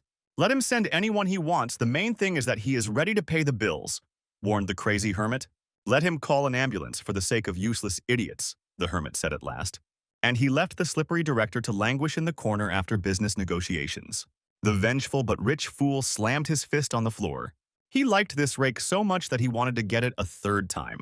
To deal with Hyun-woo, even S-class hunters are not enough. You need to look in another league. The director gnashed his teeth. He couldn't ask the head office. That would show his weakness, but there was definitely a solution. The fifth person on the world list, a fighter from China, is the Dragon Emperor. The 8th floor was ablaze with fire. Its guards were fighting the invaders. The last of them could barely stand on his feet and was staggering badly. He looked at his opponent with horror, feeling death behind him. He lost, and in front of him, riding on a hellish centipede, sat a demon girl. This city belongs to her now, said the pointy-eared demoness. The barbarian warrior, overcoming the pain, refused to give up. The demoness laughed as if she had heard a funny joke. One step, she whispered, and the flow of mana began to circle. The barbarian warrior rushed at her to interrupt the terrifying technique. Another step, she simply walked forward, releasing more and more strength. The barbarian in the fur hat screamed in hellish pain. He was torn apart from the inside. The third step crushed the warrior guard with a press, tearing out his insides. The fourth step blew the city up completely, demolishing it with an explosion. Hundreds of residents turned to ashes with their last breath. The demoness stepped into the 5th circle of hell, her technique. A pillar of flame and mana, bright as a second sun, illuminated the ashes of the 8th floor. The horned, pointy-eared demoness smiled contentedly at the work done. A handful of ashes that disappeared in the wind. All that remained was where she walked. Only 5 steps out of 10 that are in the technique, so she will have to change the name. The demoness smiled evilly and said, "Legion forward." An army of huge monsters rose up at her command and headed towards the high tower. Hyun-woo was reading the news while lying on the sofa. And as soon as he got home, they had already written about the distribution of gifts. People were gossiping about this and that, about how Hyun-woo had destroyed the Aries Guild with just one hammer. 47 frags said the cautious shuriken to the homeless hermit, the hammer of justice lying nearby. Shi-kyung was afraid that Aries might press charges and take Hyun-woo into custody. What nonsense, the mad hermit of justice noted. It's all self-defense, he's not guilty of anything. And the weapon was a toy hammer, Hyun-woo objected. But how many people were sent to the next world as a result? Asked Shi-ken. But the hermit waved it off. Nothing like that would happen. He hit lightly. Hyun-woo jumped up as if he had been shot, barely glancing at the time. He informed Shi-ken that it was time for his lessons, and if he was late, he would be deprived of his bonus. Shiken heard something about lectures in Japan and asked if that was what he was talking about. Because at first, Hyunwoo refused, but now he changed his mind. 50 million won, Hyunwoo beamed. Money motivates anyone. He received a push notification about another illegal immigrant that needed to be dealt with, right during the lesson. A group of dummies followed him and filmed his every step and word. Nonsense, the fair hunter dismissed. Even if the world is in danger, this is no reason to refuse money. And he continued his crazy lectures on how to catch the boss with your bare hands, luckily without an exam. Hyunwoo thought about it. The invitation time to the android was updated twice. At the meeting, Hyunwoo bombarded the bucketoid with questions. A new illegal appeared so quickly, and he didn't even raise the rank for Changma. The right to the necessary information did not rise, but he received something. The silver-haired bucketoid bargained. And what kind of ones are these? The mad hermit became interested. Vedroid was in a hurry to give him information about the new illegal, because Hyunwoo was expecting a generous reward for him. This time the illegal is not alone. He is coming with the entire diaspora of rubber mugs. Hyunwoo remembered that the first illegal tourist was also accompanied by a wave of monsters. But the Vedroid objected that the monsters were created by the system that time, simply to help the weak illegal. However, they are a weak support group and can only exert pressure by numbers. They cannot be called friends, Av said. The new illegal was of average level, a little stronger than the previous one. Hyunwoo was surprised to hear this. Electrophoresis was not a weakling. Vedroid confirmed that she had been making progress in developing her intellect recently. Hyunwoo was encouraged by defeating the illegals. He could finally increase his guardian rank and gain access to the system. He returned to Little So-yeon's guild in a hurry. The illegals were approaching. Hyunwoo knocked on the door and asked them how the magic circle was doing. The little witch told the hermit not to break property, but he blamed it all on bad habits. The beauty. So-yeon asked him why he came. The hermit replied that of course it was to test the slave's strength. The shorty and tentacles lover almost completed the task and even improved the magic circle. Excellent, thought the mad hermit, and gave her another task. A slave must not rest. The shorty's main skill was teleportation, so he ordered her to draw a teleportation circle. The beauty. So Yan was surprised by the captive's skill. She asked the killer why she didn't run away, and she replied that she couldn't do it without her staff. To escape, she needs the help of a magic circle, so if she wanted to escape, she would use it. Realizing how her words sounded, the shorty became nervous. She made excuses when Hyunwoo received another text message, little. So her asked the hermit where he was going, and he just found out the right place thanks to the system's spam mailing. Germany met the illegals fully armed. Right before the break, useless hunters offered to surrender to the lowly demoness in exchange for a pardon. But the toothy little mischief maker only showed her fangs. Doesn't she see how strong they are here? The idiot hunter shouted. The chancellor of sausage and beer lovers watched the broadcast from the safety of his bunker. He reliably guarded the rear for the soldiers on the front lines and was very worried about them. So it's just a matter of numbers, asked the cunning demoness.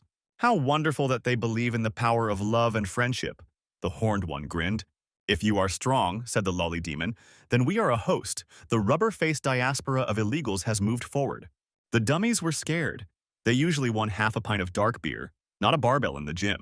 The horned demoness presented her title for a long time and called herself the leader of the rubber muzzle squad, horns and hooves. The warriors wavered, fear firmly settling in their hearts. The parody of Shai Kulud stood on its hind legs in front of a bunch of idiots. A vicious cross between a sausage and a crab stick glared with red headlights. And with all her might, she dug into the ground. Spice must flow. Hyunwoo looked at the tickets and was visibly nervous. The plane would have flown for 11 hours, but they could have made the circle in 5. But he hurried the slave. Little So-yeon was reading the news when she noticed something disturbing. There is a rift in Germany, she perked up with her whole sweet face.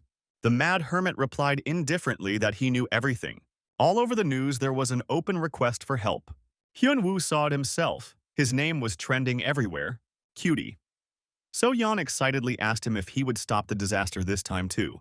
She looked at him in surprise as if she was seeing him for the first time. Even though she was older now, he was still like an older brother to her. But was he always so altruistic, little? So-yeon wondered. Another strange video was leaked from the network news. The source of the rift offered to make a bet. The headline read, "The horned lolly beast demoness offered a dispute, playfully wiggling her hips. The rules are as simple as a chicken pekin." She licked her lips with a sharp tongue. She will remain at the rift site for exactly 1 day. If she is defeated, she will give up illegal immigration. But if the guards fail, she will burn city after city. The blonde beast smiled confidently and said that she would wait. In a secure bunker in the rear, the frightened chancellor prayed. The devil came for him. He was perplexed as to where they had put the defense budgets, what they had been doing before, even though he knew what they were doing and had taken part in it himself. The disaster had already claimed 20,000 lives, and the number of victims was growing. The vaunted S-rank hunters have already become food for monsters. A request for international assistance also yielded no results. The official's phone vibrated in his pocket. He was waiting for this call. The official immediately picked up the phone, with the chancellor's consent. He just received good news and didn't believe it right away. Help was already on the way. That same hunter from Korea, Ya 40 Chi in the first page will be given. The chancellor heard great news. The hunter who killed Chongma in Japan will soon arrive with reinforcements. The teleporter worked. A pillar of purple light threw Hyunwoo onto the roof of the building in the center of the crevice. The hermit liked the free magic thing created by the labor of slaves. In one fell swoop, he found himself in Germany at a carnival of huge monsters. The living statue of Buddha creaked in greeting to the new viewer. Hyunwoo couldn't stand the grinding of the stone teeth and immediately knocked them out with a routine kick. But it turned out that the carnival of illegal monsters was organized by some weaklings. In one leap, he climbed onto the back of another monster, and a sausage ran down the back with crab sticks and an ugly face. The monster also turned out to be weak. It looks like they were taken with them only for the carnival. The blow exploded on the rubber face, sending him into a deep knockdown. Border guard Hyunwoo came closer to interrogate the illegal immigrant. Where is the leader of the rubber-faced diaspora? And the border guard demanded documents. The illegal face became despondent. The documents were left at home because the monster had paws.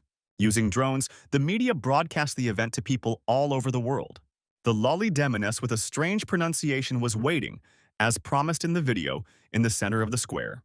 When the border guard on duty from the 9th floor arrived there, it appeared without gathering dust, an illegal tourist of a crazy hermit. The demoness looked young, but spoke like an ancient woman, Hyunwoo noted. You rumble a lot. The demoness didn't like the treatment of the mad hermit.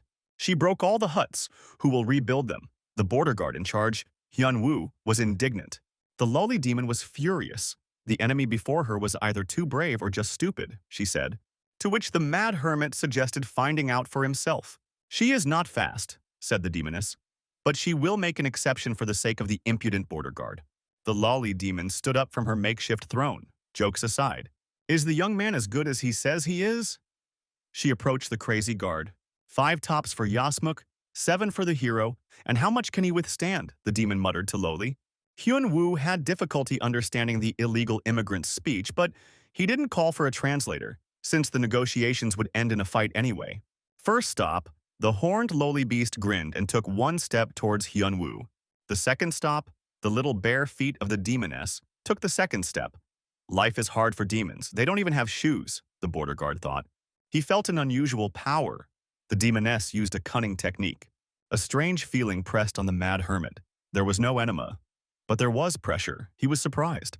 Hyunwoo felt the mana around him. It was behaving strangely. He was pressed to the ground. The pressure of mana expanded and tore apart the space more and more as the demoness took her 3rd step. With each step, the mana emission increased. The mad hermit realized on the 4th step. The border guard immediately decided to proceed to detention and release the most powerful equipment. Red mana enveloped his body, gathering into a halo behind his back. The 6th step of the lowly demon caused a tsunami in the mana field. The 7th took away Hyunwoo's control over his mana. The demoness pressed on him and expanded his mana field. The mad hermit felt like he was being torn to pieces, but he could still move and rushed forward to stop the demon's lowly technique. 8th stop. The dream of a lover of women's legs minted, taking a step towards. Hyunwoo used his signature funeral kick. There was no talk of detention, only elimination. But the familiar feeling of being hit in the head did not appear. The horned beast effortlessly caught the border guard's strongest blow. Congratulations, I almost made it, she said. However, there is one more stop, the horned beast sneered. 10th stop, said Loli, and took the last step. The gates of hell opened on the earth, and waves of mana flame engulfed everything around. The flames blinded the mad hermit. His insides were torn to pieces. It can't be, said the demoness. He was standing in the middle of a bare ashes where not even stones remained. He managed to take all 10 steps and remained on his feet. The demoness taunted while Hyun-woo was coming to his senses. The puppet demon got a pat of cake from happiness. Hyun-woo absorbed all the damage, that's why the city remained intact. She erased the previous one in 5 steps, the demoness said. The mad hermit gritted his teeth in pain. As the bucketoid said, the demoness lowly hit harder than electrophoresis Chongma. What will you do next? Mocked the horned lowly. You have no more strength to fight, she said to the hermit. Ask for mercy, come on, or fight to the death, said the demon Hyun-woo, who could barely stand on his feet. Hyun-woo straightened his back. It was a little stiff from bending over for so long. The shorty forgot to add another option where the illegal immigrant is detained, the hermit said. The horned demon lowly was very surprised by such words. She had already won. Good, good. A laugh escaped her lips. The crazy border guard amused her. You crave for thrills on your seat, the horned one answered him, licking her lips devilishly. I'll give it my all, like the god of a camp of rubber illegals, said the demoness. Hyun-woo froze. Things had taken a serious turn. The demoness had attacked differently. The tsunami wave of mana pressed on him many times stronger. The immense pain was interrupted by a system message, as it usually distracted during combat. Hyun-woo grinned. His sadomasochist skill kicked in, and after experiencing intense pain, he increased his stamina. On top of that, he activated cheats, and his body absorbed the demoness's mana, just like in the fight with electrophoresis. The mad hermit grinned. It was not for nothing that he had spied all the cheats in the tower. He mastered dozens of fictional techniques that he read in novels and manga, and discovered the power of the absurd. In this long list of absurd techniques, there was one called Divine Long-Armed Asura. Streams of mana shot through his back as he released the technique. 3 lotuses appeared next to the mana halo, and 4 tentacles. The lowly demon looked at the crazy border guard with alarm. Now the state border control representative has 4 hands for searching. She couldn't stand this. She had to put everything on the line, the demoness whispered. One stop, she said. But the sneaky border guard grabbed her barefoot and began searching her. Damned rabble, you decided to paw. The demon lowly was indignant. What kind of long-armed one is this? He was just far away. The horned one was surprised. The hand of the god of the long-armed ones stretched out and firmly grabbed the horned lowly. The demoness kicked the foot lover's vile hands with disgust. The lowly demon quickly stepped forward a second time, but was again grabbed by raking hands. Deboshi, she clenched her sharp teeth. No one has ever groped the demoness so brazenly. How dare you, you lousy bastard, touch my feet lustfully, howled the lowly demon. She broke free. Still 8 steps out of 10, her technique gaining strength with each step. One missed stop wouldn't weaken the blow, lowly demon reassured herself. The bare foot of the horned lowly took another step. She could still gain strength, you can't take a liar. But the crazy border guard didn't let the illegal lowly go so easily. The power of the divine long-armed lotus has awakened to its fullest. She suppressed the lowly demoness, not allowing her to take a single step. What a bastard! He dared to detain me like that. The horned one was pushed back by the power of long-armed love. She completely lost her temper. The power of 10 feet of destruction did not work. What kind of damn bastard is pawing at the beautiful lowly and not letting her step? She howled, pointing her finger at the hermit. The little lolka resumed her steps, singing words of power. And a horned goat follows the little guys. And the sun is shining again, Hyun-woo thought. The table of fire devoured him whole. Nakosha bite the lustful block. 10 feet on it now, the lowly demoness rejoiced. Eat until you drop, you damned thing, the horned lowly bared her sharp teeth. But then the scythe met a stone, and the crazy border guard interrupted her attack. The lolly demon and the divine long-armed man met each other's gaze, face to face. So, lowly the demoness wondered, her mouth opened up. The power of a masochist, the mad hermit answered the unasked question.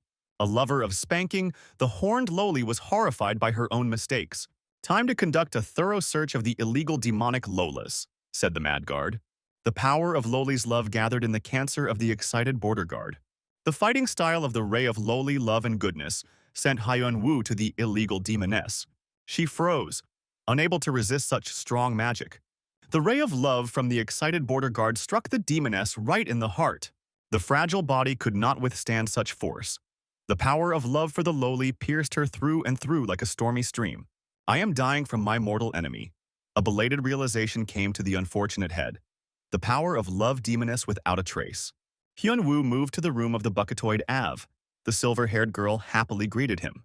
"Thank you for your border service," she congratulated the perverted border guard, and she reported that now his access rank had been raised to medium-low. She called upon a mad hermit to explain the changes that had taken place. Hyun-woo hadn't yet recovered from pawing the lowly demon to death and was slightly taken aback. For the first time, he was called immediately after the arrest of an illegal immigrant, all because the buckethead was in a hurry to warn as soon as possible. Hyun-woo was pleased with this arrangement. "The sooner the better," said the hermit. "It seems the room has become larger," he asked, examining the stone bag where he always appeared. Vedroid Adoyu confirmed that such changes happen every time Hyun-woo defeats illegals. Vedroid told him that there were many changes, and one of them was the remote control, which she handed to the hermit. By pressing a button, he could change the interior of the virtual room, just what he needed for his secret hobbies, Hyun-woo thought. The room was transformed into a dark basement, evoking a familiar atmosphere. Vedroid screamed, recognizing the first floor of the training tower. She screamed even louder when Hyun-woo switched to the normal living room. Vedroid reported that he could not personally control the system, and for the first time he saw the room of people on the 9th floor. Av said that she had been sitting within 4 walls since the moment she was created in the system. So that's why she's so stupid, the hermit realized, and she went into hibernation mode between their conversations right on the table. Hyun-woo suddenly felt sorry for the bundle of neural networks. He was suffering because he was not taught properly. His skills have changed, the bucketoid continued, and he has also added the bury and release skill. The point is that once a day, Hyun-woo could come to the hiding place where Av lived, which was very convenient. He then asked the bucketoid what was wrong with his status screen. Even though his stats had increased after the fight with the lowly demon, he still thought that his abilities were higher than what was stated. Av confirmed that he could now respond to the hermit since his information level had increased. The mad hermit rejoiced. His labors had finally paid off.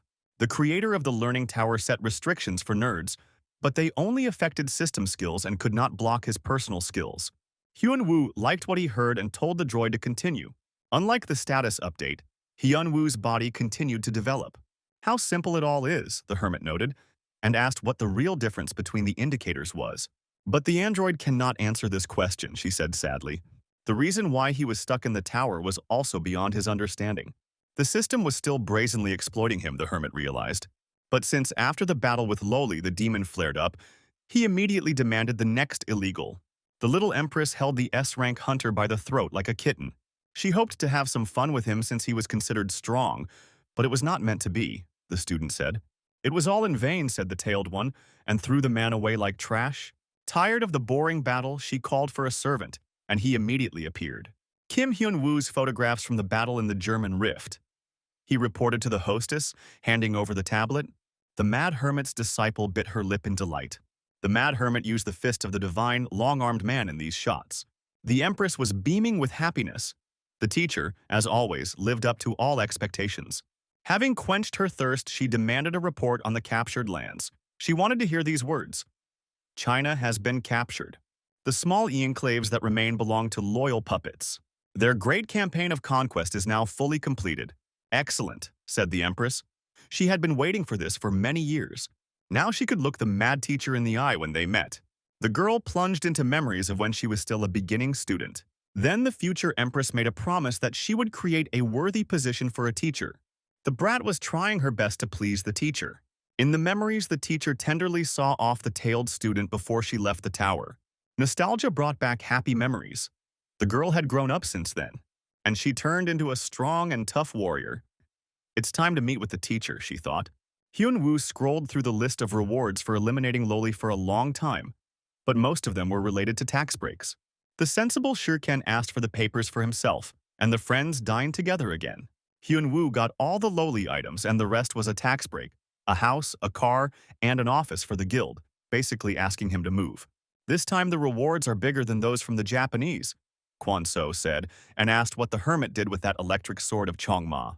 Shukyung boasted that he got the sword, to which little So-yeon pouted. But the crazy hermit immediately cooled the women's desires by reminding them that earlier, the girl had received a staff, a robe, and a magic circle. Kwon. So took a sip of water. Oh well, screw him. Changing the subject of objects little, So-yeon asked why their friend was stopping the rifts all over the world. The cautious Shukyung had also long suspected something was wrong and joined in the question, as did Kwon-so. It wasn't that there were any special reasons, the hermit answered. To paw lolis, stop illegal immigrants, and everyone who considered themselves strong. It was that simple. The friends were surprised, not knowing what to answer. Hyun-woo tactfully slipped away to look out the window while his friends were paying the bill. The miser was true to himself. The shopping mall where they were having lunch had a good view of the learning tower. The training tower appeared along with the monsters and summoned him along with the other people. The hermit sat there for 12 years for unknown reasons. Hyun-woo cleared it 1,000 times from 1 to 100 before he was able to get out, while his friends had long since left him, going into the outside world. And even his disciples left earlier, leaving behind the mad hermit. He closed 3 spatial rifts, although slowly, access to the system grew. When will Scrooge pay for himself? Asked little So-yeon. But Hyun-woo didn't care at all. Don't have 100 rubles, but have 100 friends. No need to worry, he replied to his friends. Money is not that important. A week after defeating Demonololi, Hyun-woo snuck onto the Bachelor show again. The mad hermit sprawled out in a royal manner in the studio. He was bored and staring at his phone, but he still showed up to the studio. At the last conference, he said something amazing, the Fox host asked him. But the hermit brushed it off. He was just telling the truth. The girl presenter laughed. The hermit, as always, behaved simply and directly. She invited viewers to listen to the recording of the conference together. After defeating Lola the demoness, he was asked what unique skill he possessed. Skills, the hermit was surprised. He simply searched one loli thoroughly, using the martial arts he invented in the tower. After his words, martial arts became popular again. The presenter sang cheerfully. 2 grandfathers in pajamas suddenly entered the studio out of nowhere. They were invited into the studio. Hyun-woo looked skeptically at 2 geese, one gray and one bald. The lazy old people performed ballet dances, and according to them, those who practice them will achieve the highest level of mastery. Hyun-woo got angry when he realized that the 2 pajama-wearing grandfathers were simply trading his face to make money. The crazy hermit stamped his foot in annoyance, interrupting the old people's pajama party. It seems that they have misunderstood the crazy hermit, and it needs to be corrected urgently, Hyun-woo said. He snatched a fake sword from an old goose in pajamas. They are promoting themselves using the name of a hermit, and they are not bringing money into the cash register. This is outrageous. Martial art is him, the hermit answered them menacingly. What matters is who uses them, Hyun-woo continued, and not what exactly to do. Please pay. A little demonstration would freshen up the show. The mad hermit grinned. He showed them a real martial art by releasing mana. The mad hermit copied the old geezer's stance, only now it radiated power. Keep your eyes wide open and your pants tight, the mad hermit told them. I recently read a great novel about martial arts. The ridiculous movements took on true meaning, and an aura enveloped the hermit. Serpent lizard ray, he shouted as he used his absurd power. The snake crashed through the ceiling, sending debris raining down on the heads of studio workers. It's worth making sure that everyone understands, the mad hermit continued. There's only one dad in the building, and it's him, Hyun-woo said proudly. So they better not be swiping money past the register. Hyun-woo returned to his office where the slaves and dummies were working. He barely recognized the short slave. She changed her style from cosplay to business, began to look like a human. Time to test the slave's strength, Hyun-woo thought and came closer. He left her alive because she was a useful acquisition, as a job. Did he like it? He asked the short slave affectionately. Or maybe he doesn't like it, he asked the unfortunate woman, and she shook her head sharply from side to side. Great, said the hermit. I promise to feed you, water you, protect you, and give you a day off on holidays. But if she suddenly thinks about running away, it's scary to imagine what he'll do to her, Director Hyun-woo instilled in him. And then he hit her on the shoulder almost affectionately with his fist, the carrot and stick method he remembered. If you behave well, I'll give you some cookies, he said at last. The girl thought about it. It had been 10 days since she had been working in the guild as a full-time accountant. Quiet, unfussy work. They didn't push you to death. They fed you well, she thought. The creaking of the printer interrupted her thoughts. The Aries Guild fax arrived, successfully transmitting the dungeons. Young-woo shouted at the slippery director, Hook Seok, and went to personally go to the Pizzo Guild, with which he had recently been at odds. Devil Hyun-woo took all the dungeons for himself, disgracing the director twice. Such a disgrace can only be washed away with blood. To hell with it, the director waved his subordinate off. They were both in deep trouble. Young-woo thought, after all the events, the director's influence had fallen below the baseboard. Soon, he himself will find himself where he sent his predecessors in the fight for the director's chair. Seong spoke as if he was slightly out of his mind and obsessed with revenge, but he was right about one thing: they were in the same boat. If one falls, Chung-woo will fall too. So the director decided to go all the way. The monopoly collapsed. The influence of the entire guild was devalued. The head of all branches of the Aries Guild listened to the report. Boris Mart, his nameplate read, listened attentively. He was informed about the problems of the Korean branch. Director Seong-woo lost part of the dungeons due to a mistake. Anyone can make a mistake when ringing their rings, Boris Mart said. Only something that was corrected later can be called a mistake, he continued. Such words should be said when everything is fine. Otherwise, it should be defined as a failure, he said, each word with fury. They will return all the dungeons they lost and undo all the consequences of the failure, the Lord of the Rings rumbled. The pagoda of the Imperial Palace was immersed in the rays of the eternal sunset. Seong-woo arrived at the Forbidden City. He thought that the contract had already been concluded, but the guild leader demanded a personal meeting. He had strong doubts about everything, but he was determined to go through with it. What the hell is this, the Middle Ages? He was surprised when he went inside. He was met by a masked gatekeeper. If he confirmed the contract, Hyun-woo would definitely be dead, the director thought. He was told to enter. The palace has numerous guards, the slippery director thought. The place weighed on him with its severity, as if he had returned to ancient times. The gates in front of him were opened, and Heek-sun closed his eyes against the glow of the lamps. The throne of the guild leader Pei-jo, the imperial dragon named Mi Ryung, was occupied by a small girl. The slippery director was surprised. He greeted formally and bowed instinctively, as if in ancient times. Too much of the atmosphere, Seong thought. But they didn't even give him a clear answer. He was confused and didn't know how to behave. A beauty with a cold, commanding voice told him from the top of the throne that she knew about his contract. "Name the name," said the empress. And like a bolt from the blue, Heek-sun sensed something was wrong. But it was too late to go back on his words. He named the man who closed the rift in Germany, Kim Hyun-woo. He named a huge sum and a bunch of dungeons in payment for the contract if they would take it on. And he actually said this name. The director heard a voice as cold as steel. The empress rose slowly from her golden throne. "He just asked to kill the teacher," the empress answered in a steely voice. The shockwave pierced the roof of the pagoda, a column of fire. The empress was angry. The whole palace was filled with a red aura. She became terribly angry. Seong-woo couldn't collect his thoughts. He didn't understand what was happening. What kind of reaction was this, he wondered. Why did the order to kill Hyun-woo cause so much anger? What kind of teacher is this? The director wondered in horror. There must have been a mistake, he blurted out. He, like Kim Hyun-woo, could be her teacher. Seong asked the empress where they met, and she replied that they met in the tower. A ray of hope flashed very close. The empress simply confused Hyun-woo with someone else, the slippery director thought. He told the empress that Hyun-woo could not be a teacher, and the girl asked why in response.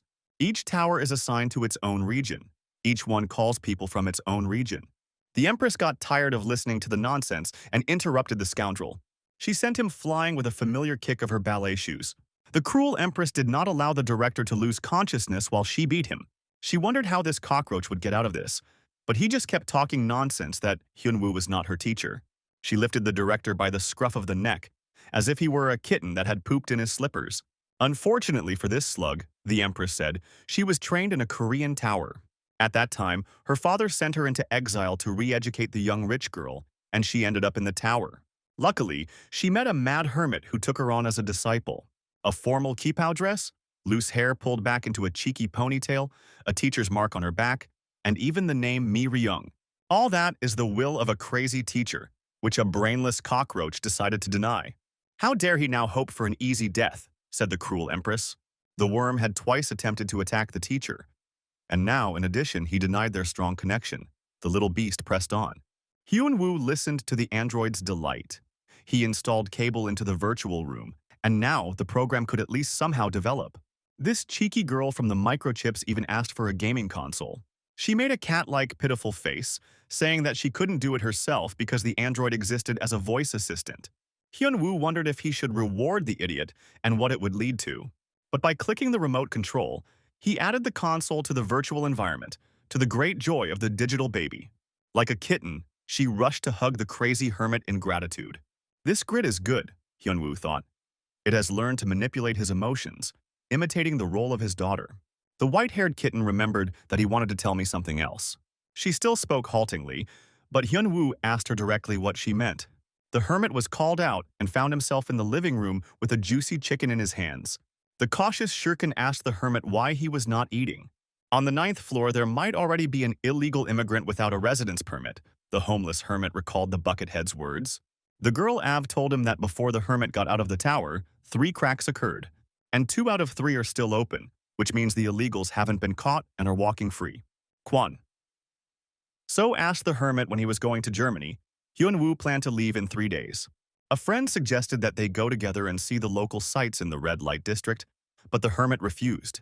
Kwan So was upset. He knew many good places, but Hyunwoo doubted that after the rift, everything was calm in the country for walking. The beauty.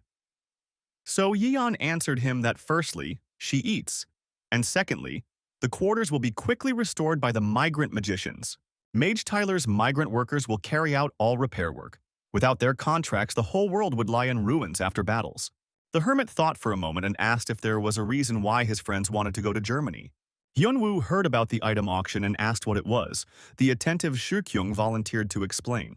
These auctions are organized by the association, and they were not cancelled even despite the destruction of an entire city. That is, Hyunwoo clarified, the friends simply want to use the teleporter for free and fly to Germany at his invitation. The mad hermit agreed. He didn't pay anything anyway. Kwan so assured his friend that the bidding could be interesting. The Hunters Association told Hyunwoo that the number of rifts depended on the ranks of the hunters, the hermit recalled. If the android's proposal is correct, then there are 2 illegal immigrants living on Earth. Their status is closed to the hermit, unlike ordinary hunters, so if they show up at the auction, he will notice the illegals. But this added a lot of work, and the hermit already had things to do. Although he had become stronger in the last couple of skirmishes with Electric and lowly Demoness, what to do if a demon of a higher rank appears? I need to pump up, he thought.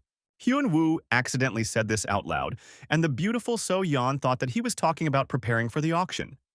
Hyunwoo smiled in confusion. He was in the clouds again, little. So Yeon noticed and laughed. 3 days passed quickly, and they arrived at the trading floor where the sound of a hammer was heard.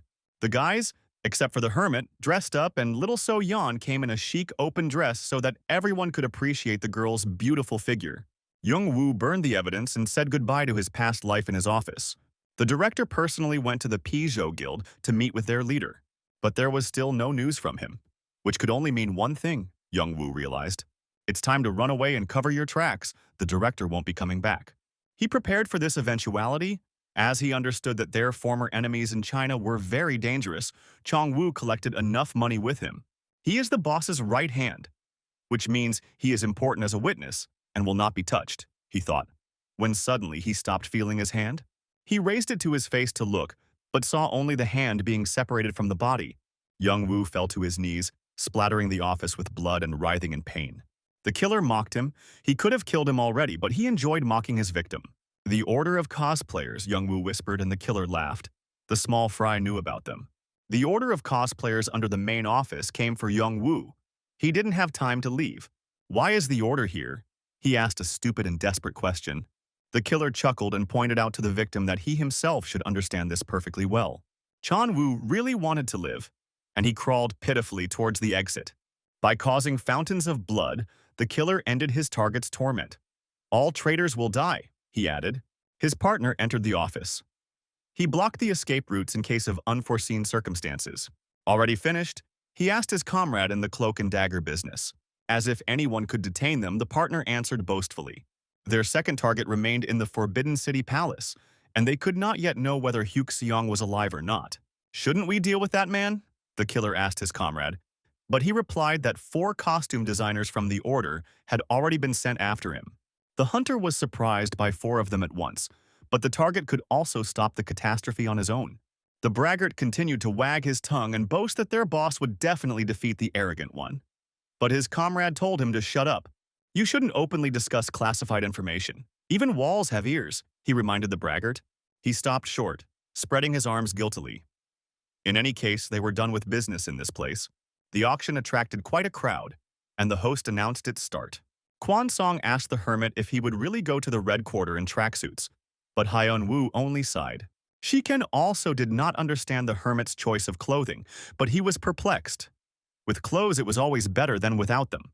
What difference did it make? Hyun-woo answered, and Soo-kyung agreed. Even the media had already perceived their friend's appearance as ordinary. The beauty. So-yeon looked at the list of lots with disappointment. There was not a single item of level S+. Still, they are rare, Soo-kyung replied, and Hyun-woo thought he had seen this rank somewhere, and he felt the object in his pocket, the stone of the essence of the demoness Loli. Some of the information was hidden, and the hermit also did not know how to use it. He received it at an award ceremony for his exploits. The item had a high rank, but did not provide modifications or skills. It could not even be sold at a high price, the hermit thought. This made him want to know more about the item. But for now he returned to the bidding and lots. But everything was boring. Nothing worthwhile was sold here, and who would sell a good item anyway? Hyun-woo scanned the objects with his information skill with bored eyes. The next lot is Oslin's spear, he read in a long, semi-legendary text. Tired of the restrictions on information, he went out for some fresh air and waved to his friends one last time. The mad hermit walked out into the parking lot and breathed in the cool night air. Out of the corner of his eye, he noticed a quick movement. A civilian had just died. The hermit turned around sharply to understand who was so brave that he decided to attack him. He took a step and dodged the swift killers who suddenly attacked. The hand blocked Wolverine's claws, those damn cosplayers again, Hyun-woo thought.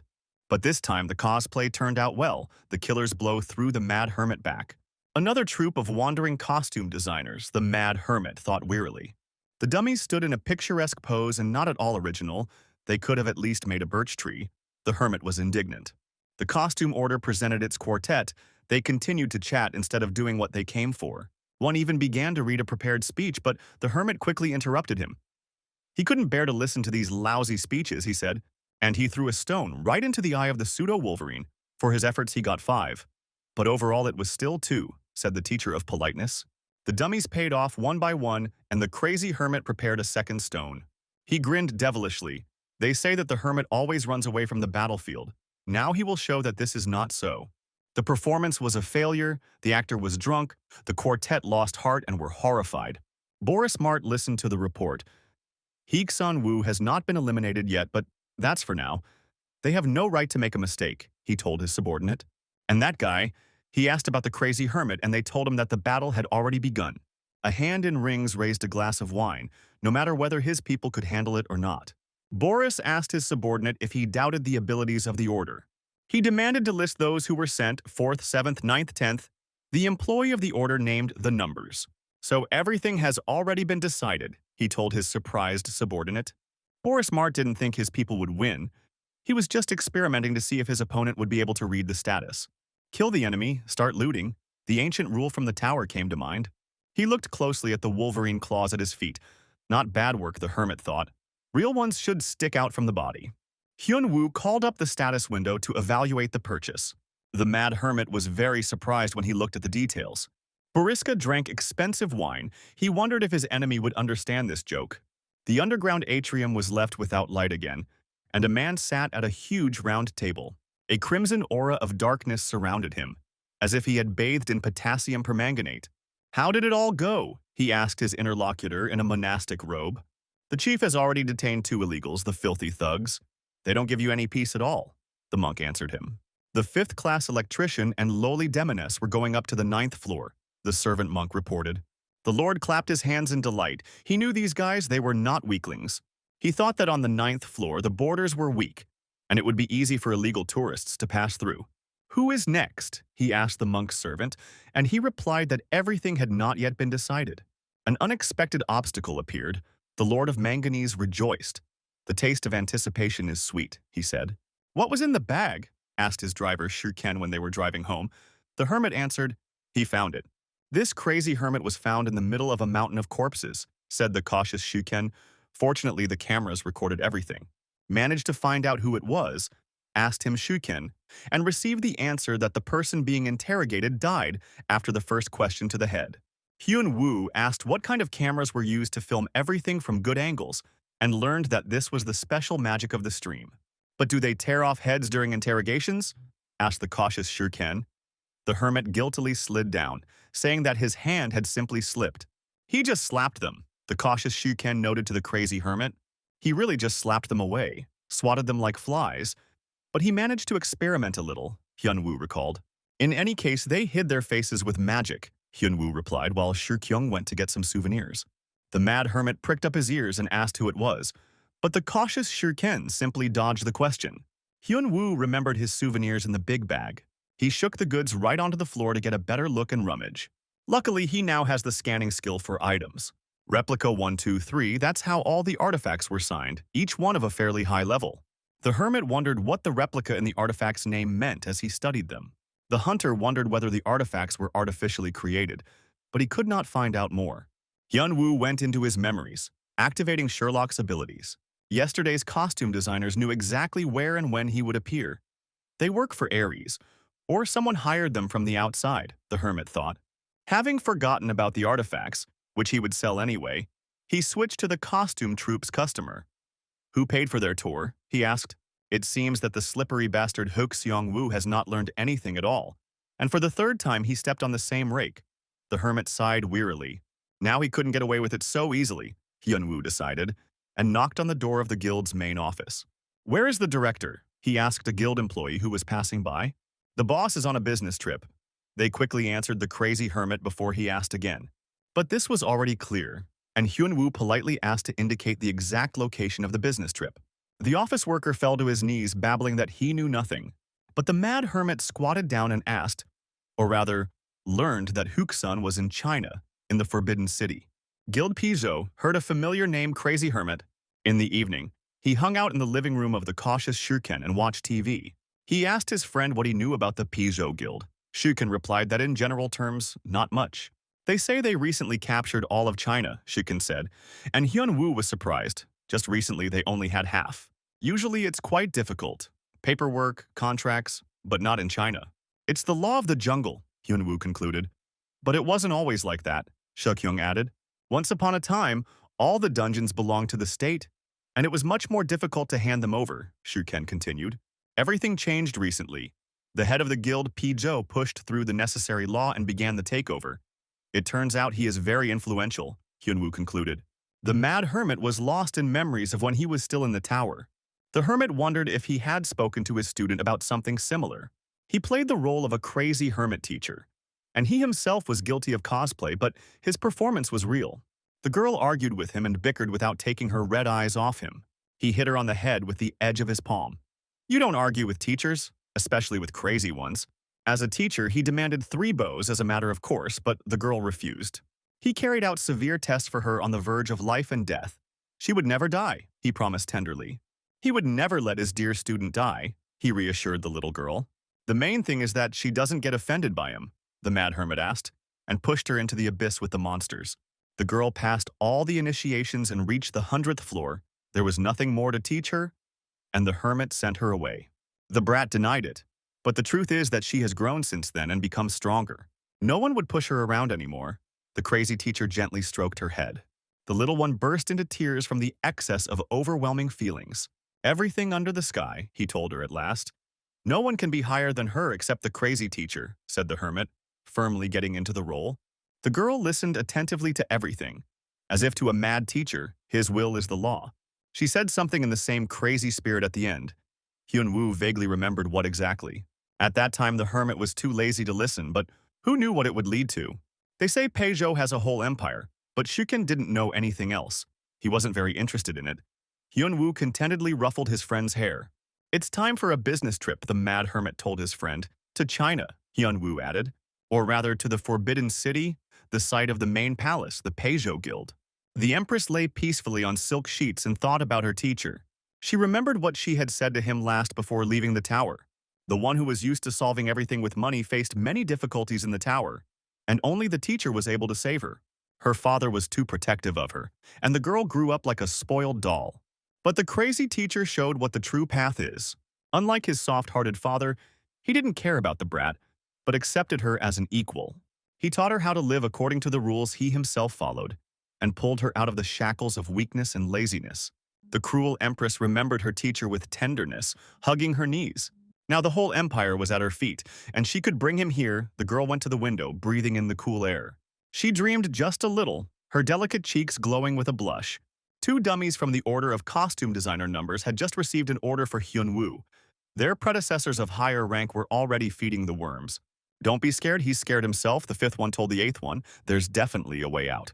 As long as Hu Seong-woo is not killed, they can stay in Beijing and not rush into another suicide mission. The costume designers rejoiced. Why them? The eighth wondered, when their target has no weaknesses.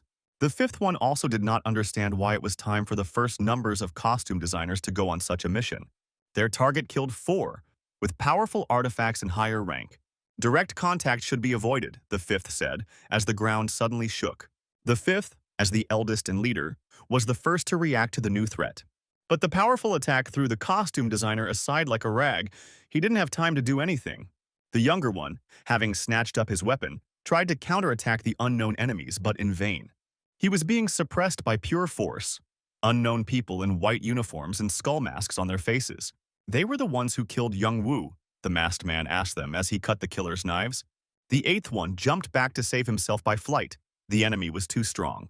But he was immediately surrounded by dozens of blades. The dogs of the Empire knew their business. The hapless dummy was slammed face down into the floor. Just don't whine, the leader of the Empress's hounds told him. They dared to eliminate the one who was supposed to be Her Highness. Now we will have to drag 2 blockheads to the Empress, said the skull. The dummy powerlessly ate the earth, unable to utter anything. The faithful slave finished drawing the teleportation magic circle, as usual, a laborious process. Hyunwoo was not eager to deal with this matter, and little So-yeon suggested not to go. But everyone has a dark past that they don't want to talk about, thought the mad hermit. He became an orphan at an early age and worked hard to survive until the tower called him. Before, he had no time for theatrical teenage nonsense, but in the tower, time is endless. Everything would be fine, but the past came to the surface. He must take Hu Seong-woo and leave quietly, the hermit thought. He was going to another country, little, So-yeon warned. The girl was worried that the crazy hermit had done something wrong, but he simply waved her off as usual and was gone. The beauty was worried about her friend. A vague feeling of anxiety suddenly washed over her. Free Slave almost gave up her spirit from another overtime. Sweet. So-yeon came closer to ask her something. Hyunwoo stepped into the teleporter and was immediately transported to China. There wouldn't be any problems, he thought. But there were already problems. As soon as he appeared at the gates of the Forbidden City, the hermit was stunned. The palace was decorated in the style of a mad hermit. The gates were adorned with the inscription, "Everything under the sky," and his phrases. A total failure, he greatly underestimated the scale of the insane problems. The dogs of the Empress's regime appeared here as if noticing the uninvited guest. The guard's hand roughly touched the mad hermit while he was thinking what to do with what he saw. He jumped up to get into the territory of the Forbidden City. Small fry did not bother him. First, he will kill the slippery slug that has already attempted to kill him 3 times. The mad hermit did not waste time on trifles and immediately used the power of the absurd. He decided to finish this quickly. The blow blew apart the main gate and the damn inscription above it that he had once read from novels about the Qin Emperor. The Empress's faithful dogs raised the alarm and surrounded the invader. Each one has a copy of the mad hermit's mask on their face, and even his technique. The henchmen attacked him persistently, but Hyunwoo easily dodged them. The mad hermit noticed something in their strange movements. The faithful dogs used real martial arts, just like the ones he taught the little brat.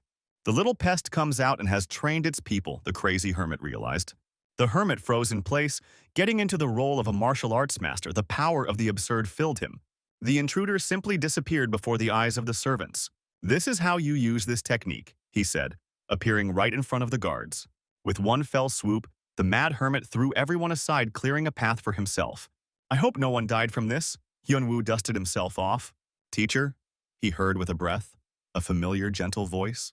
Now a mature girl was looking at him with wide-open ruby eyes. She would recognize him anywhere, the power of movement, the technique. Her heart beat faster. But what was more important to the hermit was the look with which she looked at him. My crazy teacher, she thought. The student, the hermit thought. After so many years they met again. The mad hermit stood silently. "It's been a long time since we've seen each other," he sighed, accepting the inevitable. Ruby eyes burned into him with a gaze from under long eyelashes. She has come such a long way to give the master everything he desires. She gathered a guild, changed the laws, trained people. The girl went to the mad hermit. No matter what names they called her, no matter how tough she had to become, it was all for the master only. At a step's distance, she dropped to one knee and greeted him like a mad student. The girl counted down all the days and months of their long 3-year separation. And now, the head of the Aries Guild, the dragon empress who ranked 5th in the world, could finally bow to her master. Hyun-woo looked at the emperor's insanely luxurious golden throne and couldn't believe what he saw. "A throne for the master," said the crazy disciple. "A throne for the master, golden," Hyun-woo drooled. "Don't you really like the throne?" asked the crazy student. She played her trump cards and knew how to touch the master's heart. Then she executes those who did it. To the horror of the hermit, she cut off the brat. Hyun-woo immediately interrupted her before someone actually got their head chopped off like in ancient times. He sat on an insanely expensive, gold-trimmed imperial throne. "So stop! How did he end up here?" The crazy hermit stopped short, imperceptibly succumbing to the mood. He usually doesn't fall for this, but the girl is really good. The mad hermit found himself completely disarmed under such genuine pressure. Hyun-woo couldn't understand why she treated him like that, even though he taught her martial arts. But all the training was needed to comprehend the power of the absurd, which is why he did not look for it after leaving the tower. "A disciple," said the hermit, sitting in the imperial throne, and she immediately knelt down. "No, nothing," said Hyun-woo, and the crazy student happily wagged her tail and replied, "Yes, master." Damn it! Hyun-woo panicked about what to do with her since she was so kind to him despite the fact that he had pestered her several times. The hermit sighed and used the information skill on the girl. "Always faithful," he read in the characteristics. "Definitely abnormal," the hermit thought excitedly. Hyun-woo turned to her again, and the girl shone brighter than the throne. Hook Seung-woo was brought in at the hermit's request and thrown onto the cold floor of the palace. The prisoner didn't look very good, the mad emperor Hyun-woo noticed. He dared to hint at an attempt on the master's life, the student responded, and Hyun-woo gently praised the candidate for concubine. The hermit woke up the slippery director of the Slipper of Fate. The crazy Hook Song was soaring in spirit upon seeing a familiar face and seemed to forget about his hatred. "How are you feeling? Is the sanatorium good?" asked the hermit, recalling Hook Seung-woo, his bunker with a health resort. He clung to his seat like a tick, begging to be saved from the crazy student and taken away from this place. Pathetic worm, the concubine candidate thought, as she released a bloody aura. The mad hermit turned to look at the innocent maiden. "You will live if you answer all the questions," promised the mad emperor. The slug could not believe his luck. "Oh yes, you will certainly live," said the mad emperor, thinking about how many thrills there are. In an underground bunker on the outskirts of New York, a meeting was taking place. Boris Mart gave the task to a trio of numbers from the highest echelon of the Order of Costume Designers. "This time the work is difficult," the Lord of the Rings told them. "Do it quickly, and you will be provided with an SST Plus level artifact." The numbers were excited by these words. They didn't even suspect that an artifact of such a level could exist. Such an item increases the characteristics by 2 levels at once. Something unimaginable amazed the costume designers. "Do they think that the Lord of the Rings might be lying?" Boris asked. "The existence of such an artifact has not yet been made public, but soon," said Mart, looking at his hand. The friends were sitting in the office of the Kwan-so Guild. Shuken asked them when they were going to the labyrinth again. Kwan-so, who never received a gift from the hermit, doubted that he would find anything useful this time. Shu-kyung agreed with him. "What's the rush?" asked the beauty in a business suit. "So-yeon, if Shuken hasn't sold the artifacts from the last trip yet." The ever-cautious Shuken replied that he already felt a dire need to increase his stats. Kwan So waved it off. They were too busy with guild affairs, so they hadn't grown for a long time. The shadow of the mad hermit loomed over him, and he stopped short, having somehow moved too far away from them. Compared to Hyun-woo, the always cautious Shuken admitted, and did not finish, everything was clear without words. Even the beauty. So-yeon sadly lowered her blue eyes. "So, they were sent by the Aries Guild?" Hyun-woo asked, looking at the 2 half-dead idiots with numbers on their faces. "They are still alive," at least asked the hermit, and his crazy candidate for concubine nodded affirmatively. Hook Seung-woo finally went mad and fell at the foot of the mad emperor, begging for his life. The emperor asked if there was a prison here, and the student replied that there was a suitable dungeon with rats. They wouldn't kill you, but they would bite you until you lost consciousness. The one who remains inside will experience hellish torment, writhing from endless streams of pain, reported the crazy student with a sweet face. 30 days later, the emperor passed a sentence on the great horror, the slug Hook Seung-woo. He babbled weakly, but the magic ballet shoes pressed her head to the stone floor. "I obey the master," the cruel beauty answered. A ring fell out of the pocket of the numbered costume designer. What a delight, Hyun-woo thought. He picked it up and activated the information skill. My precious, flashed on the edge of his consciousness. But Hyun-woo came to his senses. The ring was also called replica. And in addition, Aries' people were standing in his way again, and the Mad Emperor became angry. At this point, he finished his business and said that he was leaving, and the crazy student perked up. The master is leaving, she asked the Mad Emperor, but he only waved her off. But isn't the master going to take me under his control? Asked the clever student. Let's talk later. The Mad Emperor remained cold. But he reassured his devoted student that he must first deal with the Aries Guild and only then return to this conversation. The Mad Hermit abandoned his devoted concubine candidate. The girl moved her finger and 2 servants appeared before her. You will see the members of the Aries Guild, she said. They will all be slaughtered like pigs. Hyun-woo brought the ring to the pawn shop, to the appraiser, and the android reported that the ring was not a simple one but a fake. The Mad Hermit was surprised. It was the first time he had heard of such a thing. Artifacts are created at the bottom of the labyrinth, from objects, and are fed by legends that determine their characteristics and skills, the android said.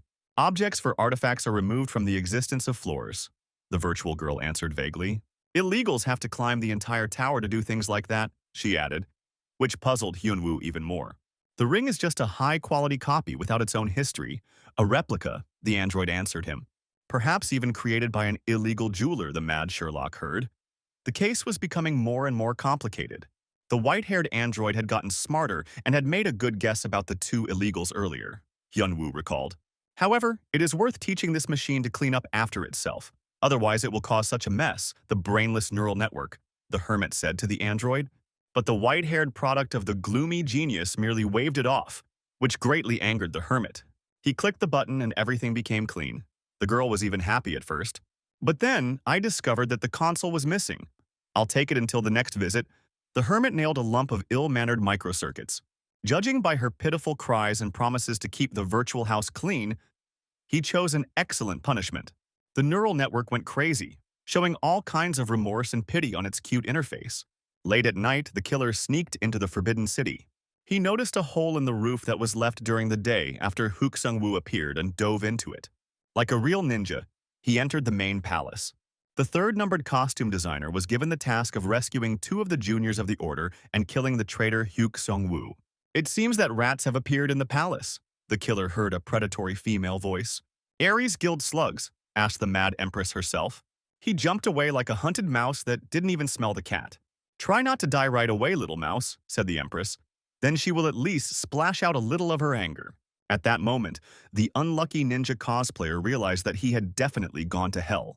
There were more holes in the palace, but it was no problem. The servants would fix everything tomorrow, the Mad Empress thought with satisfaction. Hyun-woo returned to the world. He had to calm down the upset neural network because he did not know that the save was being deleted from the console. Suddenly, I discovered that I had guests, although I hadn't invited anyone for tea. The guests were lounging in the living room and they didn't even take off their slippers. As if it wasn't enough that they showed up without an invitation, the hermit thought. But more importantly, whether Shuken was okay, the hermit looked around. Hyun-woo remembered that his friend said that he would return from a date in the morning, which means he is not home, the crazy hermit realized. The number 1 costume designer, Hyun-woo smugly reassured that there were no guests at home except for them. The mad hermit smiled maliciously at the guests. Now he could turn around to his full potential. He asked the blockheads why they had come if he himself was going to visit them. The guy in the tracksuit was pushed back by a strong attack and flew out of the window with a sharp sound of broken glass. The cosplayers chased the crazy hermit right through the air, and they had plenty of preparation to do. Their artifacts also looked strong. The Patlak attacked with an ice spear. The costume designer threw the spear at Hyun-woo with a powerful throw. But the mad hermit caught the heavy weapon with ease. Beat the enemy with his own weapon, he remembered his rule, invented in the tower.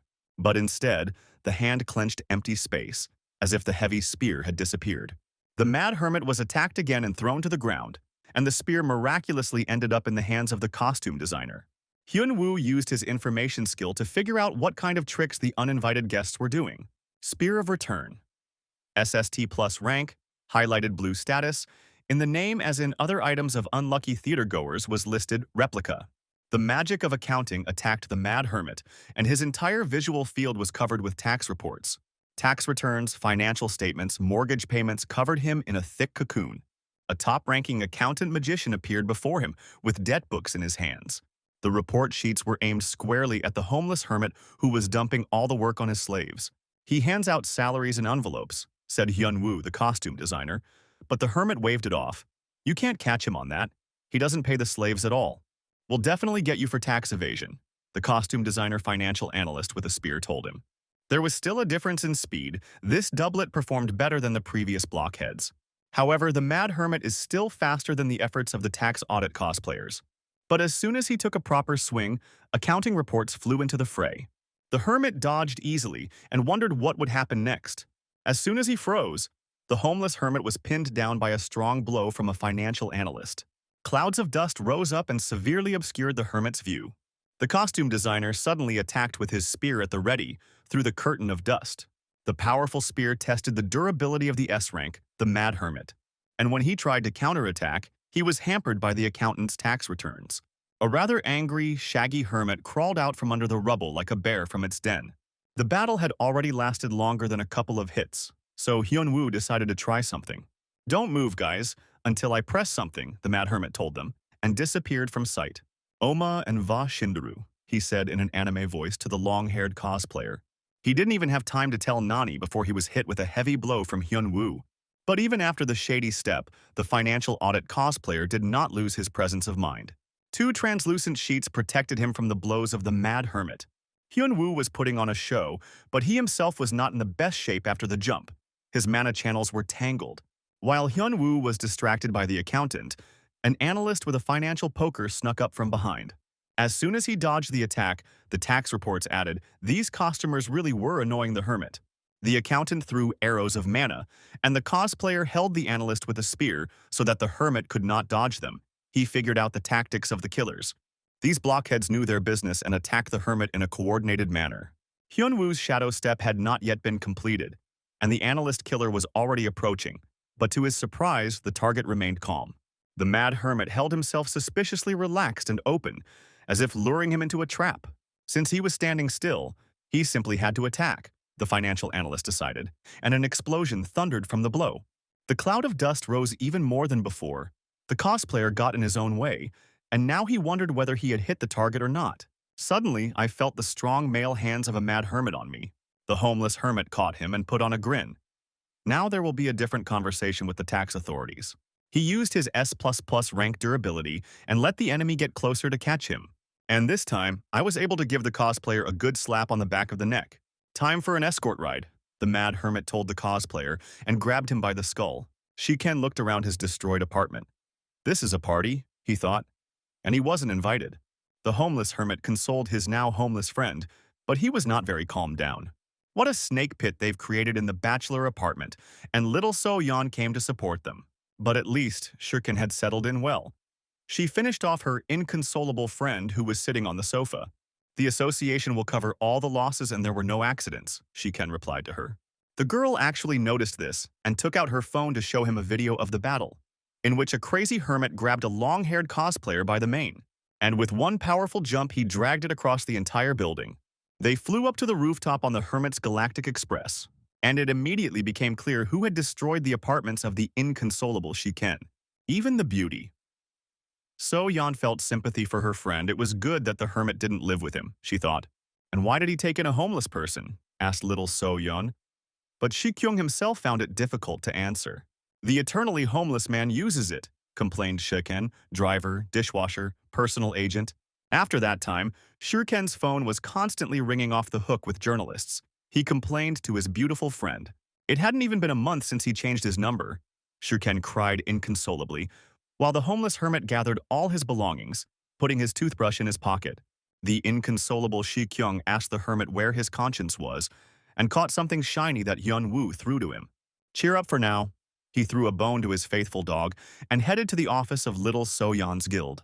Inconsolable, Shiken looked at the piece of metal in his hands, and immediately felt the incredible power of the ring to rule everyone. Woof! The always cautious and faithful Shiken shouted loudly at the hermit's back. It's good that there are useful slaves, the Mad Hermit noted to himself once again. The cosplayer quickly revealed the name of the theater owner as soon as he was taken for a ride on the train. Boris Mart named the name. Guildmaster Aries was hiding in a distant underground bunker, but with teleportation magic, that wouldn't be a problem, Hyunwoo thought. The diligent slave reported the completion of the circle, although earlier she had been organizing a useless performance. Hyunwoo worriedly asked the talking weapon if she was okay, otherwise it would be a shame to lose her. She nodded weakly. Then let's begin, the crazy hermit decided, but before that he remembered. He threw the phone to the girl so that she barely caught it with her tired hands. Give it to So-yeon, said the homeless emperor. Let her keep it, he added. The girl with insomnia syndrome even beamed upon receiving such an easy assignment. Hyunwoo jumped into the warp portal. The slave girl perked up as soon as he left. The homeless hermit noticed. He found himself in a dark, deaf basement with no windows or doors. What a strange place this is, the homeless hermit asked himself. It was not as if the slave had betrayed him and sent him to a place from which it was impossible to escape. A polite man emerged from the shadows and greeted the hermit. Boris Mart recognized the director of the theater, a crazy hermit. As Hyunwoo confirmed, I watched so many performances with his actors, said the crazy hermit. The main performance will only begin now, the director of the traveling theater informed him. They were well prepared, the Lord of the Rings told the ninth floor border guard. Gathering information didn't work, which meant that the one in front of him was none other than an illegal, the hermit realized. Excellent, said the homeless border guard. Two birds with one stone. We'll close the theater and eliminate the illegal immigrant. This place itself is a trap, said the Lord of the Rings. They changed the coordinates so that the hermit would fall into it. How nice of the villains to give away the base, said the border guard, and began to detain the illegal immigrant. The blow exploded in a bright, blinding flash. The hermit did not mince words. But instead of hitting the target, the hand hit the magic barrier. Hyunwoo was surprised. This barrier is no match for his low-grade magic, the illegal told the hermit. The shockwave threw back the crazy border guard. The illegal immigrant turned out to be a tough nut to crack. Hyunwoo braked, leaving two deep furrows in the ground. The hermit noticed movement above him and looked up. Dozens of weapons of various types hung menacingly over him. The illegal immigrant spoke in a theatrical voice and decided to introduce himself again. The cosplayer Magneto gave a long, pompous speech, which Hyunwoo ignored, and introduced himself as a replicant. With a wave of his hand, the illegal artifact counterfeiter controlled the guns, attacking the mad border guard. Hyunwoo had to jump like a boar to dodge the constant attacks from above. The mad hermit used shadow step and dodged the powerful blow. The hermit realized that such a strong barrier as that of an illegal replicant could not be broken through with a normal attack. Since the drinking was going on like this, Hyunwoo decided it was time to play his trump card and activated the absurd power of the mana circle. The hermit decided that he needed to use the divine long-arm attack to stall for time. The illegal alien hunter got closer to the target. Whether the theater director could withstand this divinely absurd kick with a slipper, Hyunwoo shouted words of power. For a second, he managed to break through the Magneto's magical barrier. Noticing the effect, Hyunwoo stretched out into a split for a second kick. But suddenly the kick lost all its absurd power, and the glow of the red aura weakened. Boris Magnetovich grabbed the hermit by the leg. How much mana for one blow? He praised Hyunwoo's futile efforts. The Lord of the Rings himself swung to strike, clenching his fist with the rings. A blow of unprecedented force broke through the resistance of the mad hermit. The fighters returned to their original positions at the start of the battle. The homeless border guard could collect more mana, but it immediately dissipated. Mana freeze, the villain politely explained. The effect affects the entire room. The illegal counterfeiter was well prepared for his meeting with the border guard on the 9th floor. As Hyunwoo battled the final costume duo, the illegal was watching him closely. Most of the mad hermit's attacks rely on his mana. What a talkative man he is, interrupted the cosplayer Magneto. A crazy hermit. Boriska continued to boast. Wasn't his opponent deprived of his absurd attacks now? Hyunwoo smiled back. Weren't they in the same situation now? Of course you are right, agreed the Lord of the Rings and waved his hand. The illegal counterfeiter replicant could still control his counterfeits. Hyunwoo was having a hard time dodging the illegal's attacks. Even Shadow Step didn't work anymore. He took a direct hit from a heavy shell. Even for his resilience, it was too much. It's no use hoping for fortitude, Boris Magnetovich gloated over the hermit. Having shed the first blood, all the fakes exceeded the S+ rank. The room had no visible exit, and therefore the path lay only through victory, the hermit reasoned. The illegal counterfeiter prepared to attack and raise the barrier. Where is it? Hyunwoo searched with his eyes, scanning every item of the illegal. What causes mana freezing? The gaze fell on the staff in Magnetovich's hands. There it is. Hyunwoo has gotten close to the theater director. The barrier is strong, but not enough to contain his pure power. The mad hermit dodged the counterattacks of heavy shells. He flew up to the ceiling and pushed off again, changing his trajectory. The mad hermit somersaulted in the air. He remembered the special technique from the manga he read this morning. Even though he didn't have mana, it could work. A wholly motivational kick in the ass. The hermit shouted words of power. The blow hit with full force. Hyunwoo felt it perfectly. But Boris Magnetovich easily blocked the combat techniques with his shells. Oh, thought the mad hermit and clenched his teeth even tighter. At the last second, he parried the blow of the iron rod with the back of his fist. Magnetovich's swing whirled the mad hermit around as if in a dance. With cat-like agility, the border guard landed on all fours. The barrier was broken for the second time, this time without mana. The illegal counterfeiter was surprised. The performance was a great success. Now, the theater director can also perform, the illegal said. The peculiarity of this sword of the Cladonets, the forger of relics stated, is that it adopts the abilities of other weapons. There is an ancient myth about a hero who fought with the power of friendship and love. The theater director continued to perform. The Jedi sword in the hands of the gloating director began to glow with the welding arc. This is what a proper build is, said the relic forger, throwing 100 buffs onto the blade.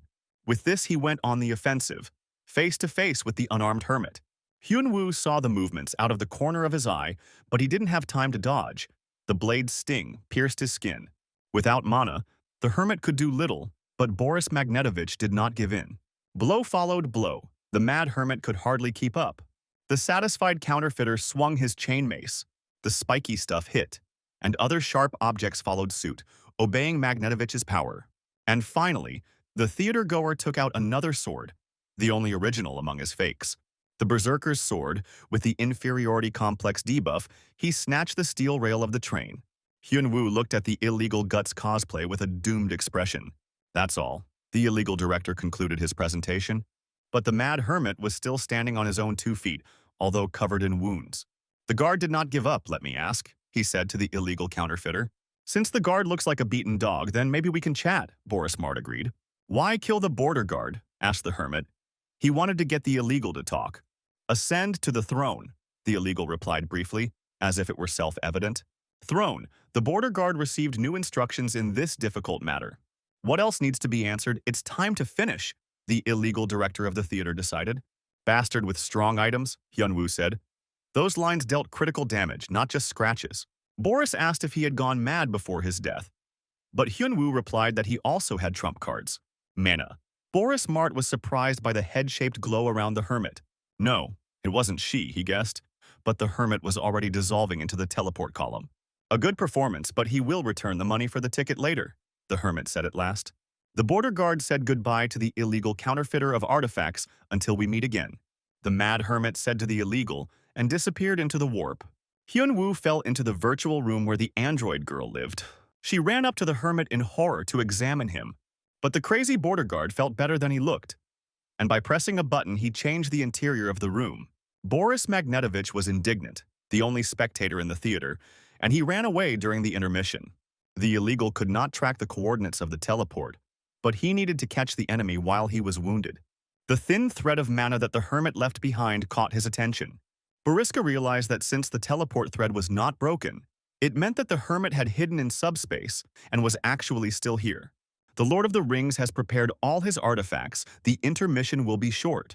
When the viewer returns, the illegal will force him to watch it all the way to the end. The first floor of the educational tower was recognized in the room by the android girl. The bandaged hermit practiced a crazy kung fu style. Even though the android used first aid protocol on the hermit, the wounds were deep. The silver-haired girl regretted that there was no healing potion or artifact, only a first aid kit. An illegal smuggler of counterfeit artifacts, he can also freeze mana. The situation is lousy, the hermit thought. In 20 minutes, the cache will be locked and he will be thrown out. The mad hermit took a deep breath, he finished. The crazy kung fu training is over, he replied to the neural network girl. Training, in his state, the hermit looked carefree. The android was worried. After all, she was part of his system. Hyunwoo told the little girl that he was leaving, but she was worried that the hermit had not thought things through enough. He gently patted the neural network on the silky fiber optics on its head. This time it was different, the hermit reassured the android, who actually looked pleased. Bandaged as if he had just encountered a lawnmower, he emerged from the warp. The hermit looked refreshed after a short intermission. Perhaps he had a drink for a friend, as befits a spectator. "Welcome back," Boris Magnetovich greeted him as if he were Prince Arthas. The illegal replicant was very happy to see the only spectator. But the crazy hermit immediately broke the serious atmosphere of the performance and burst out laughing. Sorry, it just blurted out. The border guard spectator justified himself. The illegal, having lost his prepared lines and sprinkled them randomly, along with heavy shells, he attacked with pathos. Hyunwoo closed his eyes. How much longer could he go on, he thought, promising graves, death? Instead of just doing it, these theatergoers were tired. He has trained countless fictional martial arts, thus gathering the power of absurdity. But there is something that is not part of them. All this related to the principles of martial arts, the concepts on which they were built, their foundations. But it is impossible to study this principle just like that. Each master guards his shoots of knowledge. However, in a short period of time in the warp room, Hyunwoo turned on the cheats, meaning he achieved enlightenment. The Mad Hermit summed up all the experience he had accumulated in martial arts, and also the spirit of the fights with the illegal electrician and the demon Loli, who used a completely opposite experience. The artifact's slashing blow was deflected by her bare hand without causing any harm. All this helped the Mad Hermit to discover the principle of grafting. He cut shoots from each master and grafted their skills onto himself. The illegal replicator was stunned. Its power stopped working on the hermit. No way he hooked up the cheats. The fucking cheater thought he was watching the border guard reflect all the registration requests. Hyunwoo was jubilant. His new concept had already proven itself to be a success. Outwardly, nothing had changed. The wounds remained the same and the illegal theatergoers' lines still worked, Boriska wondered. The level of skill turned the hermit into a different person, the Lord of the Rings realized. He planned to play with the wounded man before finishing him off, but he didn't hesitate, feeling threatened. Boriska rushed into a desperate attack. To hell with the script when the entire theater is on fire. Hyunwoo imitated Dr. Strange's gestures with a smug look. He thinks this is a matrix, and all blows can be blocked with one hand, the illegal director shouted. Boris delivered a piercing blow with his blade into the hermit's chest area. An unknown force of cheating skills injured his hand, intercepting the blow. Boriska howled in pain, but Hyunwoo told him to clench his fangs tighter. Rock, paper, scissors. He used his signature Mad Hermit move. Boris was thrown back by the meaningless words of force. Right crown, left funeral, the Mad Hermit cried out and finished off the enemy. The counterfeiter was pinned to the floor as if by a steel battering ram. The hermit swung his arm to finish off the dog so that it would not suffer, but his attack was interrupted. The heavy projectiles from the artifacts made him jump like a boar again. The hermit bit his tongue. It was difficult to avoid everyone. "It's good for you to be crushed in a mortar with vegetables," asked the wounded illegal and stood up. The cheater leveled up in the pause menu before the fight. The theater director was angry. In one fell swoop, he released the power of all the contraband artifacts. The illegal drew the berserker's sword of inferiority, its ability to absorb all the stats of other weapons, the replicant made known. How childish it is to compare who has more, the Mad Hermit noted. Now we'll see if Boris Magnetovich has decided to make the final strike. It is unlikely that his body could withstand more than one blow from the full force of his inferiority complex. Boris put everything into one blow. A heavy steel beam came down on the Mad Hermit with all its might. King Kong's penknife with its size. Even the crazy border guard was uneasy. Well, whoever has the bigger gun is the cooler, the illegal counterfeiter thought to himself. Hyunwoo absorbed the full force of the blow through his body and set up a rail of inferiority strike. Mana, Boris thought at first, but then he recognized the familiar energy. "The power of vaccination," said the Mad Hermit and quickly approached the illegal. "Illegal migrants will be detained," the border guard in charge shouted. Hyunwoo directed Boris's own blow at him, intensifying it with powerful words of pathos and absurdity. "Fucking cheater!" the illegal shouted at last and took a clean hit. Instant death tore the illegal immigrant's body into pieces. "That's the end of the story. The one who cheats here is a good guy," the crazy hermit exhaled. The remains of the illegal immigrant disappeared along with the replicas of the artifacts. But the magic duffel bag did not disappear. Hyunwoo noticed the artifact. At least some loot, he thought, picking up the object from the floor. The system suggested Hermione's bag. The thing could hold 15 items. The hermit put his only real inferiority complex into a bag. For such a boss, it's a bit meager. The crazy border guard assessed the loot. "It's time to go home," the homeless hermit noticed. If only he could find some clothes. He looked around, and the phone. The secret door of the dungeon opened, and the last of the wandering troupe of costume designers called for the master. And I discovered with horror that I had just become an unemployed actor. S-level luck, the hermit grinned. He rushed like a bullet to the secret gate in the illegal director's trap. A numbered cosplayer fell into the clutches of border control. "Do you have money, drugs, weapons?" asked the tired hermit, and began the search. "I need your clothes," the homeless hermit muttered, "and your phone, and your wallet, and everything else you have." 3 days later, the mad hermit held a press conference, claiming to know who attacked the homeless Shuken. As always, the crazy hermit showed up in a tracksuit. Hyun-woo said that he would be brief, say what he wanted, and leave immediately without further explanation. The uninvited guests in Shurhung's house, the hermit explained, came for him. Instead of evidence, he provided a recording fabricated by the neural network AV the day before. But who can ask from a crazy hermit? From the note, it followed that the head of the guild of the International Guild Aries, Boris Mart, was behind everything. Some might think that he fabricated the recording. The hermit justified himself, but there is other evidence. Hyun-woo expressed his hope that the Aries Guild would give an explanation, but secretly expected more compensation from them. 3 days later, when the homeless hermit was still visiting friends, a crowd of journalists gathered outside the house. Where had Hyuk-seong-woo gone? They shouted. The boss of the mafia group, the Guardian, was sitting in the living room. He told his friends the hard truth about their world. In fact, they live on the 9th floor of the Matrix, but there are others. They could hardly accept the truth, even little. So-yeon furrowed her brow, thinking about Hyun-woo's border service. "Then just forget about it," the crazy mafioso advised the beauty. She hesitated with her answer, but the hermit himself understood how incredible it sounded. This is approximately what he expected, the hermit thought, looking at the worried faces of his friends. But sooner or later, he had to tell them what else could explain the faults and the illegals. It's no wonder that the not-so-altruistic Hyun-woo was busy with the rifts, Shukyung noted. So it turns out that this time an illegal immigrant was detained, asked Cutie, So-yeon. The hermit didn't quite answer. The head of the guild turned out to be an illegal replicant, 2 geese in 1 salvo. The mad hermit wanted to continue the story of his military exploits, but they were interrupted by shouts from the street. They got him, the mafia boss got angry, but the cautious Shuken asked if he was in a condition to talk to people. The madman unwound the bandages, revealing his heroic abs, and told his friend that everything was fine. The mad mafia boss came out to face reporters under a hail of questions. But when the hermit came out, he saw something different from what he expected. A faithful student greets a homeless emperor as expected. "Respect to the master," the clever student formally greeted the hermit. Why did his dark past grow on his doorstep if the hermit had left him in China? He asked himself. The faces of friends who only this morning found out that their friend was Agent Smith and now also a crazy teacher. The mad empress faithfully caught every word of the master. "Who is this?" asked the hermit, pointing his finger at the black-headed ones. "The best bodyguards," answered the crazy student. "Let them go," he asked, and the bodyguards immediately disappeared. Kwan So asked his friend again if it was really the Dragon Empress from the P-Jo Guild in front of them. A cautious Shi-kyung replied that it was the nickname of the world's top 5 rankings, much to Hyun-woo's surprise. 5th in the world rankings, the hermit looked at the cute student in front of him. When he taught her, he only passed on part of the imperial techniques, the mad hermit recalled. How this meek little lamb became so strong, he wondered. The crazy student hit her forehead and asked the master for forgiveness.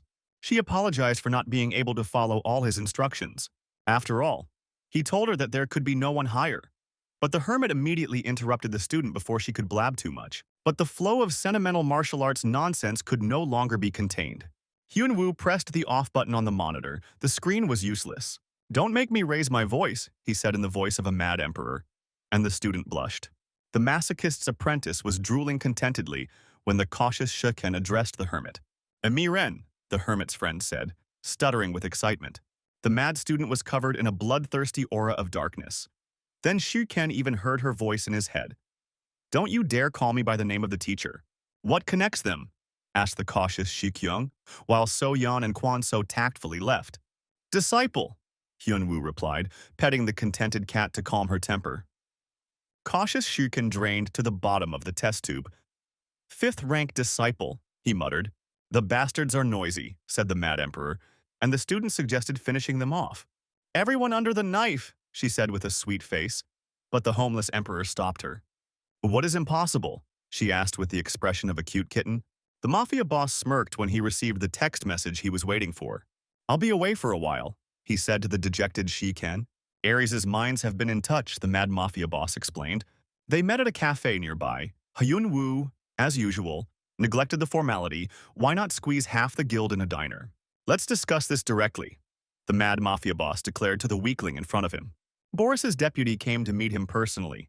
He was noticeably nervous. Boriska's deputy was indignant that he had to clean up the mess they had made. In addition, the hermit showed the number 6 at the conference, which means he has a number from the order of cosplayers as a hostage and witness. Most likely, it was because of this crazy guy that the boss died, Boris's deputy thought. The guild was bursting at the seams. He was in a hurry to figure everything out and asked the hermit what he wanted. The deputy promised to process the compensation request, which would please the hermit. "All the dungeons of Korea," the mafia boss declared to the astonishment of the deputy, but Hyun Woo had something to blackmail them with. "The guild has a long tale of crime behind it, and a valuable witness has already turned everyone in," the crazy mafioso hinted. He guessed at random, but from the deputy's reaction, he realized that he had hit the bullseye.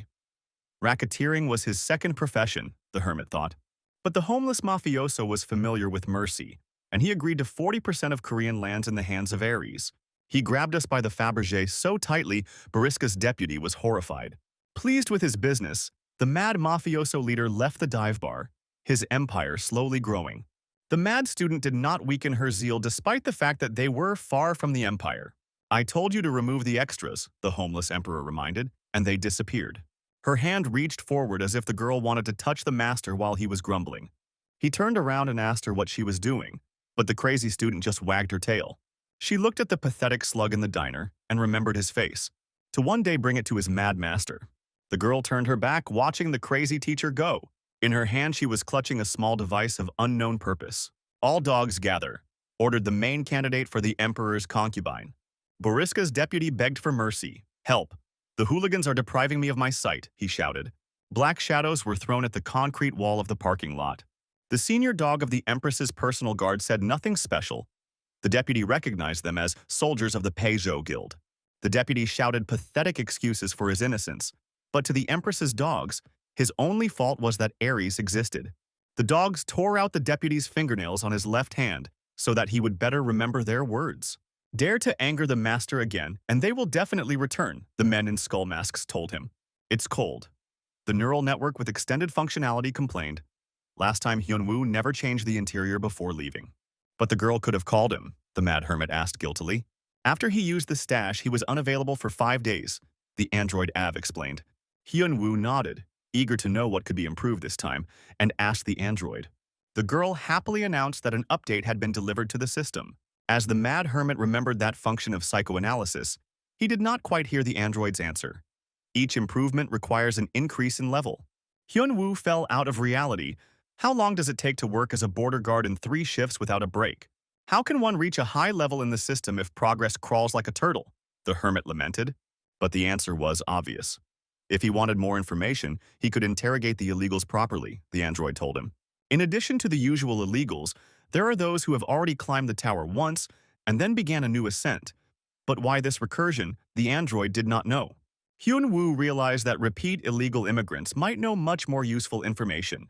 The counterfeiter replicant spoke of something similar, that there was a throne at the top of the tower, the mad hermit recalled.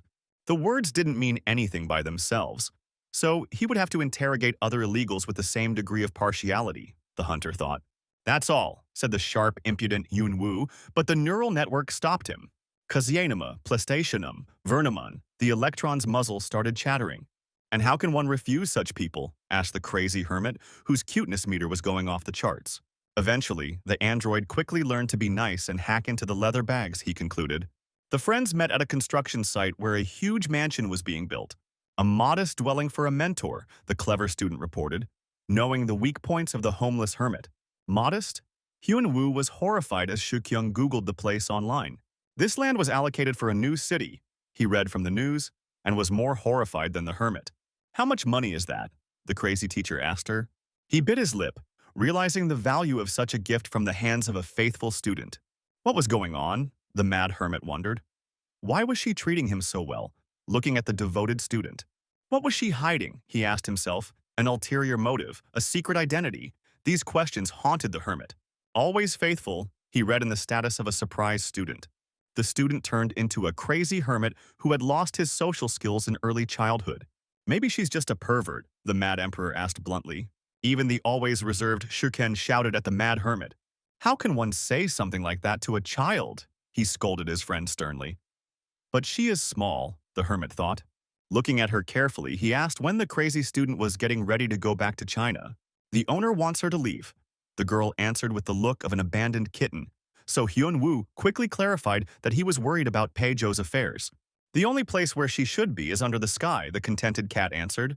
Oh, sighed the mad hermit, and told her to just do something. The ever-cautious Shurken noticed something between these two madmen.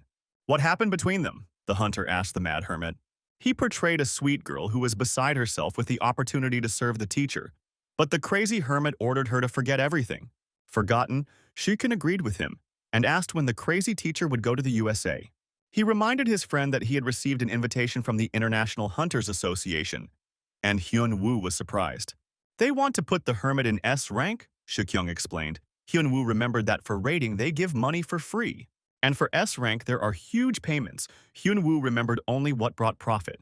On the other hand, he is already a rich man, the mad hermit asked himself. Having a place in the world rankings is prestigious, Shurken thought wistfully. Then it's worth going there, the crazy hermit agreed. A few days later, the three arrived at the World Association building. Hyun-woo was amazed by the size of the park around.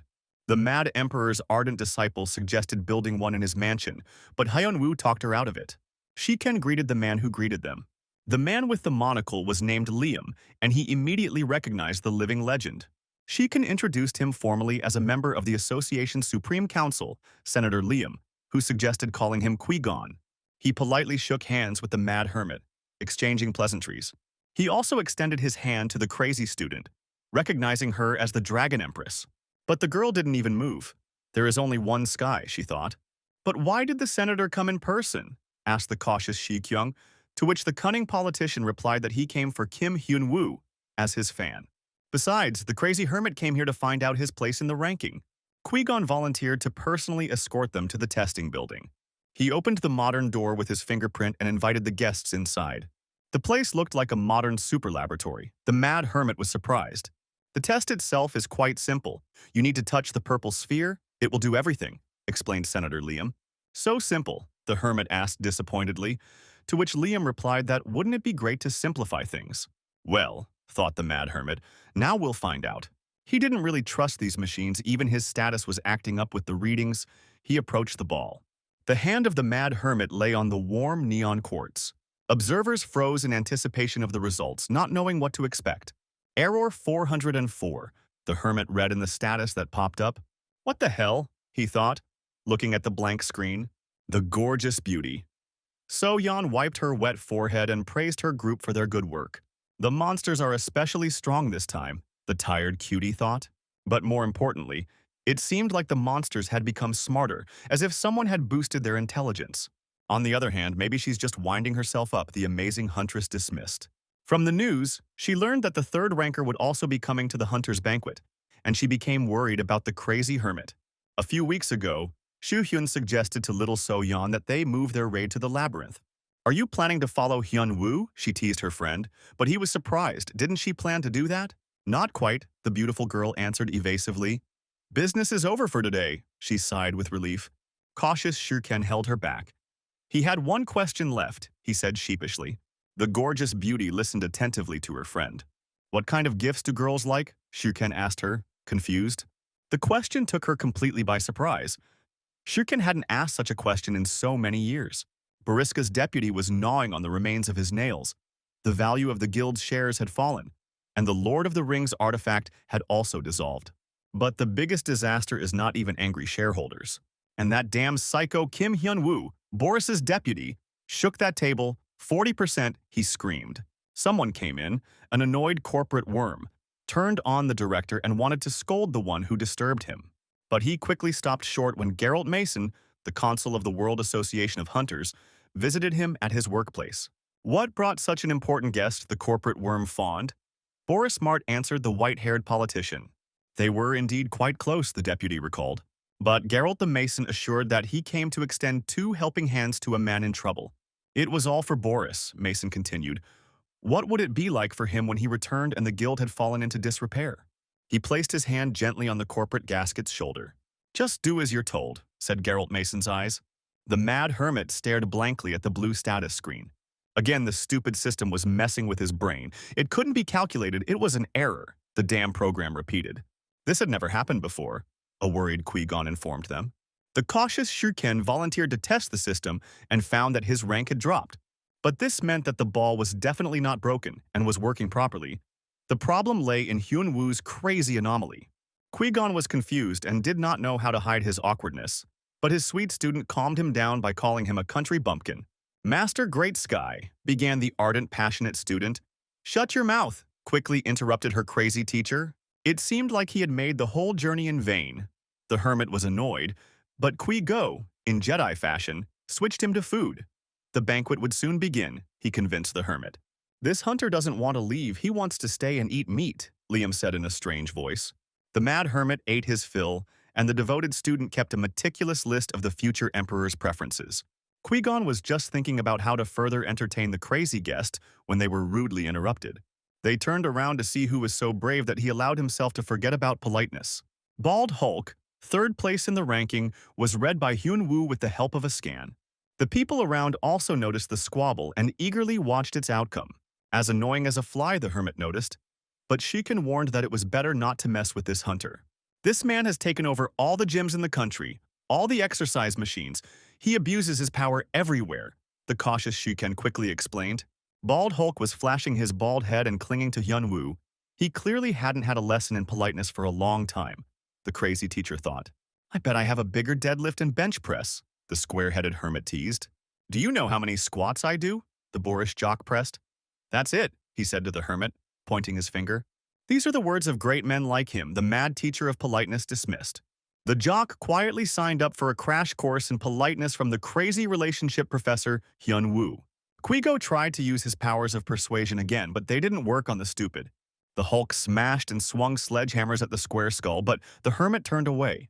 Thank you for subscribing to the politeness lessons, said the mad hermit, grinning contentedly. Rock, paper, scissors sent the stupid jock flying. It almost knocked down the supporting wall of the building, trapping everyone under the rubble. Is one lesson really enough? Hyun Woo was upset. He had prepared a whole course, but the bald Hulk got up. If there had been brains, there would have been a concussion. This is the real talent of the bald bodybuilder, thought the cautious Shiken. Invulnerability. The jock grabbed a larger stone with his tenacious paws, and he threw it like a ball at the imperturbable hermit. Big deal. It's just a pebble. After all the battles, you can't surprise a crazy hermit with something like that. Hyun Woo crushed the flying boulder into dust with one blow. The square-headed Hulk took advantage of the moment and jumped with his body behind the hermit's back. Pump up, skinny guy, he shouted at the hermit and hit him with his sledgehammer fists. People ran out of the room in panic when 2 of the top ranks started a fight. It was better to get away. The hermit is being pressed. Qui-Gon was surprised. The fight needs to be stopped, he decided, so Mason's faction will only get stronger. Want to pump up? Asked the Hulk how. The overgrown closet laughed. But the crazy hermit only laughed. Compared to the illegal boss of the gym, the red horse punk, all these were jokes. Only people with complexes and low self-esteem swing, the hermit replied, lightly shaking off the dust. Now it's time for a crash course in politeness. The mad hermit jumped forward. The bald man got a good look at the fist flying straight into the stone scoreboard where his face should be. The fist of absurdity landed a strike and sent the Hulk flying into space for the first time. He got his face beaten up, but his resilience helped him hold on. Excellent. Here's the test punching bag. The mad hermit grinned. Cautious Shuriken stood with his mouth open. His faithful student was filming videos for night viewing. Qui-Gon was lost behind. For all of Hulk's durability, he had accumulated a lot of damage, Shuriken noted. The stone brainless cabinet went into a deep blackout and got off easy. The mad hermit demonstratively wiped the sweat from his forehead, but in reality, he wasn't even out of breath. Stoneface, in third place, the test showed that the gym is nonsense, concluded the crazy professor of relationships. So third place now belongs to him, Hyun Woo concluded. Little hut, turn your face to the forest and your back to me. The wind howled over the monk's house. Those who live in the little tower will soon get their comeuppance. The wind howled in the shutters of the ancient temple. The ink master meditated, learning the art of shadows. Congratulations, came the voice of a man visiting the house for the first time in many days. Now the warrior is the greatest mangaka in the world, and the divine technique of drawing with ink is executed flawlessly, the bearded man admired. Nothing special. The mangaka falsely pretended to be modest. Black ink along the body. That's right. The bearded mangaka master watched the warrior. A person who has mastered all types of drawing and shading is a true master. What will you study next? The bearded man asked the great warrior mangaka. He glared with red eyes. Nani desu databayo, he thought. I'll climb to the top, he said, to meet the master who painted the tramp. The beauty. So Jan had already read in the news everything that had happened to the crazy hermit. He had made a mess again, the girl sighed. Why worry about Hyun Woo? He has plot armor, Kwan. So answered the beauty. She agreed. But that is exactly why you should worry. Such resilience will not work forever. The girl became sad. Hyun Woo destroyed the entire familiar world of hunters by breaking into the rankings. He shook the rotten foundations and the entire policy too easily. He's a man of many layers, Kwan So noted, and little So Yan agreed. Cutie changed the subject and asked him if he knew about Shuken. And what's wrong with him? The friend was surprised and stared at the girl, listening attentively. It seems he has made a girlfriend, shared the cunning fox So Yan. Romantic Shuken sorted through the goods, smiling dreamily. There was a knock on the door of his room, and he hurried to disperse the pink flies. Qui-Gon, not knowing how else to entertain the guests and curry favor with the crazy hermit, placed all three in the association's luxury room. The senator offered a flattering apology for what happened, but it is obvious that this is all part of his cunning plan. The banquet was cancelled, Hulk was taken to the hospital and prescribed preventive enemas. A crowd of hangers-on from the cream of high society gathered around the mad hermit. Then Liam convinced the hermit to stay at the hotel with the student. Liam offered to talk. It was about a deeper agreement between them, the mad hermit agreed. As soon as he headed towards the exit, he discovered a cat's tail behind him. Stay home, he said to the crazy cat, and her fur stood on end. 100% of her hostility was directed at the cunning Qui-Gon. The crazy student returned empty-handed and upset. Cautious Shiken experienced the feeling of any guy when a beautiful girl sits further down, although there is an empty seat nearby. It would be nice to become friends, thought the cautious Shiken. After all, they are both in the hero's retinue now. But it's not so easy to approach a petite beauty with the character of a cruel berserker. He politely addressed her by name. Miss Mi-Ren. 2 scarlet rubies scanned him for the importance of the conversation. The level of interest was somewhere between the baseboard and the floor. The cautious Shurkin asked her how they met the crazy hermit. The long eyelashes of the possible candidate for concubine fluttered slightly. The crazy cat agreed to tell, but set her own conditions for the hero's friend. What does the master like? The girl asked with the meekness of an angel. Cautious Shurkin thought about the answer. At first, the crazy friend was only crazy about food, but then he became addicted to money, so much so that he even lived with her for free, and forced her to work as a driver, an agent, and a housewife. The cat said thank you and pricked up her ears, leaving the cautious Sharken to wonder what the girls had in mind. The crazy student ran away, slamming the door loudly. The cautious Shurken wondered what kind of bee had stung her. The crazy hermit drank some expensive tea. The politician was clearly sucking up to him, but the homeless emperor liked it. He quickly got down to business, stopping the flow of exhortations. Quan So gave a mock chow-chow laugh at the mad hermit's straightforwardness. He asked Hyun Woo if he knew Geralt Mason, another influential member of the association. This man is closely connected with the authorities and the top ranks of the hunters, Qui-Gon said. Mason is slowly gaining influence and needs a counterbalance in the association. The cunning politician continued. He directly asked the mad hermit to take his side in this confrontation. The homeless emperor wondered whether he needed all this pile of problems on his seat. With the same thoughts, he returned to his room. Politics was very exhausting for the crazy hermit. He returned quickly, noticed the cautious Shurken receiving the cookies. The mad hermit immediately poked his nose in, asking Shurken what he was hiding, having forgotten all about tact decades ago. A souvenir, Shikyung stated evasively. But Hyun Woo didn't let up. It looks like a gift, he asked who. Embarrassed, Shiken changed the subject and asked how things were with Liam. He can just laze around, the homeless emperor replied. Shiken took a new look at his friend, who had gained considerable political weight, a student in the top 5 of the world, an enemy of the Aries Guild that was a thorn in everyone's side. His shadow alone can change the balance of power on the political chessboard, Shurken noted. Hyun-woo received the offer from the senator precisely because of this, Shi-kyung explained to his friend. That's right, the crazy hermit remembered. The senator promised a free teleport.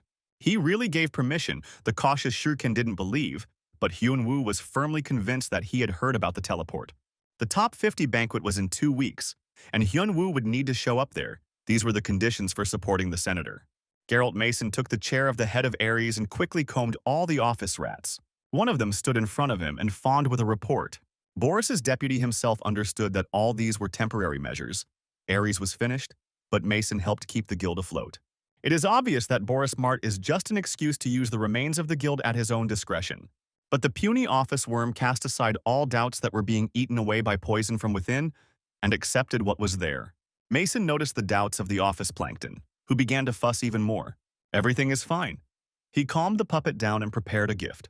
He thrust a strange object into the simpleton's hand, which surprised Boriska's deputy. A black beetle-like disc lay on the palm of his hand. "What is it?" asked the office worm. "Do as he's told and he'll be able to control the Aries Guild members," Mason said in a conspiratorial tone. The bald Hulk was coming to his senses after his evening preventative enemas. It was very painful and humiliating, especially from below. When he got up, he found visitors in his room. Geralt Mason himself was waiting for him to wake up in the rays of moonlight. They warned Hulk not to mess with the crazy hermit, but he didn't listen, and here's the result. Such were the painful lessons in politeness that the Hulk received from the ink manga master, the patient said. "Who is this like him?" Another visitor entered the room. "Speak of the devil," thought Hulk, hearing the familiar voice of the manga artist. "What's wrong with your face?" the mangaka asked, and corrected himself. "Sorry, it's always like this." Mason smiled contentedly. His main support in the political field had returned from training. He theatrically spread his arms and told them it was time to act. Qui-Gon did not move away from the windows. He was waiting for an important guest and was lamenting that he had not yet arrived. "Is he still waiting for him?" another hunter asked the senator. Number 4 in the ranking, the boatman with a huge oar on his back, suggested Liam to surrender. "It seems that Hyun-woo is not interested in this meeting." "Don't people send notices by mail, by pigeons?" asked the girl with green hair, Cece.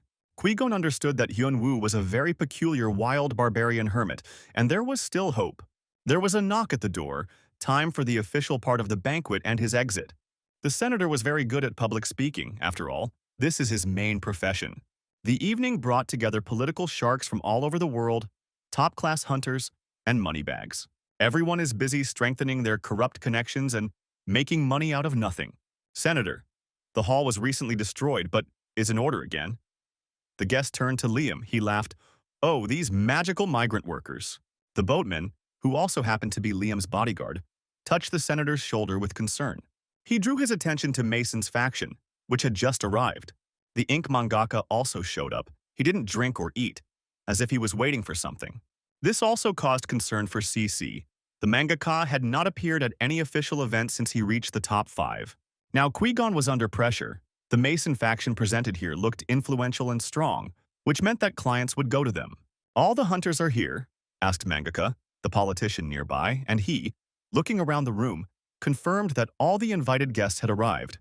He suddenly unclenched his arms, which had been crossed on his chest, and answered the man next to him. "Excellent." There was no reason to wait any longer. Mangaka grabbed the guy by the skull, and he crushed it with his hand like a ripe watermelon, unsightly staining everything with scraps of brains. Ink mangaka also looked around the other guests indifferently, searching for a convenient target. Liam was stunned, terrified, as if he himself had been nailed to the floor. "Why is he doing this in his guild, cutie?" So Yeon sternly asked the crazy hermit. "It's good here too," the impudent hermit answered her. "And there's no one here," he responded to her indignant claims. But the cutie got even more angry. "There's no one here because she doesn't let anyone in here." "That's how? Then let's change the location," said the carefree hermit, which caused the slave to have an attack. She started babbling that we would have to start all the work with the magic circles from the beginning. "What's wrong?" asked the mad slave owner, completely failing to understand the question. The girl collapsed in despair. "Night shifts." Again, she began to lament, to which the hermit suggested taking care of himself. After all, a living slave is more useful. But she still has a main job. The circle needs to be drawn at night for 2 weeks. Just do it during the day for her work. They will find another slave labor, the crazy slave owner quickly decided. The cat nodded. Her master is merciful. The slave fell on her face, rejoicing at the relaxation of her work regime. But what about Liam's proposal, cutie? So-yeon asked the hermit. Traveling around the world with the help of magic circles is convenient, the hermit recalled dreamily. But the circle is only for detaining illegal immigrants, cutie. So-yeon frowned. The hermit confirmed everything correctly. You never know where a rift will appear and how many people will suffer, so teleportation is useful. Hyun-woo approached the slave when he heard a knock from the utility room. The man knocked on the door when he heard their voices and asked to be let out. Oh, cutie! So-yeon remembered a captive was recently captured by a hermit, she said. She had completely forgotten about him. The embarrassed girl began to fuss. Let's let him out. She opened the door, but a terrible wild male face appeared from there. Perhaps another time, the beauty slammed the door at that very second. The hermit asked her why she closed the door, but the girl replied that she was simply scared. The hunter in the back room looked miserable, Hyun-woo noticed when he opened the doors again. He begged him to spare him. It's good that So-yeon didn't lock him in the refrigerator and forget him there. Less than a month has passed and already such a sight. The mad master of torture was surprised. You say you'll tell everything, the hermit smiled. This prisoner was perfectly marinated. The banquet hall turned into a bloodbath. Body parts, blood splashes. A group of conspirators destroyed everyone they saw. Liam hurriedly got his men and clients away while there was still time. But a catastrophe was inevitable. They would all soon die if no one helped them, the senator understood. It took the conspirators less than 5 minutes to kill dozens of top-ranked hunters. So great was the gap in strength. The shadow of the bald Hulk loomed menacingly over the senator. He turned around in horror, hearing a familiar bass voice, and looked his death in the eyes. The boatman saved him from the steel grip at the last moment. The Hulk could have simply crushed the weak senator. Crazy bastard, the boatman gritted his teeth. He was inferior in rank to the Hulk. Sasai was also pinned against the wall. Her opponent was much stronger than the girl. Run, the green-haired girl barely said to Liam, her throat being squeezed by telekinesis. The Hulk came to his senses and attacked the boatman. Liam could only watch in defeat. Why the hell, he cried. Why are they doing this? Why have they crossed the line? The mangaka painted the last victim red. Simply necessary, he answered the senator quietly, to destroy the world. Liam did not understand what he was talking about. The words of the madmen, although he heard them clearly. Look, they started the party without the main guest, the hermit was surprised. He had just arrived with his faithful disciple. That's it, he realized. Scanning the conspirators with his ability, Ink Mangaka also recognized his main opponent. Why is this place destroyed? The mad hermit asked the senator. Why is everyone so sad as if someone died? Hyun-woo wondered. It turns out that it is he. The mad hermit heard and turned around. That's who chased Bald Hulk. Mangaka came closer. Are you some kind of reenactor again? The hermit asked. And Mangaka introduced himself. No, he just said he had just come from Comic-Con. Who is this? The hermit asked again, and the helpful, faithful student explained that before him was the #1 hunter. Just in time, just as I wanted to draw, I heard Hyun-woo and was surprised. Did they know each other? I just heard about it, Mangaka replied and dropped a drop of ink from his finger.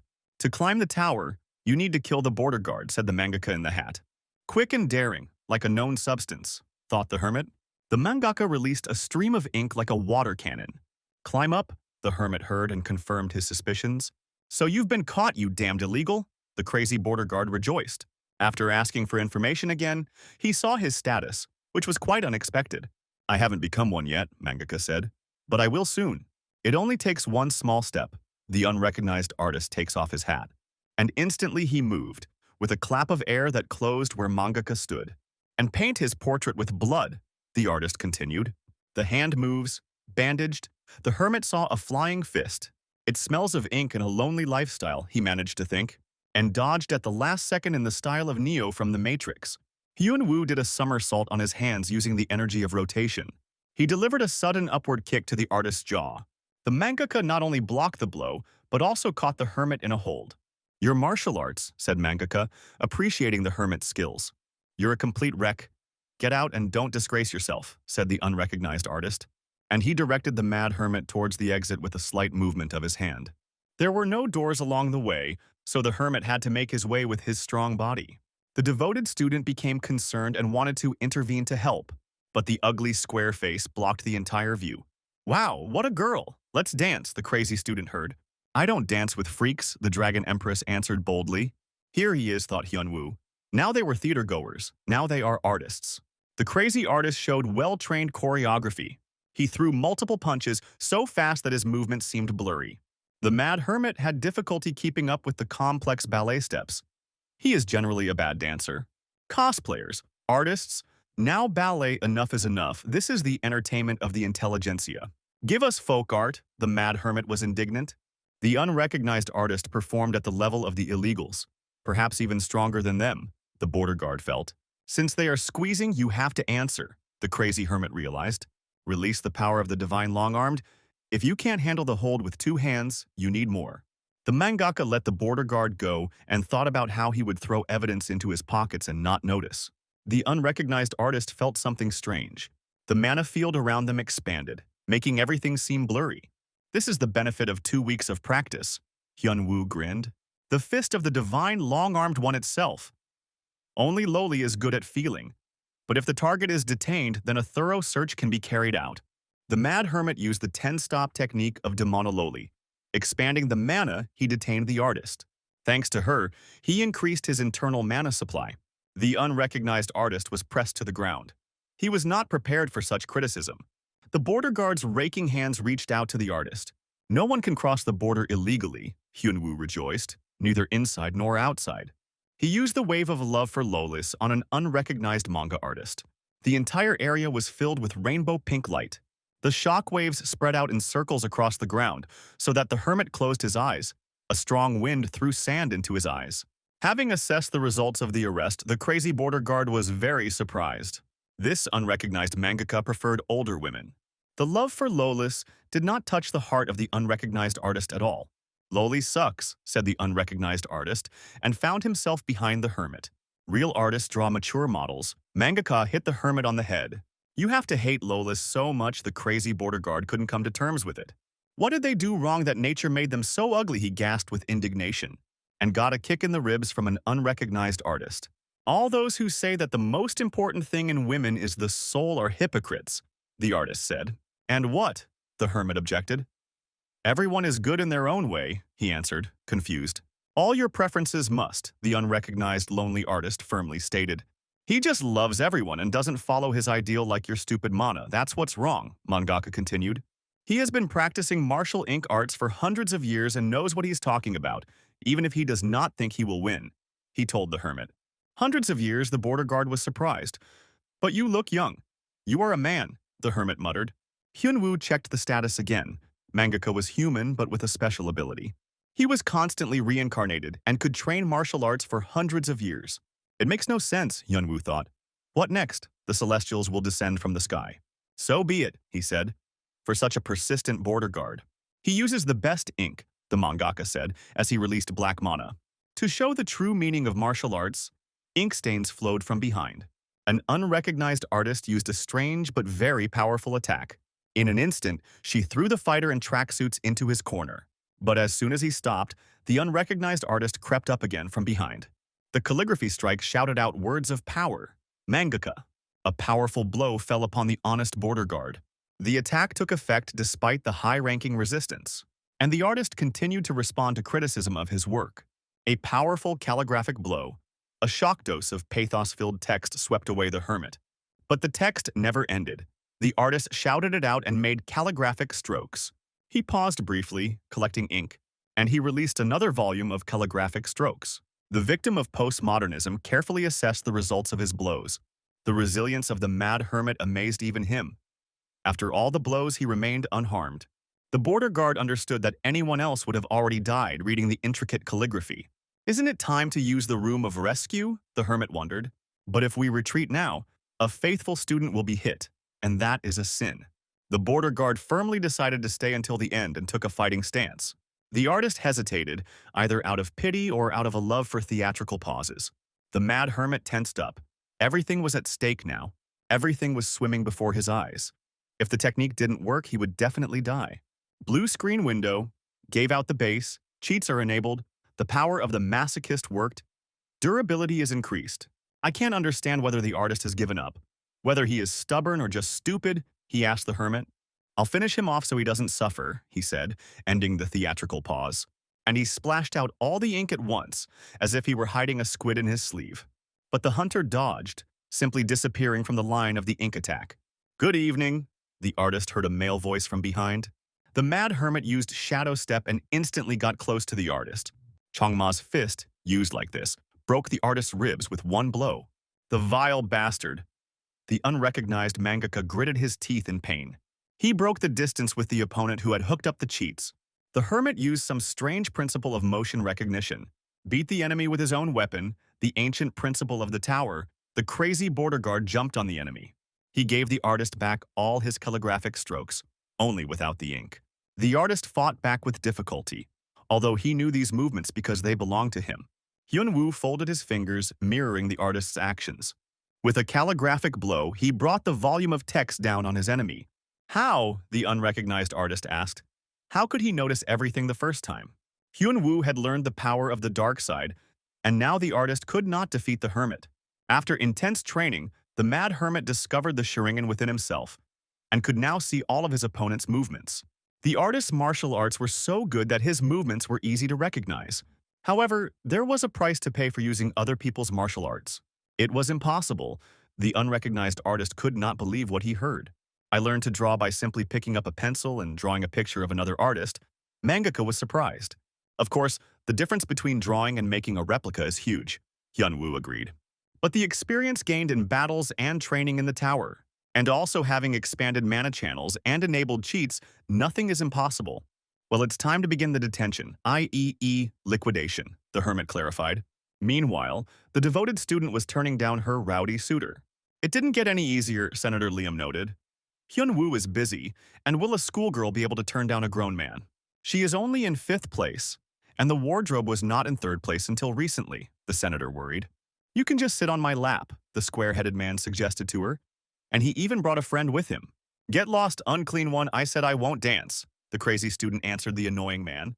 Let's have tea, coffee, dance, beer, vodka, lie down. The giant did not calm down. The girl got angry. She wanted to leave the jerks for the master as a snack. But since he is busy, the dragon empress decided to bury the idiots now. The stone-headed man did not understand where the girl had apparated to, with a clap of air. How his friend was already carefully washing the floor with his tongue. And here, wipe it well. The empress pressed her foot a little harder. What kind of kids are there these days? They don't understand jokes and immediately start fighting, the thug wondered. But what difference does it make, the empress thought. When to kill the goats, now or later? I'll kill everyone. The crazy student lost her temper, so much so that even the Hulk shrank to a mini version. Well, he just thought, there's a girl, beautiful, lonely, bored. How did it come to this? The stonehead was horrified. The dragon empress quickly explained to the harasser why he was behaving badly. 2 masters fought in the air, a cheater with reincarnation and a cheater with a Sharingan. The fight was equal, with both sides exchanging hundreds of blows, but the mad hermit had a few more cheats in store. He brought the unrecognized artist down to earth with a powerful kick. After this, Mangaka lay down to rest on the comfortable stone slabs. Bastard, he muttered. That means his cheat is to get stronger while you fight. Phase 2, said the artist, and poured all the ink onto the canvas. Like a squid, he splashed ink around himself. The mad hermit covered his face from the sudden wind. The real boss, the border guard thought, lived to see the second phase, and yet, formally, he didn't even become illegal. The descendant of the bonsai master was covered in ink, as if he had bathed in it. The unrecognized artist extended black tentacles towards the hermit. This is an ability he will not be able to copy, Mangaka told the hermit. There is something just as good, the mad border guard replied, and released the red tentacles. You're not the only one who read comics in your youth, the mad hermit noted. Hyun-woo remembered the skill that electrophoresis used well, even though he couldn't copy it back then. But now everything is different because he understood the principle of vaccination, and he has a Sharingan.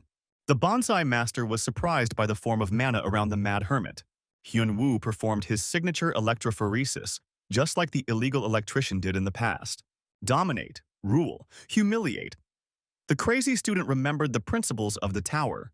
Little wretch, the stone-headed man lamented, needlessly increasing his pain. What's going on, he wondered. This is the second time in a row that they've bent him over like a boy. A miniature ballet shoe covered the stonehead's dirty mouth. The empress crushed his tough skull in cold blood. How stupid. It's not about skills, it's about martial arts, the girl said. A storm began outside, and man-made lightning bolts thundered. This sight brought pleasure to the dragon empress. The discharges struck the ground where the 2 martial artists clashed. Hyun-woo crowded around Master Bonsai everywhere, prescribing him a relaxing electric massage. The Bonsai Master responded with ink tentacles, and they fought as equals. And both of them flew apart, receiving a counterattack from the enemy. Even the increased resistance of the Mad Hermit stopped working. The Bonsai Master also felt that he would not win with simple attacks. In addition, the electrophoresis technique took a lot of mana, and the Mad Hermit noticeably weakened. The cheater in front of him was getting stronger all the time, the Bonsai Master noticed. And so the conclusion for the Mad Hermit was obvious. Now I understand, Master Bonsai, having gathered all the ink forces in one point. The two martial arts masters understood that it was not advantageous to prolong the fight. Hyun-woo concentrated, tracking his opponent's every move. The octopus's ink blot continued to shrink to a tiny dot. The Mad Hermit did not immediately understand what this enemy technique was. The black blotch stained everything around with ink, and the Hermit decided it would be better not to get caught in it. He had already seen this technique, Hyun-woo realized. The nine-tailed bomb? What kind of business did the Mad Hermit get upset about? This isn't martial arts, but a clot of mana. It doesn't matter, the main thing is that it works, the Bonsai Master blurted out. The remnants of mana gathered around the hands of the unrecognized artist. Then the Bonsai Master detonated the Nine Tails Rasengan. An ink tsunami rushed towards the Mad Hermit in a wide radius. Even S-rank strength would be reduced from this, the Bonsai Master reasoned. But the Mad Hermit, using the principle of grafting, devoured the ink mana. Thank you for the treat, said the polite border guard. The Bonsai Master was surprised by the nine-tailed cat's bomb blocked with his electrophoresis. Well, whose cheats are better? The crazy gamer boasted. Now it's my turn to show my bending skills, said the Hermit, and used all the skills without a cooldown. The Bonsai Master lost when he poured all his strength into the tailed beast bomb and forgot to save before that. A bright flash of explosion incinerated the body of the Bonsai Master without a trace. The on-duty text message beeped, confirming that the failed illegal immigrant had been eliminated. I spent all my cheats on him, the crazy Hermit thought wearily. All that remains of the adult manga master are the horns and a strange headband. Hyun-woo looked at the unusual item that fell from the unfortunate illegal. The secret of the Bonsai Master, it said that he wanted to become illegal in order to meet his teacher. Read in the status of a hermit. Already through the foggy veil, he saw his faithful student rushing towards him. So there is nothing to worry about. The tired hermit relaxed. Even with cheats, the rink was not easy, but the enemy had his own cheats, and he fell to the ground. And yet he won. The Mad Hermit sighed with satisfaction. The digital camera lens carefully recorded the entire battle. The atrium of the gloomy dungeon was once again occupied by the manganese lord. The hidden climber and the candidate for illegal tourists were defeated. The lord listened to the report. Impressive, he said, scratching his crimson chin. The dead were strong. No pain, no gain, he uttered the ancient principle. Only through crises do we become stronger. The border guard of the 9th floor is this crisis, asked the servant of the Crimson Lord. The Lord asked whether he had ever met a mountaineer of the highest rank and received a negative answer. However, the border guard will not meet such a tourist anytime soon, because even the gods avoid the 8th floor, the servant monk added.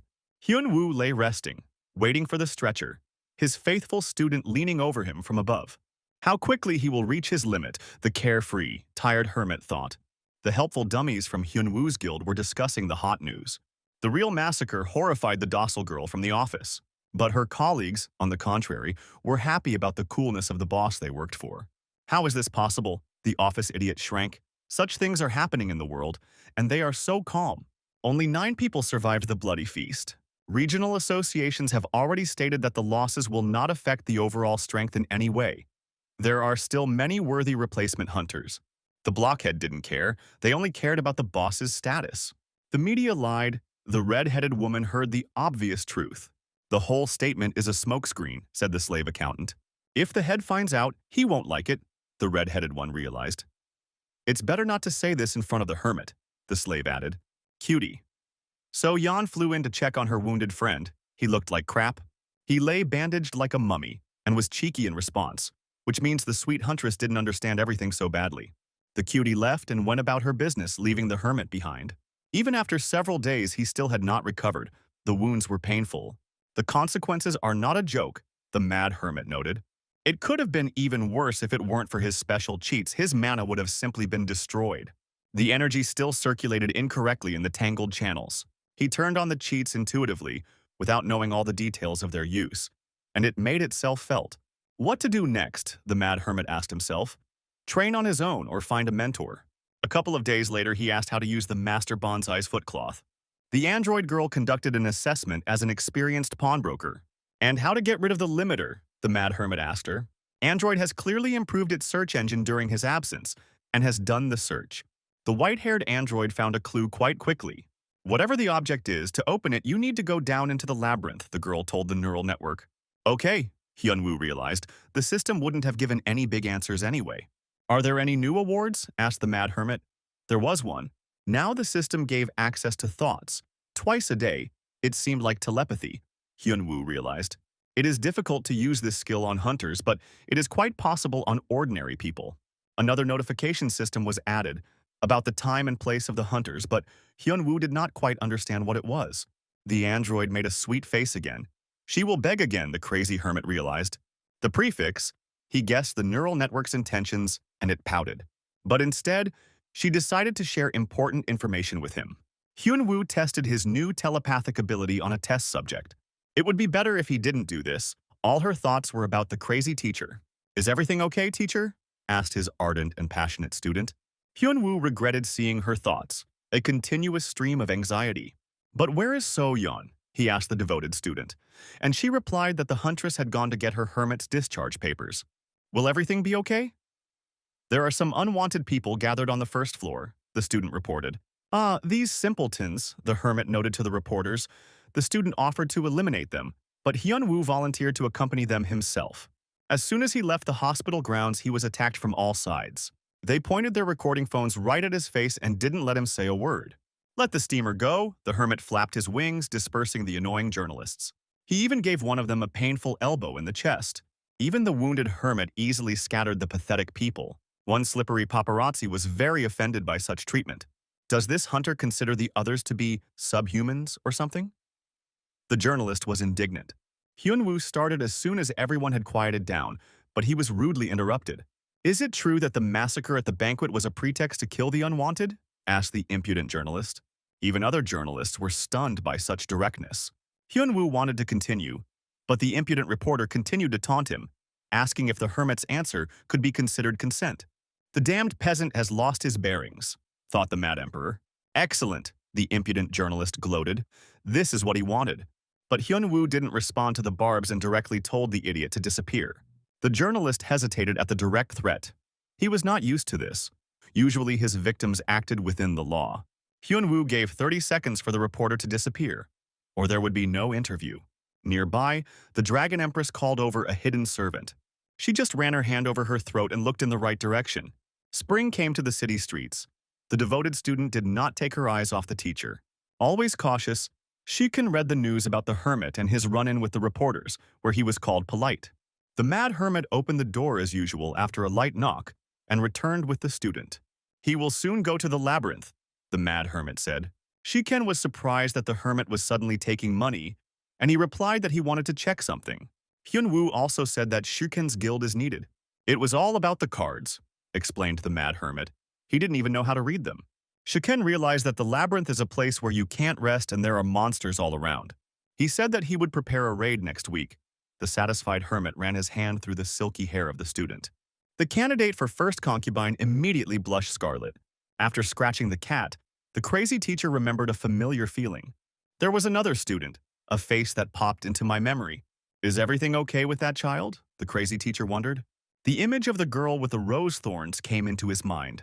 In the old days in the tower, he played the scenario of the crazy teacher and planned to escape after, but it didn't work out very well. But another child himself asked to become the mad hermit's disciple. It was too late to teach her the martial arts of the absurd, so he trained the girl differently. Since he had no news at all, that in itself was good news, the hermit decided. Hyunwoo was in the clouds again, a cautious Shu Kyung noticed as he rummaged through the papers. What the heck, he thought after reading other news in the feed. They wrote that the slippery and impudent reporter who pestered Hyunwoo disappeared after he resigned from the association. It didn't look like the crazy hermit was doing things quietly, thought the cautious Shiken. So it's all about this sweet and devoted student with a cruel disposition. It would be worth being more polite with the mad hermit, the cautious Shiken decided for himself. An expected but completely unwelcome guest arrived in Boriska's deputy's office. He straightened his tie. Difficult negotiations lay ahead. The deputy could not simply hand over the dungeons to a hermit. Turning to Mason for help was also out of the question, the deputy thought. After the massacre that the hunters from his political faction had carried out, he could not act openly. It didn't matter whether the politician was personally involved or not. He would be closely watched. After this incident, one person took over all influence in the association. They entered the office and Boris's deputy turned around. The crazy hermit in sweatpants had already trodden a path to this office. He had been here so many times. So what is the answer? The hermit went straight to the point. Time to bargain with that creepy guy, deputy. He barely opened his mouth when Hyun-woo rudely interrupted him. Let's finish this quickly, said the mad mafia boss. From now on, say only yes and no. The mad hermit pointed his finger at the simpleton. He couldn't stand such impudence and jumped up from his seat. But what's wrong? Asked the mafia boss. Only 40%? He could have taken everything, but he took pity on them. The damn psycho immediately went into a squeeze mode. The office slug got angry, but heard a familiar voice. Hyun-woo turned on the recording from his phone. Before that, he diligently talked to the taken language from the former gang of costume designers. The office plankton recognized the voice of the 6th number. Just in case, the hermit said, if they refused a voluntary donation to his guild fund. It will only get worse, said the country's most powerful mafia group. The office slug was covered in sweat in an instant. And one more question, said the mad hermit. Everything is completely voluntary and on a public basis, the mafia boss reminded. And who's the director here now? The office slug squeezed his knees.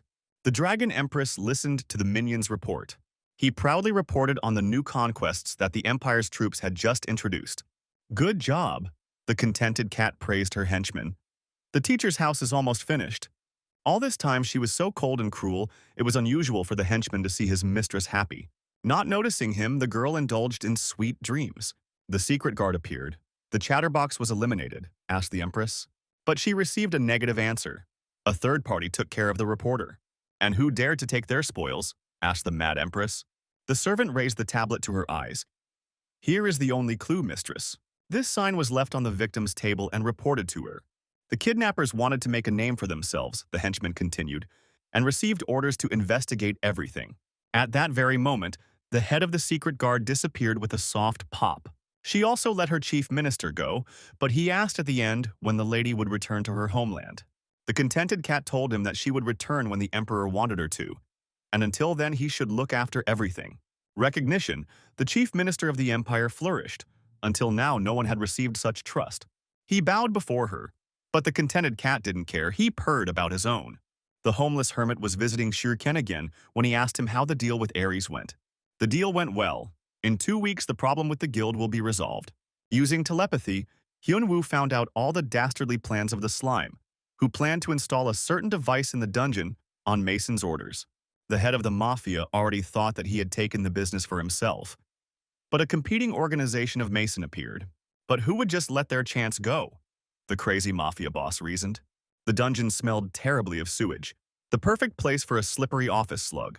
There were half-decomposed dead people and skeletons walking around, and other office plankton tired from work. Trying not to breathe, a still living office slug made its way here. So this is where the souls of burnt-out workers go, Aries' office dummy realized. Having good stealth skills, he avoided the zombie meeting. He took on this risky task for the sake of promotion. They were already being handed out left and right. The guild was not in the best of times. You just need to bury it. The slug followed the instructions. When I came across the boss of a criminal gang, why did this racketeer come back again? Hung the silent question of Boriska's deputy. Sorry, we're late, apologized the polite mafioso. After all, 6 hours have already passed, he affably informed the office plankton. Words cannot describe these feelings, the slug thought.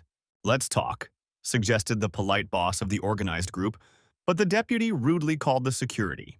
The security appeared at that very second, although not quite what he expected. 2 of the caskets supported the unlucky blockhead. The final passenger, take your things and get out, the polite mafia boss told the blockhead. The case file stated that the victim accidentally cut himself while playing with a knife. Big deal. Vavka will heal before the wedding, the mafia boss reassured him. But the plankton continued to scream loudly from the pain in the cut. Now stop it, said the polite mafia boss, or they'll think he's a bad guy. How does he know everything? The polite mafioso read on the slug's face. Hyun-woo sighed. And what to do with it now? These are not the times. Otherwise, he would have rolled it into a barrel of cement. Once you understand that you are in trouble, start begging for mercy, he said. And the exemplary student also nodded her head. How did he find out everything? The hermit said, very simply, and politely asked. This whole damn guild of bastards keeps stepping on the same rake. That's how Hyun-woo simply answered his question. Now start talking. The crazy mafia boss allowed the slug. If not, we will find out which is stronger, the head or the stone, said the hermit. The polite mafioso gave him a minute to think, and the slug's deputy agreed to tell him everything. A few days ago, Mason gave him a device and told him to install it in the dungeon that Hyun-woo wanted. But what did they give him? Asked the office slug Geralt. Catalyst, the blonde bastard answered mysteriously. You've heard about the wave of monsters, he asked the office idiot. If you don't kill monsters for a long time, they accumulate and break out. This is a wave of monsters. So this thing in his hands causes an artificial wave of monsters. Hyun-woo will be criticized for not taking good care of his dungeons, and Aries will be able to take them back. If all went well, Mason said, he would continue to help keep the guild in check. That's how it all was, the stupid slug said frankly. The faithful student noticed something very strange and frowned her beautiful forehead. Why did Mason do this before? He didn't have any problems with Hyun-woo, the girl wondered. Unless what was said was a lie, the empress threatened reprisals. It's not his fault. Mason came to him himself, the slug justified himself. Under the pretext of helping, he plotted something against the mad hermit. The idiot had no other choice, and he agreed to these conditions. He justified himself pathetically. How ridiculous, Mason thought, rubbing the strange beetle-shaped objects. The bonsai master failed, and this was the first step to destroying the 9th floor. He sipped red wine from a glass. It seems that the calculations were wrong. Mason underestimated the enemy. The 9th floor was defenseless. When he met Boris Mart, he was convinced of this. They had a plan, and they stuck to it. Step by step, they were preparing to destroy the entire floor. The hunters could do nothing. With Aries, they would control all the dungeons in the world, and with the association, they would attract the best hunters. If there was a massive wave of monsters in all the dungeons and a bloody feast at the banquet at the same time, the world would definitely collapse. As soon as the border guard appeared, everyone wanted to climb in, but it was written, "Don't climb in, he'll kill you."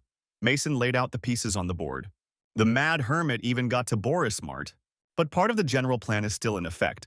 Boris's pawn, although he suspects something, is too stupid to understand it. Everything was going smoothly, but the unrecognized mangaka decided to lose to the border guard. "Stop," Mason said angrily, the glass breaking in his hand. However, the illegal thought, there is always a plan B and even C. There are still many letters in the alphabet. There is no need to be upset if the plan with the name A didn't work, he thought. He seemed to be paying too much attention to the bonsai master, believing that without supervision he would fail, Mason recalled. But mangaka grew on his own, and without much effort became ridiculously strong. Mason looked at dozens of boxes and the monster catalysts in them. He was pleased. Happy as an elephant after an enema, he noticed a voice behind the chair. "Everything is correct," Mason answered carefreely. And he stopped short, turned around sharply and saw the uninvited guest who appeared like a jack-in-the-box. "Kim Hyun-woo," he shouted the hated name.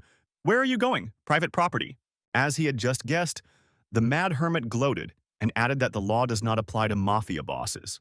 Hyun-woo remembered how the android Av warned him that Mason might be a hidden illegal. Before the rift, such a person did not exist. The girl neural network found out. And then he appears and twists everyone, she added. How else would a bonsai master know about the world beyond the 9th floor of the Matrix? Of course, these are all hypotheses. The silver-haired neural network was being clever. If the guard has not recovered, it is better to forget about it, the android girl worried. It took a while, Hyun-woo said, to show up in person and take over the business. And the reasons are scattered in a conspicuous place, the mafia boss echoed himself. Break and enter, hooligans deprive of sight, Mason crowed. The data collection didn't work on Mason, but a negative result is a result. The crazy mafia boss was thinking about detaining a rich illegal immigrant and taking his property, saying that it was lost or destroyed in a battle. And he put the plan into action. Half the house exploded as if it were made of cards.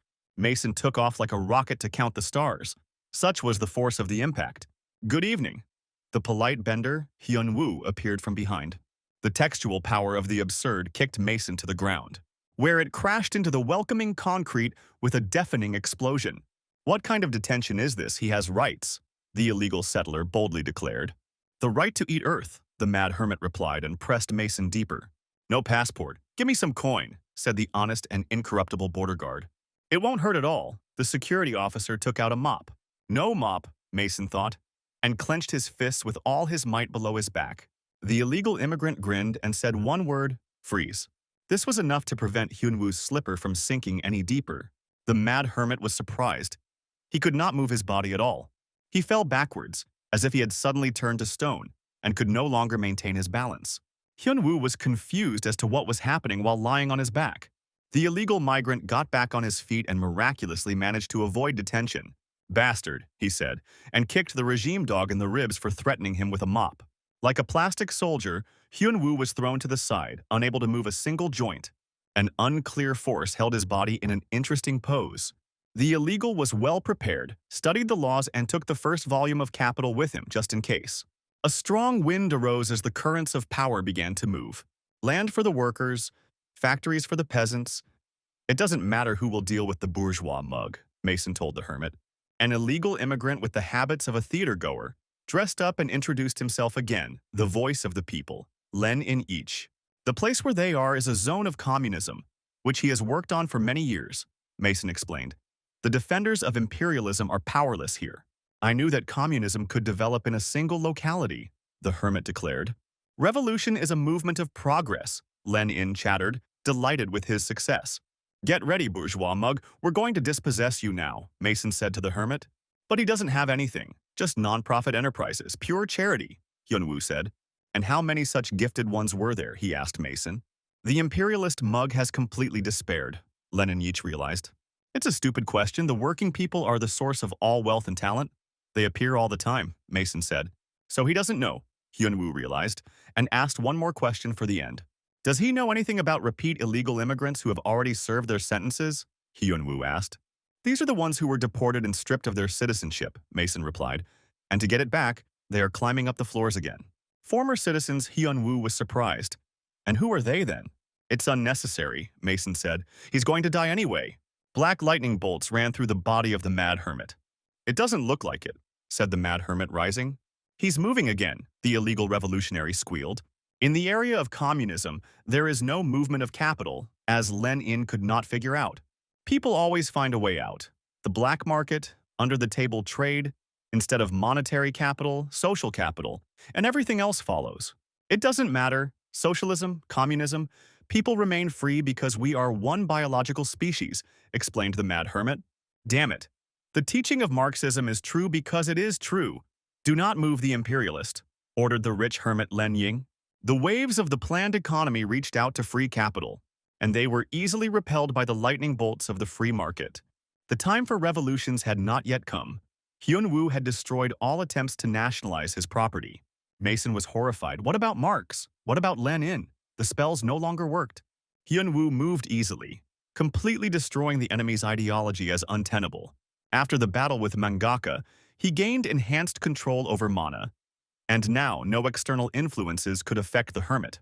In the same way, the attack of the long-armed fist was blocked by Mangaka. Even though the hermit still lacked experience, the technique worked. The mana began to move again, and the mad hermit released it to strike.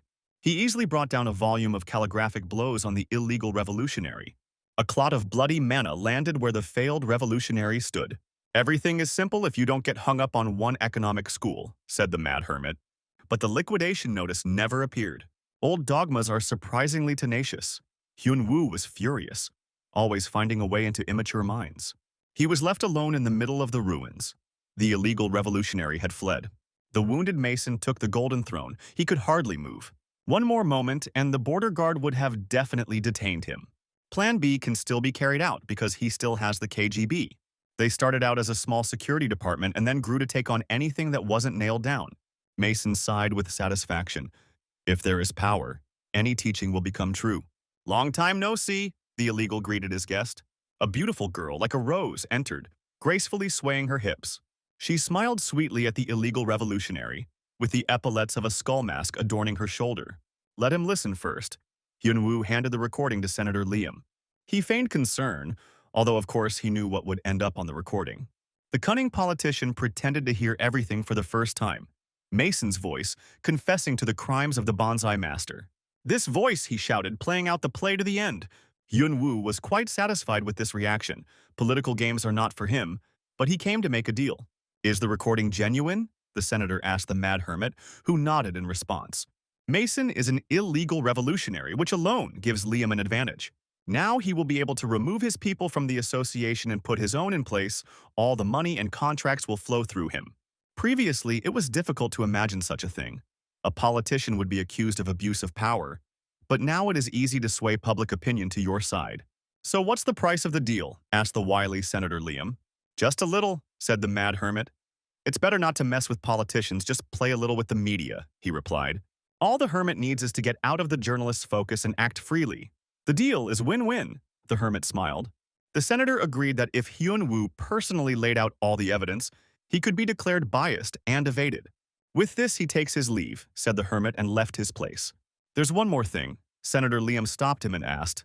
There was a huge mana explosion in Mason's house that was shown on the news, the senator said. Is he dead or not? The cunning politician asked bluntly. All the circumstances of the deal still need to be clarified. Hyun-woo sighed. He was easily seen through. Dealing with politicians is not easy. No, said the hermit. Not yet, he clarified without a waver in his voice. The Empress's bloodhounds combed through all the debris in the surrounding area, but found no trace of the escaped illegal immigrant. After the death of an illegal immigrant, a notification always comes, but this time there was none. It is unlikely that this is a system failure. Hyun-woo was finally tired of thinking about politics. He should kill the illegal as quickly as possible and forget about everything, the hermit decided. I'm counting on your help in my search. He wanted to finish but was interrupted by a system notification. The system just credited him with the liquidation of an illegal revolutionary. Rose walked confidently past the secret agents, holding a sword in her hands. You look tired, he said to the illegal revolutionary. There is one person that needs to be taken care of, he said, and told her the name Kim Hyun-woo. The girl was stunned when she heard it. That's how, without changing her tone, she calmly answered the illegal immigrant. But there is nothing to worry about, said the illegal, because they have Rosa and the KGB. No, that's not it, the sweet girl interrupted the idiot's boastful nonsense. And she made a small stab with the sword in the chest area. The sweet girl leaned towards him to assess the consequences.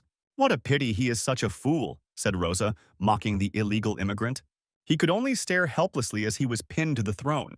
What the hell are they doing when something like this happens? Mason looked at the agents. What are you doing? He wheezed through his leaky lungs. Detain him immediately, the illegal immigrant gurgled. Seize, quarter, wheel, and other uncultured words escaped his bloody lips. But the agents did not budge, betraying their boss. Why? Wheezed the illegal revolutionary, the unfinished counter-revolutionary, grabbed the girl by the collar. She easily waved it off. What was he thinking? Asked his agent Rose.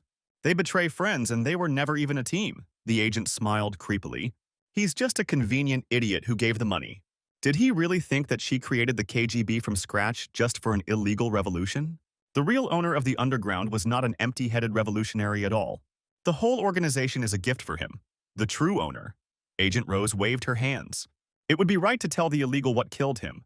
Rose grabbed the hilt of the sword, and with one movement she cleared the way for the flow of blood from the wound. It's simple. He tried to eliminate her real boss with her own hands. The illegal immigrant rested in peace, his lifeless body slumped on the throne. Hide all the evidence, the girl ordered the agents, including the furniture to record in the case. He tripped on a knife, but the body disappeared without a trace. The girl thought even more simply, no body, no matter, remembering the teacher's words. So he really is an illegal Jedi. He will evaporate if you chop him up. The agent confirmed her suspicions. She gently touched the shoulder strap of the skull mask, something he would not have to deal with. She will help the master eliminate everyone who stands in his way, the girl thought tenderly. There was no doubt about it. The white-haired android confirmed everything. Len Ying was dead. He blamed the system, but it seems there was no error, since they even gave him a promotion. It's good that the frag wasn't taken, but Hyun-woo wondered what happened. Did he die on his own, or did they help him? That is the question. The mad hermit rubbed his beard. Who cares? Even if he himself ran into a knife while making sandwiches, the border guard sprawled out. There are no more hidden illegals, he asked Av, and she agreed. Since he was about to leave, but the girl stopped him. Was it really for games again? The hermit asked. No? The embarrassed android pouted, looking away. But she didn't let go of his hands and quietly pulled him towards the laptop screen. This is what the android pointed with his cute finger at the advertisement for VR glasses. The extortionist thought, Hyun Woo. The android said that it could work better, continued to hack the hermit's cuteness. And how can you refuse a child? Hyun Woo sighed upon hearing the request. A few days later, the homeless emperor was met by a candidate for concubine. To the entrance to the labyrinth, said the mad emperor to the driver, scratching the cat behind the ear. What if the others are not ready? The satisfied student asked him. One will be enough, the emperor answered briefly, causing the student to blush. The master will appoint her as the main wife. The satisfied student began to daydream. Hyun Woo read the news quite a bit. Not much time passed, and the cunning senator had already decided everything. This problem is solved, thought the mad emperor. Otherwise there has been so much to do lately. The hermit took Mangaka's footcloth from his pocket. Progress on the lock was slow. Kai, my sweet, squealed the stupid goblin with open arms, to get punched in the inhuman, impudent face at that very second. The hermit was surprised at how nasty the monsters had become. And there are still many damned perverts here. The mad emperor was surprised. A devoted student volunteered to disperse all the enemies. But the emperor refused. He himself wanted to give the rubber mugs a slap on the wrist. It's time to pump up on the boars, he said, and rushed at the stupid mobs. The genocide of the green non-humans ended with a couple of powerful attacks, while the rest of the raid group quietly smoked on the sidelines. So Tona, Kwon So said admiringly. Cute So Yeon also couldn't get used to this fact, even though she had long known about the hermit's power. Even if we all were together in this narrow passage, it wouldn't be easy to fight off the perverted trolls, thought the cautious Shiken. Maybe that's the difference. The hermit always drags the rink solo, the hunter reasoned. Boss, the squad's overjoyed loader addressed Shiken. He thanked them for taking him along. The guy was recording the entire raid. A crowd of people came running to his broadcast with the crazy hermit. Even the cautious Shurkin was surprised by such a number. Their friend had become too popular. The mad hermit raised his hand and declared that he was going up. He had already leveled up. The stupid mangaka's footcloth was opened if you filled the bar with killing monsters. The cautious Shurkin asked the couple of madmen how they would climb up if he didn't have a map and couldn't read them. The mad hermit glanced quickly at the student, but she pouted and turned away. Student, the mad teacher addressed her, but she shyly hid her gaze. It's clear, Hyunwoo said to the crazy student. Just like the teacher, he understood. They were rescued by a part-time loader blogger. Although his payment for the raid was not full, he agreed. No problem, the guy said, because he works as a loader for fun, and he makes real money from streaming. The prisoner was awakened by a bucket of cold water thrown in his face. He found himself in the middle of the interrogation room, chained to a chair. Who knows why they're keeping him here, said the agent in dark glasses in the basement. They said to interrogate him, and they're interrogating him. An elegant girl entered the interrogation room, and Agent Rosa herself went down to the detainee. We are breeding counter-revolution. We are confusing immature minds. Therefore, she stood over the prisoner, we are discrediting the name of the leader of the party. The leader, the nasty little reporter blurted out in surprise. Discrediting the name of the leader, he asked again. Is it really about Kim Hyun-woo? The journalist was horrified. Agent Rosa approached the switch with a sweet face. A good interrogation, a guarantee of a sincere confession. How good that he understood everything, said a sweet voice, and clicked the switch. Have mercy, I swear on my mother it's not my fault, the wall newspaper worker screamed in pain and horror. Liar, said Agent Rosa, and who wrote nasty philippics, invented poems, told jokes about the leader. You say that you don't know anything, but you yourself were warned that everything should be submitted to the Censorship Commission first, the agent continued. Censorship, the independent media worker was surprised. But what about freedom of speech? An all-seeing eye looked at him from the girl's collar. Big Brother is watching you. A terrible motto surfaced in his memory. A few days ago, in the editorial office, he asked the question, Isn't all this suspicious? Where has the free press gone? Isn't Kim Hyun-woo too heroic? He asked his colleague. Nothing surprising, he said. The employee, a hero guy, stopped the bonsai master. Yes, all the articles are commissioned. There is no criticism. Total one-sidedness. Citizens should see different points of view, the little reporter insisted. Don't interfere, he heard from his colleague. The slower you go, the further you go. Freedom of speech is a fiction. Write what people watch, what they pay for, chase the hype. Otherwise, you'll be left with nothing. The colleague confidentially slapped the journalist. But is this honest journalism? Democracy? Freedom? The little reporter was indignant. What kind of tattoo is that? He wondered, looking at his friend's neck. I did it recently, he answered sheepishly, adjusting his collar. Now I remember, Agent Rose smiled. Freedom of speech is when it is against whom it is needed. But about the leader, please write whatever we say. Double standards, the idealist reporter was horrified, but why was he asking? Isn't it the duty of the secret services to ensure that there is order in the state? Asked the agent with a sweet face. The mangaka's footcloth is now ready for use, but only once, since he did not become illegal, which means the effect is not perfect, the hermit read. Use the electrophoresis sword, the system suggested. I'll be away, the mad emperor informed his student. I'll be back when I return. He needed to visit an old friend, he told his devoted student. The portal worked perfectly and threw the hermit into an unknown place. He looked at his hands in surprise. It was impossible to take anything from the outside here. The mad hermit felt a presence behind him. The hermit turned around. The same guy was standing there, alive and well, as if nothing had happened. The fifth-class electrician, illegal electrophoresis, stood with his back to him. The warrior noticed the intruder and turned around, looking at him seriously. The 8th floor was ablaze. The dragon Smaug lay on the ground with broken wings. The winged lizard coughed up blood from its torn entrails. And that's all he can do, the enemy mocked. I thought you were a guard, said the monkey with a cockroach mustache on his hat. Heh heh, laughed the missing link in human evolution. What animal are you? Asked the monkey. The dragon Smaug. The animal himself, the hominid answered. Now he will show all his strength. Look carefully, cold-blooded, the monkey boasted, taking out a stick. Now I'll take this stick and beat you, and then I'll skin you, the evil monkey boasted, introducing himself as the Monkey King. Hyun-woo caught Thunderbolt off guard, who barely had time to put on his pants. As soon as he sat down to relieve himself in the bushes, Electrician Chong-ma was surprised. The mad hermit was surprised. This was not what he expected to see upon arrival. Normal people go to the toilet, thought the crazy hermit. They didn't teach you to knock when you come to visit, the electrician asked the intruder. Who knew that even in virtual space there is nowhere to relieve oneself? The hermit was indignant. But the electrician remained indifferent to the senseless excuses. Turning on Sherlock, Hyun-woo realized what had happened. He had been sucked into Electrician's hard drive, and the key turned out to be Master Bonsai's footcloth. He was heading here for martial arts, and since Electrician was here, he could teach him. The humble disciple greets the master. The mad hermit hits his fist with his palm. You should be ashamed to talk about modesty, Chong-ma reproached the hermit. Sensei, teach me everything you know, Hyun-woo insisted, but was refused. Who would want to train the border guard who detained him? The mad hermit understood. Shifu, please teach me, the hermit said, gritting his teeth. Get lost! The proud electrician snapped his last thread of patience. First he won with cheats, and now he came to study, the master reproached the hermit. Well, just a couple of cheats, what's the big deal? Hyun-woo was genuinely surprised. Who needs this hardcore? Said the crazy hermit. Your set of cheats has not changed. The electrician assessed at first glance the path of the hermit's mana. Perhaps just a little, he added. Cheats or not, defeat is defeat, Hyun-woo countered, and he can do it again. What nonsense, said the warrior electrician.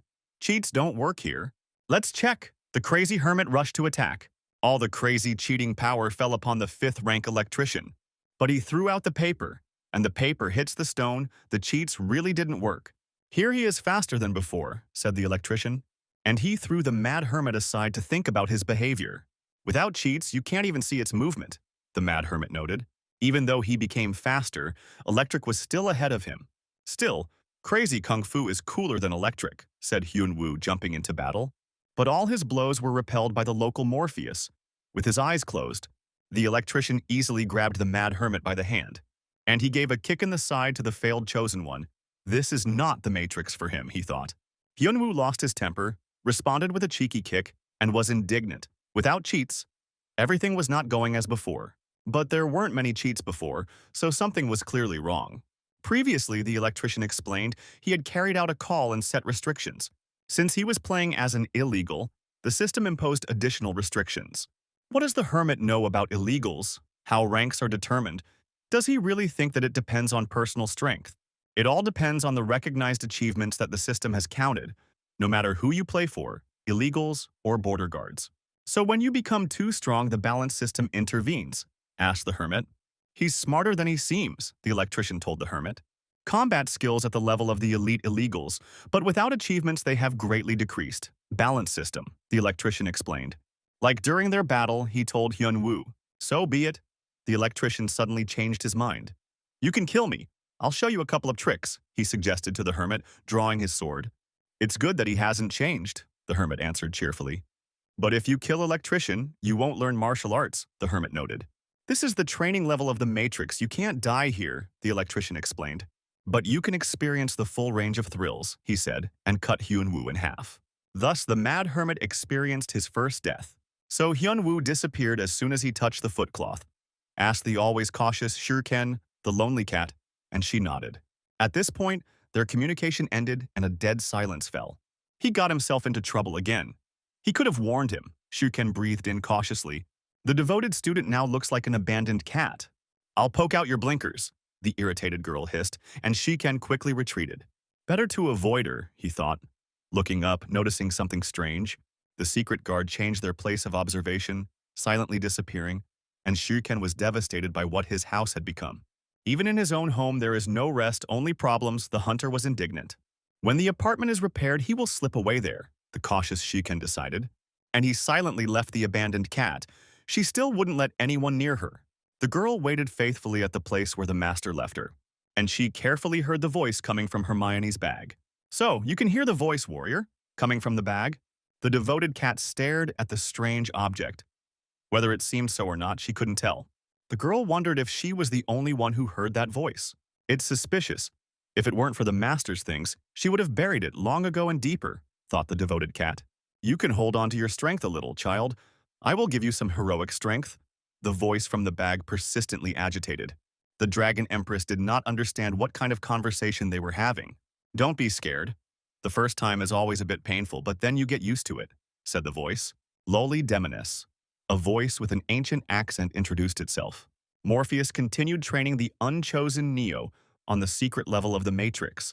The crazy cheater was always using dirty tricks, but each time to no avail, electrician could not be taken by such tricks. Holding down the attack button does not mean fighting, the master criticized the hermit. And he chopped the mad hermit in half, like for a Greek salad. At this level, Hyun-woo could only rely on his own abilities. Why sweat in a game where you can quickly complete a level and learn the plot? The crazy nerd was indignant. How many times had he already passed this level? The hermit was indignant. He had already tried 100 times. "So this is a bonus level," the electrician smiled. "Just move on," he suggested to the hermit. "Don't you dare underestimate the power of Korean nerds." The crazy hermit clenched his fists. "Didn't you understand?" answered the electrician. "He won't pass this level." Hyun-woo thought, there will be no reward, no achievements either except maybe a checkmark on the list of credits.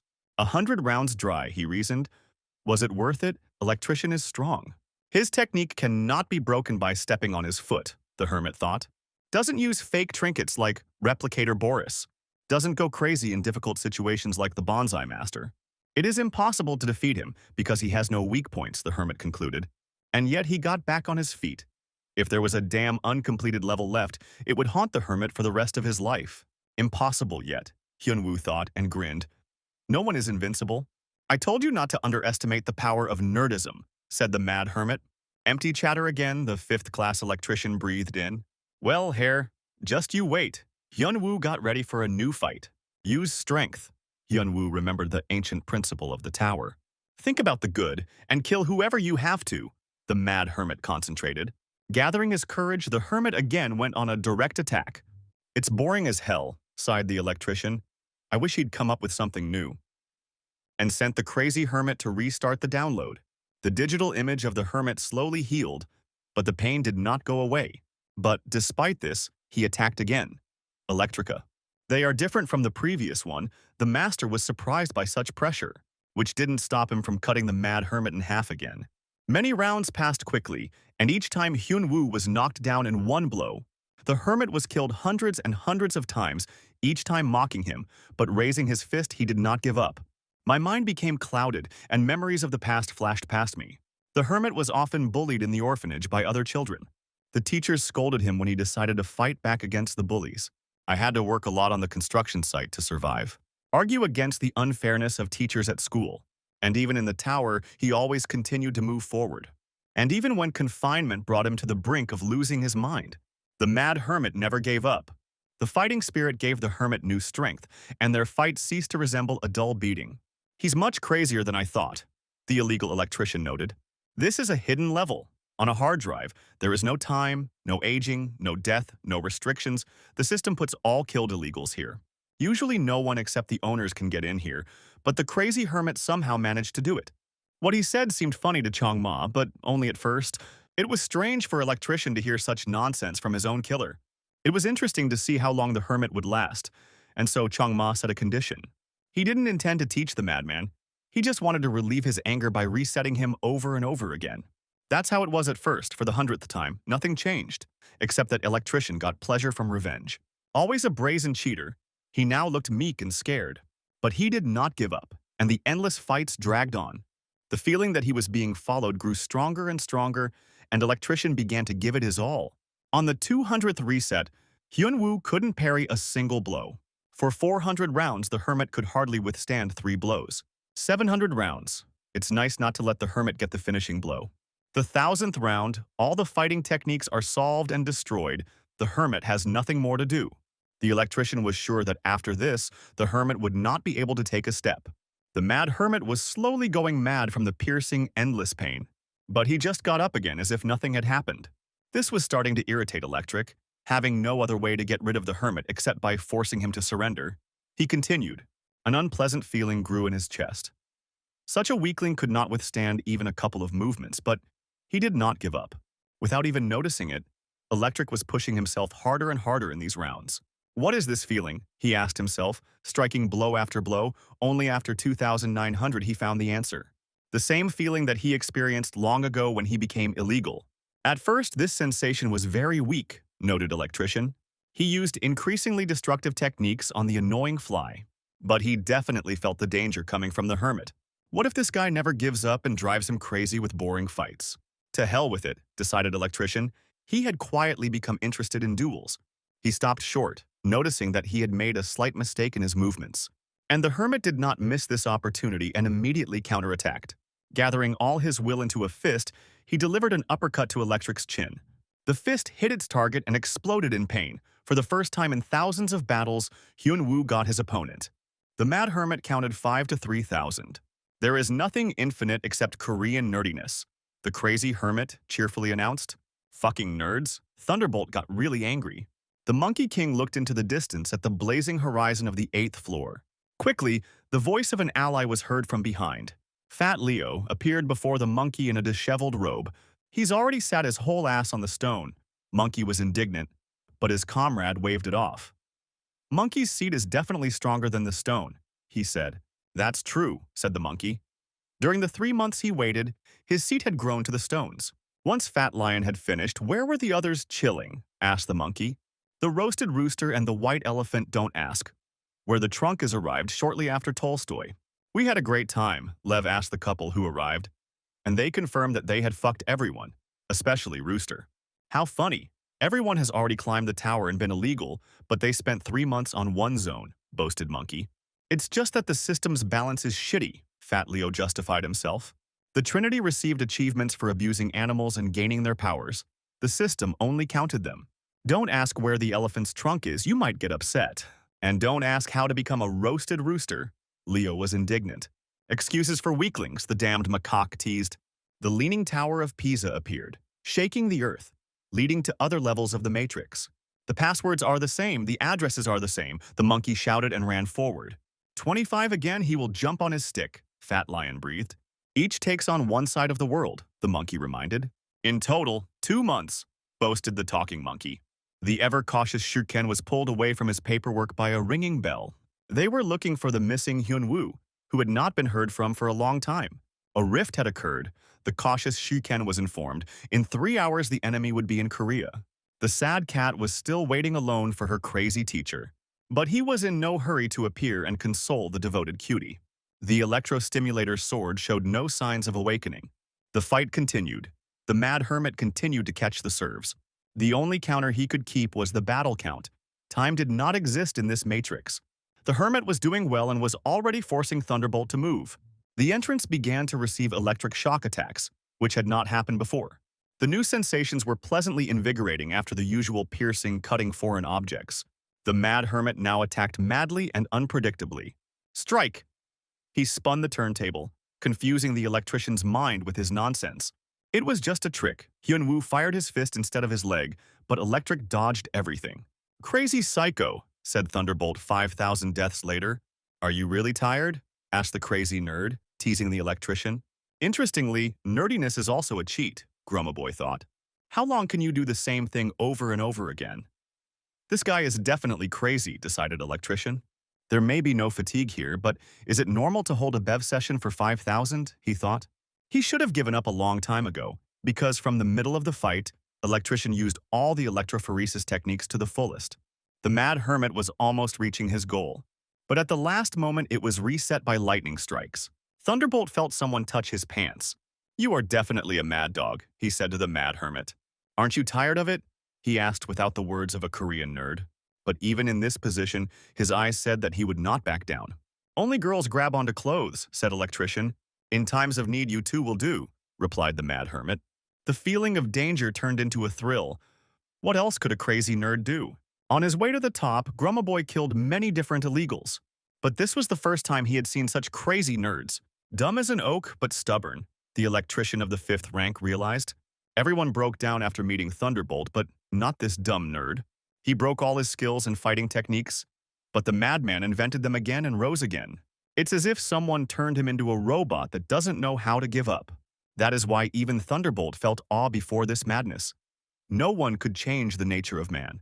Sooner or later everyone gives up, thought the 5th grade electrician. Shadow Step noticed the technique of the Hermit Thunderer. He had seen something like this somewhere before. The warrior once again easily dodged even a high-level attack. He had seen this thousands of times. 3 steps must be taken to complete it, said the electrician of the 5th rank. Hyunwoo froze. For the first time in so many fights, he received advice from the master. Hundreds of discharges struck one point in a bright arc of electricity. Martial arts are not buffoonish movements and loud words. Get to the root, he taught the crazy nerd. Focus on the basics. Forget the complicated names, said the 5th grade electrician. Simple copying will not help with electrophoresis techniques, the master explained. What is important is not copying lightning with mana, but keeping it in the mana itself. The hermit exchanged the 8,000th zeroing for advice. When lightning is inside mana, all you have to do is give it the desired shape. The discharges evaporated Hyunwoo's body, leaving large bald spots in her image. He had already lost count of how many resets had taken place. Each step was like water, and different from the previous one. These are real martial arts, the mad hermit realized.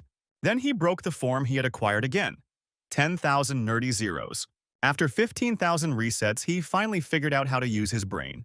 The mana in each cell creates lightning, from which dozens of other techniques emerge. And they all merge into one technique of the god of electrophoresis. The last step, having studied the form, is to break it, the master electrician instructed. Previously, Hyunwoo would have said that all of this was made-up nonsense to add mystery and importance to simple truths. After all his teachers were images from books from which he drew the power of the absurd. But now he finally understood the true meaning of real martial arts. Their battle, which had died down, flared up again. Both were equal. There was a commotion in the center of the Korean Association. They were late in reacting to the invasion. Senator Liam took over and led the defense from the bunker. When the first disaster appeared, he was not worried because he had hope for Kim Hyun-woo, but then 3 more appeared. The situation was dire everywhere. The S-rank hunters could do nothing, the secretary reported. We need to prepare for the worst, Senator Liam realized. Even if there was no connection with Hyun-woo, there was no need to worry about Korea, the senator reasoned. Hyun-woo has left, a cautious Shu Kyung informed his friends. You can assume that he is on another planet. He hid it for a month, but it won't come out anymore. To stop the disaster, we must rely on our own strength, said the ever-cautious Shiken. What will the Dragon Empress do? Shiken asked his loyal disciple. For the first time, the girl looked at the hunter as something other than just empty space. 15,000 zeros, the Korean nerd counted endlessly. They exchanged hundreds of blows without Hyun-woo being cleared. He no longer died, and they could clash as equals. His mastery of mana reached perfection. The halo behind his back turned into a raven. The crazy electrician looked pleased with the result. This form embodied the essence of his martial arts, the halo and the wings. Now the mad hermit was pressing the 5th-class electrician. Surprisingly, this did not hurt the pride of the god of electrophoresis. He enjoyed the fight on equal terms, something he hadn't experienced since he had become a little stronger. The Mad Hermit used both ranged and melee attacks. His expression had not changed since he started this climb. The face of a crazy nerd, if you suffer for a long time and then fail at something? The god of electrophoresis wondered what kind of monster he had raised in these battles. However, what difference does it make? I'll finally get some rest from endless fights, thought Thunderbolt. The full force of his technique, performed by a crazy nerd, opened up above him. This is the way, thought the electrician of the 5th rank. Hit it now, don't delay. But the fatal blow only slightly rustled a strand of hair. After 15,000 resets, the hermit stopped. Why didn't you finish him off? Thunderbolt asked him. The hermit turned around. He rubbed the hair on the back of his head shyly, thinking about what to say. How can a student show such disrespect to a teacher? The hermit asked. What? Said the Thunderer. I don't remember when I took a nerd as an apprentice, he asked. Since that's all, let the people rest, Master Changma waved his hand. Even if he asked to stay, he would still leave heartless, leaving Hyunwoo as the last one. And yet, the Mad Hermit thought to add, thank you, teacher, even though you are an asshole, he blurted out, dissolving into the light of the portal. What a bastard, thought the 5th-class Master Grumma Boy. Crazy Korean nerd, he'll tire the dead, he said after him. The student, after all the data had been reset, in the infinite matrix, wasn't so bad, thought Changma. The association's troops met the disaster at the very fault line and prepared the first line of defense. Finally, the rift cracked and someone emerged from the portal. The bird is climbing out, I repeat. The hole has opened. Oh, the hunter commander creaked into the radio. The cannons fired their first salvo at the target. It was difficult to understand what the huntress meant, so they decided to just shoot. Rockets and shells rushed towards the lone target that had left the portal. A huge ball of fire appeared in the sky as they all hit their target. The dummies stood waiting for the results of the artillery preparation. What a warm welcome, a mocking voice was heard. I planned to quietly clean everyone out, but there is no need to hold back, said the monkey with the cockroach mustache. Mayday, Sos, Monkey Lord Nish kaput first, Stein. The commander chattered into the radio in panic. The bird broke out. She did not finish speaking. Since Monkey took the radio anyway, no one understood her orders. Let's clean out the weaklings first, the macaque boasted. Grow up, the Monkey King shouted cheerfully to his stick. The roasted rooster landed in Thailand, and in the midst of the chaos he caused. Such a simple floor, he said, folding his chicken wings. What kind of feathered misunderstanding is this? The rooster heard. And I saw a guy in front of me in sweatpants and flip-flops. What kind of madman dared to approach the great sage? Hyunwoo heard. First I'll kill you, then I'll roast you, shouted the roasted rooster. But the Mad Hermit did not listen to the senseless clucking any longer. I just returned, and here the roosters pestered me. The crazy hermit was surprised. Now the border is crossed with chickens, he asked the animal. The rooster thrashed under the electric shock. The arrest was a success. The Mad Hermit incinerated the firebird with electrolysis. A notice about the detention of an illegal chicken immediately appeared.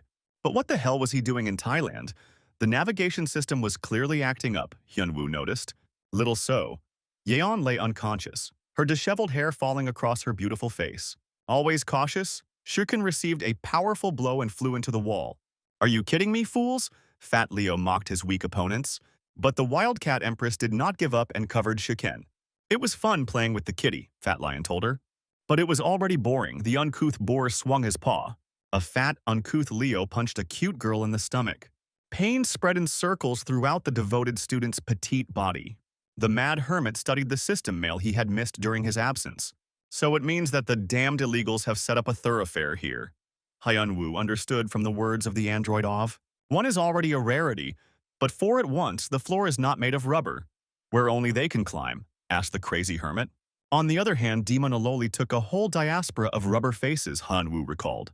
There is a high probability that these illegals also have a gang leader, the android calculated. A strong illegal, he can take Ocean's friends into his team and cross borders together. One of the 3, of high rank, the Mad Hermit concluded. The silver-haired girl leaned in to confirm his conclusion. The hermit thought to ask how he ended up in Thailand, but the time was not right. And where is their leader? The hermit asked, and the girl pointed to the map. The USA. Hyunwoo looked at the location of the 3 and figured out in what order to eliminate them. The hermit thought that getting to their leader and destroying him would be as easy as pie. If he goes to the US, his friends in Korea will kick the bucket. On the other hand, there is a faithful disciple, thought the Mad Hermit. On the other hand, The girl is no match for the illegal immigrant.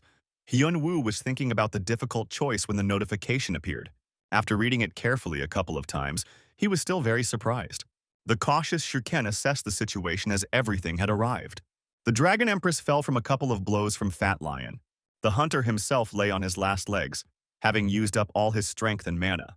And where only Hyun-woo wears, he regretted in a moment of weakness. But suddenly, he threw these thoughts aside. What was he thinking about? He himself decided and persuaded others to fight for their home with their own strength. It is not the fault of the mad hermit that the friend in his retinue is simply a weakling. The Dragon Empress came to her senses and began to stir. Miraculously, the fragile, refined girl was able to stand on her feet. Powerless even with the martial arts master, the girl thought.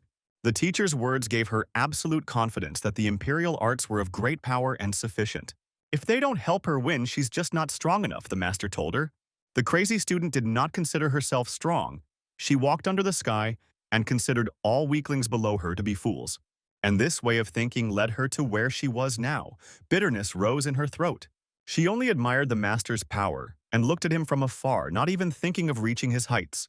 That's the end of the tale, and whoever listened is a fine fellow, sang Fat Leo. I will do you the honor, growled the uncouth boor who beats women. And I'll show you how to become fat, he continued, devouring hundreds of thousands of soldiers. The lion's roar sent the weakened Dragon Empress flying. The heroic strength is not enough for loans, the girl heard a voice from Hermione's bag. I see, came the voice, and the girl looked at the source.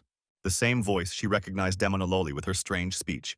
Keep the heroic strength, and you will be of help in the army, Demonololi persuaded. But the master told the student not to take sweets from strangers.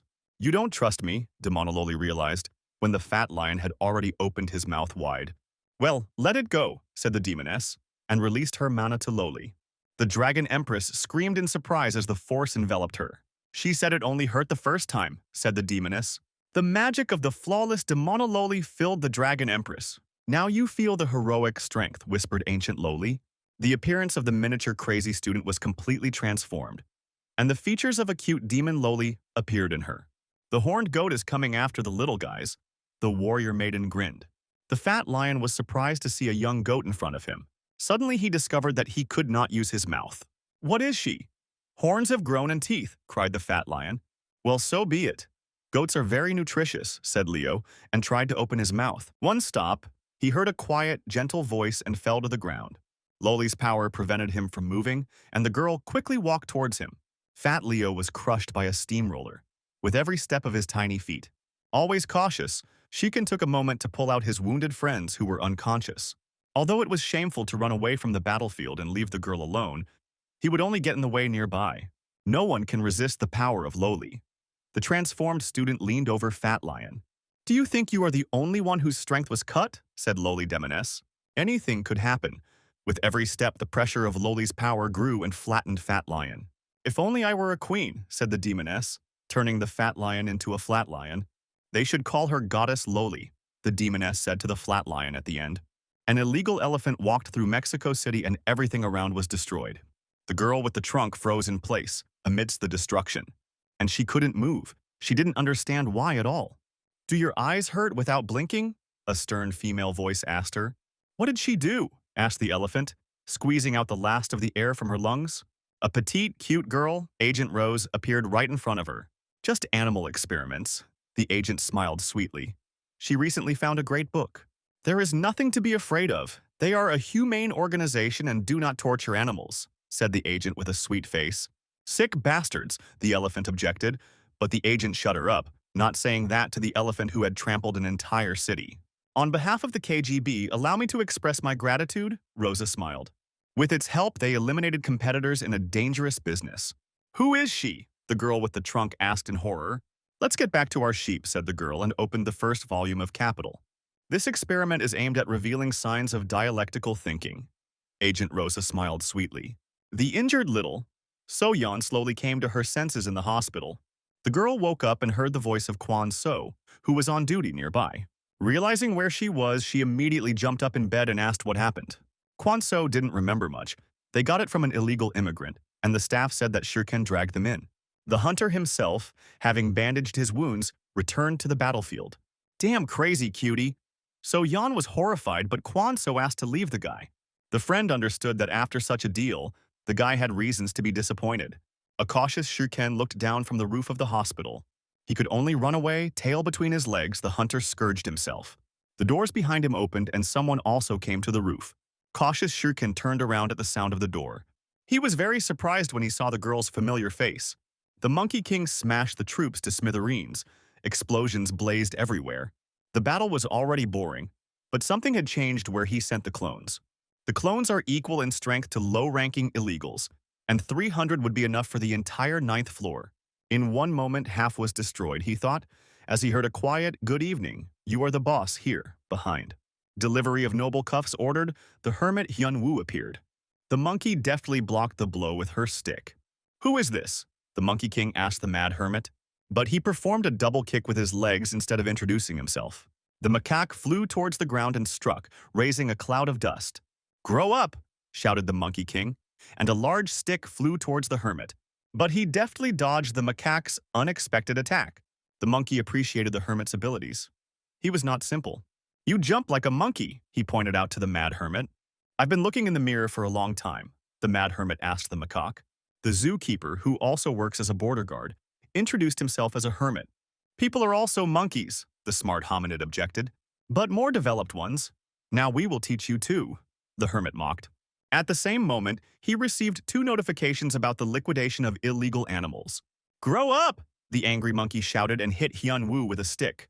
"Narustishishka," he blurted out when the mad hermit suddenly appeared nearby. And now Rusty again, the nasty monkey was playing with his stick. The stick rocketed him away from the mad hermit. In its place, a column of flame rose and engulfed the mad hermit. But from under the rubble, the enraged macaque was grabbed by the tenacious hand of a border guard. "A declaration must also be signed for animals," a state border control officer said. And he put a wet stamp on the entry denial form, the impudent monkey. "You'll end up in the monkey house," he told the illegal intruder. The impudent Monkey King could not tolerate such a thing. But the border guard was strong. "And that's all that a high-ranking illegal can do," the mad hermit mocked. And there was talk. The impudent monkey was upset and could not break away from the crazy hermit. The macaque then took up the fight on the spot, waving his telescopic staff. "Damn monster, where did he just crawl out of? The impudent illegal has completely lost his bearings." "There's nothing to be done," said the macaque, and activated the second phase. Having released all of Rastashishka's power, the staff reached the low clouds. A huge bolt of fire flew towards the ground. The magical ranged attack flew right on target, but the mad hermit only grinned. And he gathered and released his mana in the form of a bloody crown. "What is this?" The impudent monkey was surprised. He was not the only one who had a second phase. Hyun-woo also knew how to control lightning and easily repelled the attack of the macaques. At headquarters, they couldn't tear themselves away from the spectacle and watch the screens, spellbound. Even Senator Qui-Gon watched with his mouth open as he watched what was happening. This is already beyond the bounds of normality. The cunning senator was stunned. Far away, the earth shook from the blows of real monsters. A crazy hermit was chasing an illegal macaque. But he deftly evaded arrest as befits a macaque. "Do you think you can hurt a Sith with lightning?" the mad hermit asked him. Bloody discharges of electrolysis flew towards the macaque. However, he managed to fight back with his paws and a stick. While the Monkey King was distracted by the lightning bolts, Hyun-woo crept closer, and he gave the impudent illegal animal a straight kick. The monkey rolled over the stone hummocks, tumbling comically. The monkey gritted his teeth, but he could do nothing. The mad hermit launched his mana at full capacity, activating all abilities. The fist of the divine long-armed man sent a wave of love to his smaller brothers. Increased mana. The skin of the unfinished macaque sparkled. A fiery wave of rays of goodness pressed back the impudent macaque. Hyun-woo examined the results of the finishing magic. The roasted macaque was not going to give up alive. He resisted to the last. The illegal monkey wondered where such a monster could come from on the 9th floor. "Not bad for a monkey," the mad hermit mocked the animal. "How dare he look down on the king of all monkeys, and therefore people too." The macaque lost his temper. A halo of mana lit up above his cap with a cockroach mustache. "Since I can't go higher, I'll take you with me." The Monkey King decided to fight for the last time. In all directions, clones, monkeys just like him, branched off from him. Each one is equal in strength to the weak illegal, and he has bred many of them. Hyun-woo was happy with such fun. After he left the hidden level of electrician, He could turn on cheats again. "Come closer, Bandarlog," he said in the voice of the wise Ka. The damned snake got out, and the monkeys rushed into the attack. Just what he needed, thought the mad hermit. Close combat is his specialty. The monkey cast 18 nuclear strikes. A ball of hot plasma turned the remains of buildings into dust. A monstrous shock wave of mana destroyed the entire city. The impudent macaque assessed the results of the ashes he had created. It worked, he wondered, after he had blocked his own view. The mad border guard flapped his wings and flew out of the cloud of dust. He landed easily and walked towards the impudent macaque completely unharmed. It didn't work, the Monkey King realized, but it was too late. The training of a fifth-class electrician was not in vain. Spending all your strength in one attack is the height of stupidity, Electrician taught him. Don't complain. Unwind it piece by piece and may the force be with you, he instructed. Hyun-woo waited until the macaque was completely exposed, and he scored a critical hit from close range with the final attack. Another nuclear mushroom rose over the remains of the city. The roar of 1,000 bombs exploding reverberated throughout the area. The flames heated the ground to red heat, and clouds of dust slowly settled. In the middle of the crater, there remained only one mad hermit. Hyun-woo exhaled after a hard run and scrolled through a bunch of notifications. He carefully felt himself for damage. His arms were fine. His legs, too. There were no problems with mana. This time, the illegal immigrant got off with little bloodshed, unlike previous times. Long training with a fifth-class electrician produced results. A pure victory was understood by the fist, a mad triumphant. What kind of rolling pin is this? He thought when he saw the familiar object. The Monkey King's staff, Rastashishka, can grow and copy itself, Hyun-woo read. There is a great use for this wand. The hermit chuckled contentedly. Grasping it tighter, he estimated the direction of the Hunters' Association. And shouting, Rastashishka took off like a rocket towards the headquarters. At headquarters, the crazy hermit was given a clean tracksuit. Not a bad design, the hermit, who had not changed his clothes for many years, appreciated the new item.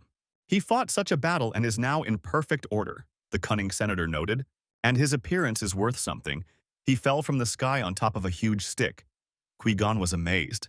So Korea didn't suffer much damage, Hyun-woo learned. By the way, there is one small request, the senator asked, taking advantage of the opportunity. Shi-kyung looked at the crazy couple. Together they were visiting the beautiful So-yeon in the hospital. The contented cat sat meekly, motionless, all in a fervent blush. Forget it, thought the cautious Shurken and asked out loud how the hermit got to the United States from Thailand. Just jumping, the hermit answered in a casual tone. Iron Man triathlon, heard? He asked his friend. This is generally legal. Cautious Shurken fell to the bottom of the test tube. But in fact, he was tormented by a completely different question. Cutie. So-yeon heard their conversation from the hallway. Shu-kyung asked about the special training that the hermit was undergoing in the Matrix. Could he also go through it? Asked the cautious Shurken, to his friend's surprise. Too weak, little So-yeon heard, and tactfully did not enter the room. She scolded her friend for leaving the hospital without healing his wounds and causing her anxiety. It was hard to accept himself as a weakling, the cautious Shurken justified himself. But the thing is that illegals are strong, said little So-yeon. Not only that, the hunter argued, she is also strong, remembering the Empress of Dragons, he clarified. Ah, cutie. So-yeon saw the fight on tape. It looked epic. Previously, Shurken could avoid this topic, simply attributing it to the power of a mad hermit. But now, Shurken realized, he had to learn to protect what was dear to him with his own strength. The beautiful. So-yeon just smiled, happy with her friend's growth. He looked so excited that she teased him about whether something good had happened while his friend was out. Cutie. So-yeon waited for her cautious friend to finish. He made up his mind quickly, she noted, thanks to Shaiken's efforts. The crazy hermit thought, it's great that his friend decided to grow up, but will he be able to cope with a fifth-class electrician? And will he want to teach him? If there is no rush, I will return the sword later, the hermit decided, and So-yeon entered the room, saying that she would be discharged tomorrow.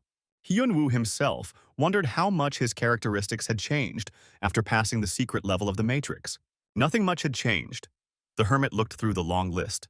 But what? The crazy reader shuddered, having reread it again. In the age column it said 118 years. The hermit improved the virtual room for the girl neural network. The system gave bonuses for detaining the illegal zoo, and it was possible to expand the virtual room. The girl was so overjoyed that the hermit suspected the net of self-interest. She, of course, denied that she was expecting new games more than his victories. After the secret level, the counter counted that he was a whole 118 years old. There were no glitches in the system, inside the time matrix, but the hermit's internal clock continued to tick. The time paradoxes are explained by the difference in the computing power of the matrix processors. At a hidden level, they were going faster, Av said. 100-year-old virgin, the mad hermit was horrified, but for that you wouldn't give an archmage enough. On the other hand, he had already gone through something similar in the training tower. The main thing is that the face hasn't aged. And everything else, you can live, the crazy hermit will decide. Is there any information about the tower's creator? He asked the android girl, and she clapped her hands and said that there was. Finally, the crazy hermit was happy after so much effort. The creator is the creator, the blonde blockhead rattled on. And then what? The hermit was impatient to receive an answer. The creator is the creator, the neural network repeated, obviously not understanding what was confusing the hunter. Okay, you're a fool yourself for hoping for a crooked system. The hermit resigned himself. But the girl was outraged by such condescension and screamed.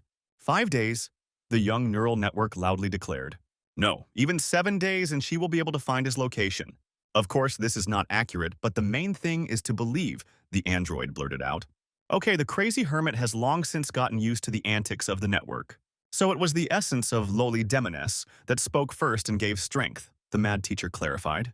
A new word successor has been added to the student status. Av warned him that the illegal force was still present on the 9th floor.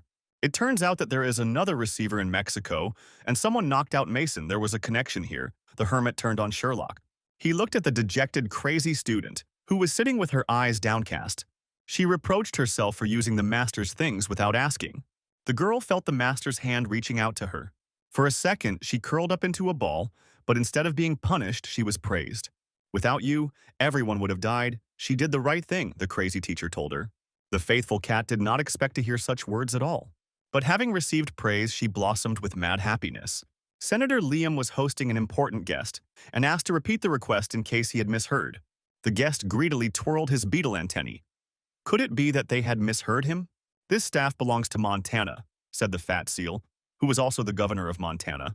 As a collector, it is not surprising that he was interested in the staff, but it was Kim Hyun-woo's loot, Senator Qui-gon said. But our union was also active there, the seal brazenly declared. It's enough to meet Kim Hyun-woo and figure it out. The fat dumpling rubbed his mustache cheekily. Senator Liam frowned. That was the problem. He had dealt with the mad hermit before. About me and without me, they entered the door without knocking. Liam jumped up, sensing trouble. Who wants his staff? Asked the mad hermit, looming over the fat carcass. Hunter Kim Hyun-woo moved his dumpling's beetle antennae. The hermit looked closely at the seated misunderstanding that had spread out across the chair. He handed over the staff for inspection and registration, as required by procedure. But they had already flocked to it like flies to honey.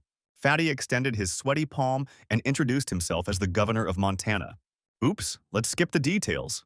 The hermit shut the impudent fat man's mouth. The story is about how he scooped up everything for everyone, and while he was away, someone decided to steal the loot. He understood everything correctly, said the hermit. In general terms, mumbled the fat, sweaty dumpling. There seemed to be a conflict of interest, said the master of diplomatic negotiations. Liam no longer knew who to call. Hyun-woo smiled sweetly. A smile can solve hundreds of problems.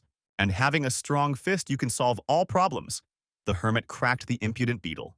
The fat cat didn't understand anything and poked the sausage towards the hermit. He won't leave it like that, the pig squealed. And then he immediately received an additional bonus from the master of aggressive negotiations. More questions? Asked the hermit. But the client was already sleeping peacefully.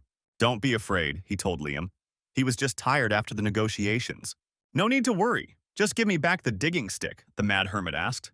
The next day, an agent showed up at the association's parking lot. What did your boss Evan say? The bespectacled agent asked the tired worker. He can't eat, he wants to shit in Hyun-woo's striped slippers. How funny, the agent grinned.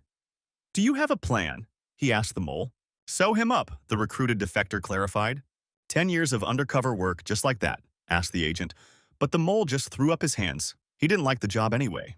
Of course, if you compare it to working here, the underground agent noted. All for the sake of our director and the KGB, said the bespectacled agent. Let her rule the world from the shadows. He read the organization's motto. The master bonsai's footcloth. The cautious Shuken was surprised as he examined the footcloth that had been used many times.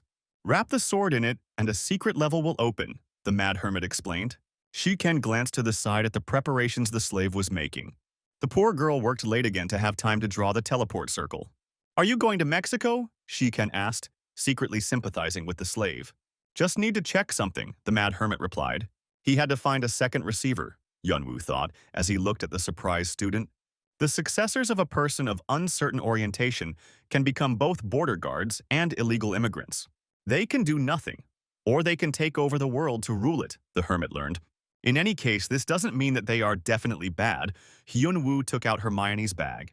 Now it's yours. He threw the stone with the essence of lowly demoness to the student. The girl immediately recognized the object that gave her strength. Use it as you wish, the mad hermit allowed his devoted disciple. It's good when there are many capable border guards, and there's no point in expecting betrayal from the student, Hyunwoo thought. You can be trusted, said the teacher, but the faithful and ardent student heard something of her own. When I get back, he left the satisfied cat drooling. Will you go straight away? Asked Hyunwoo, the cautious Shuken, to whom he gave the footcloth. Tell the electrician, said the hermit, to build himself a toilet and not go into the bushes. Hyunwoo walked through the ruins of the capital and thought about where to start his search. The migrant workers' magicians were already busy laying new tiles on top of the old ones. An agent in a three-piece cotton suit came into view. They were waiting for him. The agent bowed low. They know how to invite, the hermit noted. The all-seeing eye, the symbol of the organization, sparkled on the jacket. Let me invite you for a cup of tea, the agent suggested. The cautious Shurken took hold of the electrophoresis sword, and the hidden level actually appeared. To be or not to be? Am I a trembling creature? The hunter wondered. He just recently fixed up his apartment, and now he's leaving it again. He has a bad character, like a real fifth-class master. He drinks a lot of vodka, Hyunwoo warned. Shiken pressed the button and went to the level of alcoholism nerds. He was transported so quickly that at first he didn't even understand where he had ended up. Everything felt real, and it really was a matrix, the cautious Shurken realized. Just when I was in a rush, the guests came. The hunter heard a voice. The drunken electrician of the 5th rank looked menacingly at the uninvited guest. And indeed, he recognized the cautious master Shiken. But what can he say? I want to become a drunken master, the cautious Shurken blurted out. Any fool can become drunk, Changma breathed in, but not everyone can become a master. But wait, how is he related to the crazy nerd? Electrician asked, and Shurken nodded. Korean nerds, the drunk electrician shouted in his heart. I just dumped one, and another one showed up, and the master got angry at the courtyard checkpoint. There's definitely no point in asking about the toilet, the cautious Shuken realized. There's no vodka, the electrician said sharply. You can go home. You still don't know how to relax in a cultured way. You only know how to get drunk like a pig, answered the electrician. Shiken was horrified. He definitely came here for a new discharge. After all the torment, he could not retreat and leave with nothing. Let's have a little drink just once, the boy pleaded. The discharge is very necessary. Please teach me, master, the cautious Shuken blurted out. If he doesn't agree, the hunter promised, he will sit here and watch. Just like a Korean nerd, he also wants to wear me down. The master got really angry. But since you ask so, we will do the same. You will drink to the point of unconsciousness until you learn the power of vodka and cultural recreation, Shuken heard the answer. Maybe then you'll upgrade your rank, said the electrician and opened the first bottle. You drink the first flask in one gulp to the bottom, said the master. That's how you feel your eyes opening, and the clarity of vision, the world becoming more beautiful, asked the electrician. Tea with the boss, you say, the mad hermit was considering the proposal. And if you refuse, he asked the agent, what will you do then? Then we'll have to leave with nothing, the agent said, leaving the choice up to Hyunwoo. The agent spoke coherently, even if you tried. But he wouldn't say anything new, the hermit realized. It didn't look like an ambush, the mad hermit decided. Besides, most likely the android girl was talking about them. Hyunwoo agreed, and the agent led him to the headquarters, the entrance starting from the golden elevator. The hermit was surprised by such luxury, just for an ordinary elevator. An entire castle resembling a cathedral awaited them underground. As soon as the door opened, agents lined up on both sides and bowed in respect. Even the experienced mafia boss was taken aback by such a nice greeting. The master was waiting for you. The hermit heard and saw the girl smelling of roses. A sweet beauty with purple hair smiled tenderly at him. This is how the meeting of the stunned, mad hermit took place. Although a Sith is only allowed to have one apprentice, he took 2 apprentices, ignoring all the tower's regulations. One of them is Mi Ryung, a wildcat and the Empress of Dragons. He was lost in memories of the old years when he wandered around the Tower of Learning. A weak girl was attacked by her former comrades. They wanted to kill her to raise their characteristics. At the last moment, the girl was saved by an unknown hermit, and he sent the good-for-nothings out to get some fresh air, which saved the little girl. So he became the hero Hana-rin, or Agent Rose in reality. They had an unusual relationship, the Mad Hermit recalled. The girl turned out to be a good conversationalist. Of course, he trained her no worse than the wildcat Mi Ryung. The little girl spent a year and a half with the hermit so easily and carefree, until she cleared the tower, promising to prepare everything as a parting gift. So she killed Mason. The hermit listened to Agent Rose's story. "And what about the castle underground?" asked the Mad Master. "What is it for?" "Didn't the master say it would be cool to build one like this?" Agent Rose reminded him. "Everything else is ready too," the girl sang in a sweet voice. 200 hectares of American land. Headquarters in every European country, casinos, and money for the rest of her life. She continued to bend her fingers. But when he said that he wanted this, the Mad Hermit forgot. There was one similar conversation, however, when they were rafting down the river. "What would he like?" the beauty asked him, and the hermit answered that a lot of things. "Get enough sleep, don't work, live like a rich man," he answered dreamily. "And also a castle, a casino, a harem." Not in life, she remembers. The Mad Hermit realized reality. The girl laughed with satisfaction. She liked the teacher's reaction. To remove all doubts, Hyun-woo used his telepathy skill on the girl. Whatever the master wishes, he saw her secret thoughts, the same as those of a faithful cat. Yes, she is also out of her mind, the Mad Hermit realized. But once things were sorted out, the girl was now the successor after Mason's murder and the acquisition of the first volume of Capital. "What are they going to do with all the power they have now?" he asked Agent Rose sharply. "The problem is that she has an unclear orientation, whether she is a border guard or an illegal immigrant. Even the system can lie. If the girl betrays him, he will have to deal with her. All my powers are only for the master." She gave a simple answer, which discouraged the hermit. "So she killed the last illegal elephant too?" asked the hermit, lounging on his throne as usual. "I checked a couple of possibilities of Marxist ideology," the girl answered. "The city in ruins had a hard time," asked the mad teacher. "This is part of a long and bold plan," the hermit heard. "You said it yourself. You want a whole city? And now there is space and resources." She presented the whole world in the palm of her hand. "So now you can give free rein to your imagination, master," Agent Rose beamed, "and play Sim City." Crazy student number 2 sparkled with happiness. Yes, she is even more crazy than Mi Ryung, the hermit decided, and cooled Rose's hot ardor. They hadn't met before because the girl wanted to prepare everything. And working with the media was also her business, the hermit learned. Totally crazy, Hyun-woo decided, watching the girl wag her tail contentedly. "And why are the students like that? When he is completely normal," the crazy hermit lamented. "That's all, I take my leave," the homeless emperor told her, and left the throne. "And what about all this that she had prepared?" asked Rose, to which the hermit waved it off. "Look later." The girl quickly understood everything.